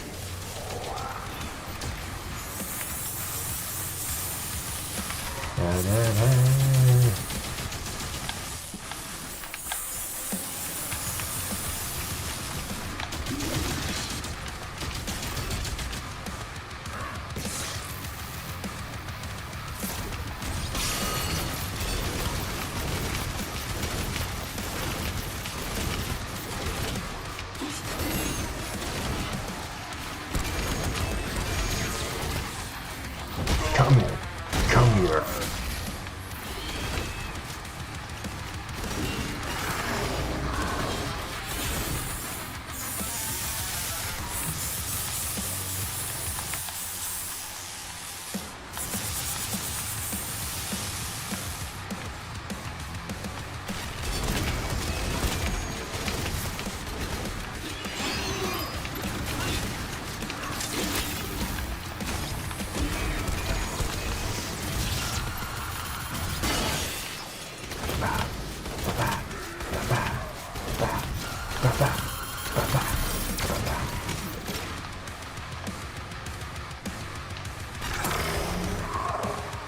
Come on.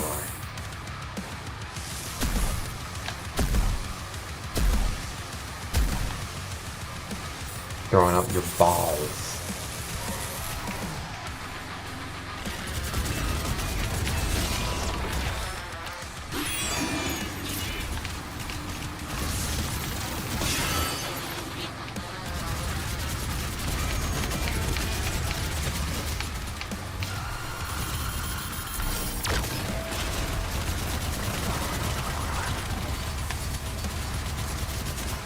Booyah. KO. I'm worth more to you alive than dead. I can bring you Prince Azrin.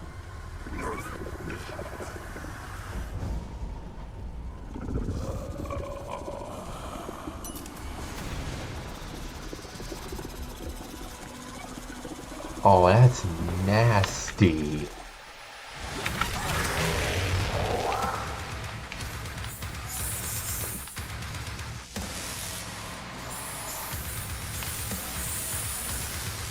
All right.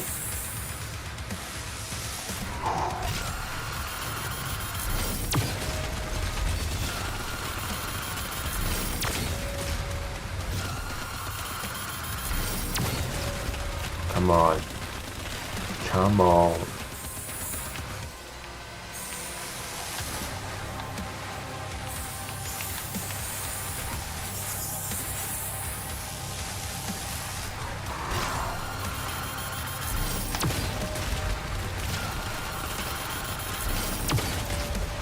Hind-bound the shield.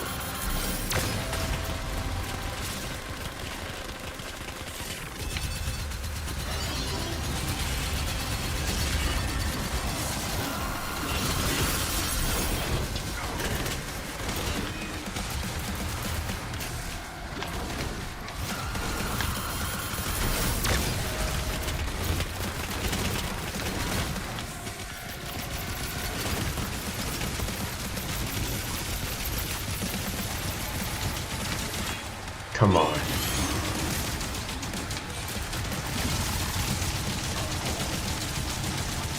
Ooh. Sit down.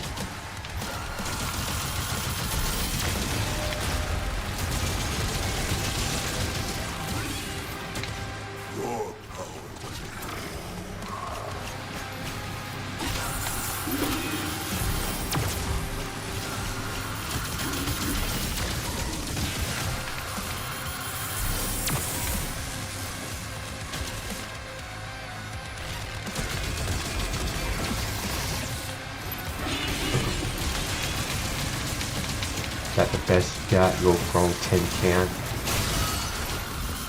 Little grown fatso?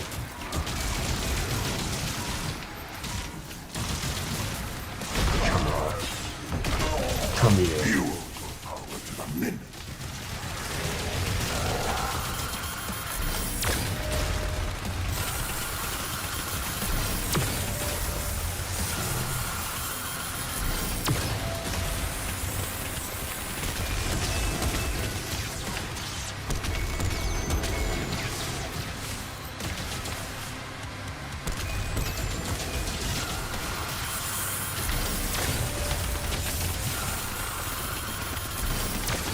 Nope. Stay out of my face.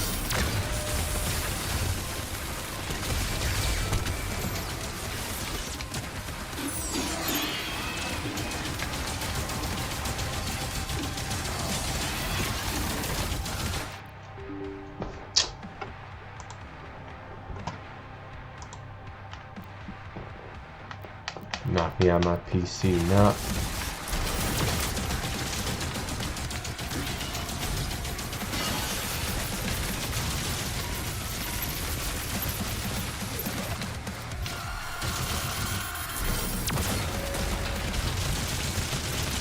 Down.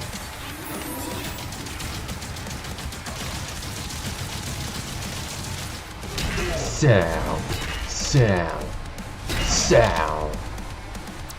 Hey, bad swing.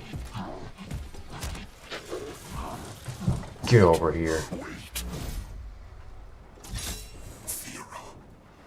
Azuric is keeping her alive on his ship. If she dies, his power would die with her. I can take you to her.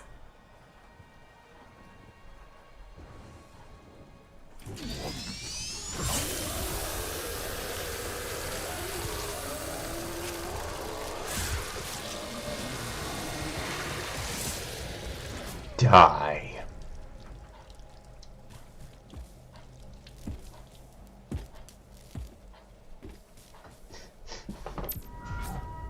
Poor choice of words, man.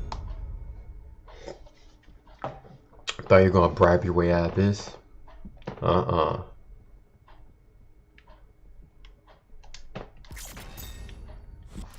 This ain't up for negotiation.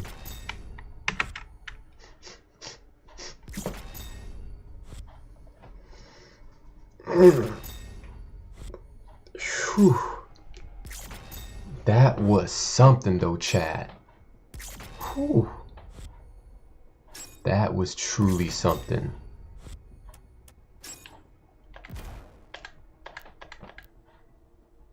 Master Hunter.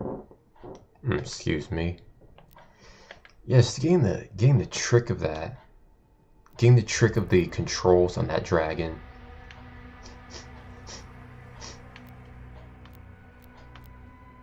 Upgrade to premium to get digital art book, soundtrack, the Divinity pack, and the campaign DLC. Well, let's go ahead and call it there for tonight, warriors. Let's go ahead and head back to the beach. Honestly, this was awesome. This was a really good stream as always, and I really enjoyed playing Doom: The Dark Ages again. Just want to do something fun, just get back into the swing of things, and I really look forward to just playing some more Doom games again. They should really make a sandbox mode. They really should. I almost feel like that would be more fun, just go around constantly just running gun with demons instead of just replaying the campaign missions. But I'm not complaining either way. I still have a great time playing Doom, even if the controls can be a little difficult and confusing. But nonetheless, tomorrow we'll be back again for our... Let's see, we have a collab tomorrow at 7 p.m. with a very new VTuber friend who's also just started VTubing as well. So I'm very excited to meet another growing VTuber like myself. And I really hope to make a brand new friend very soon. So with that being said, hope to see you all tomorrow at 7 p.m. for another collab. And with that being said, as always, warriors, it's always a blessing to hang out with y'all and to make newer memories as we continue the fight to get my Twitter account back, which we shall regain very soon. But that being said, of course, as always, check me out on my Discord. Check me on my Discord for any upcoming events. Hold on, give me a second. Give me 1 second, please. Because sometimes the links can act a little goofy. Here we go. Excuse me. Pulling it up.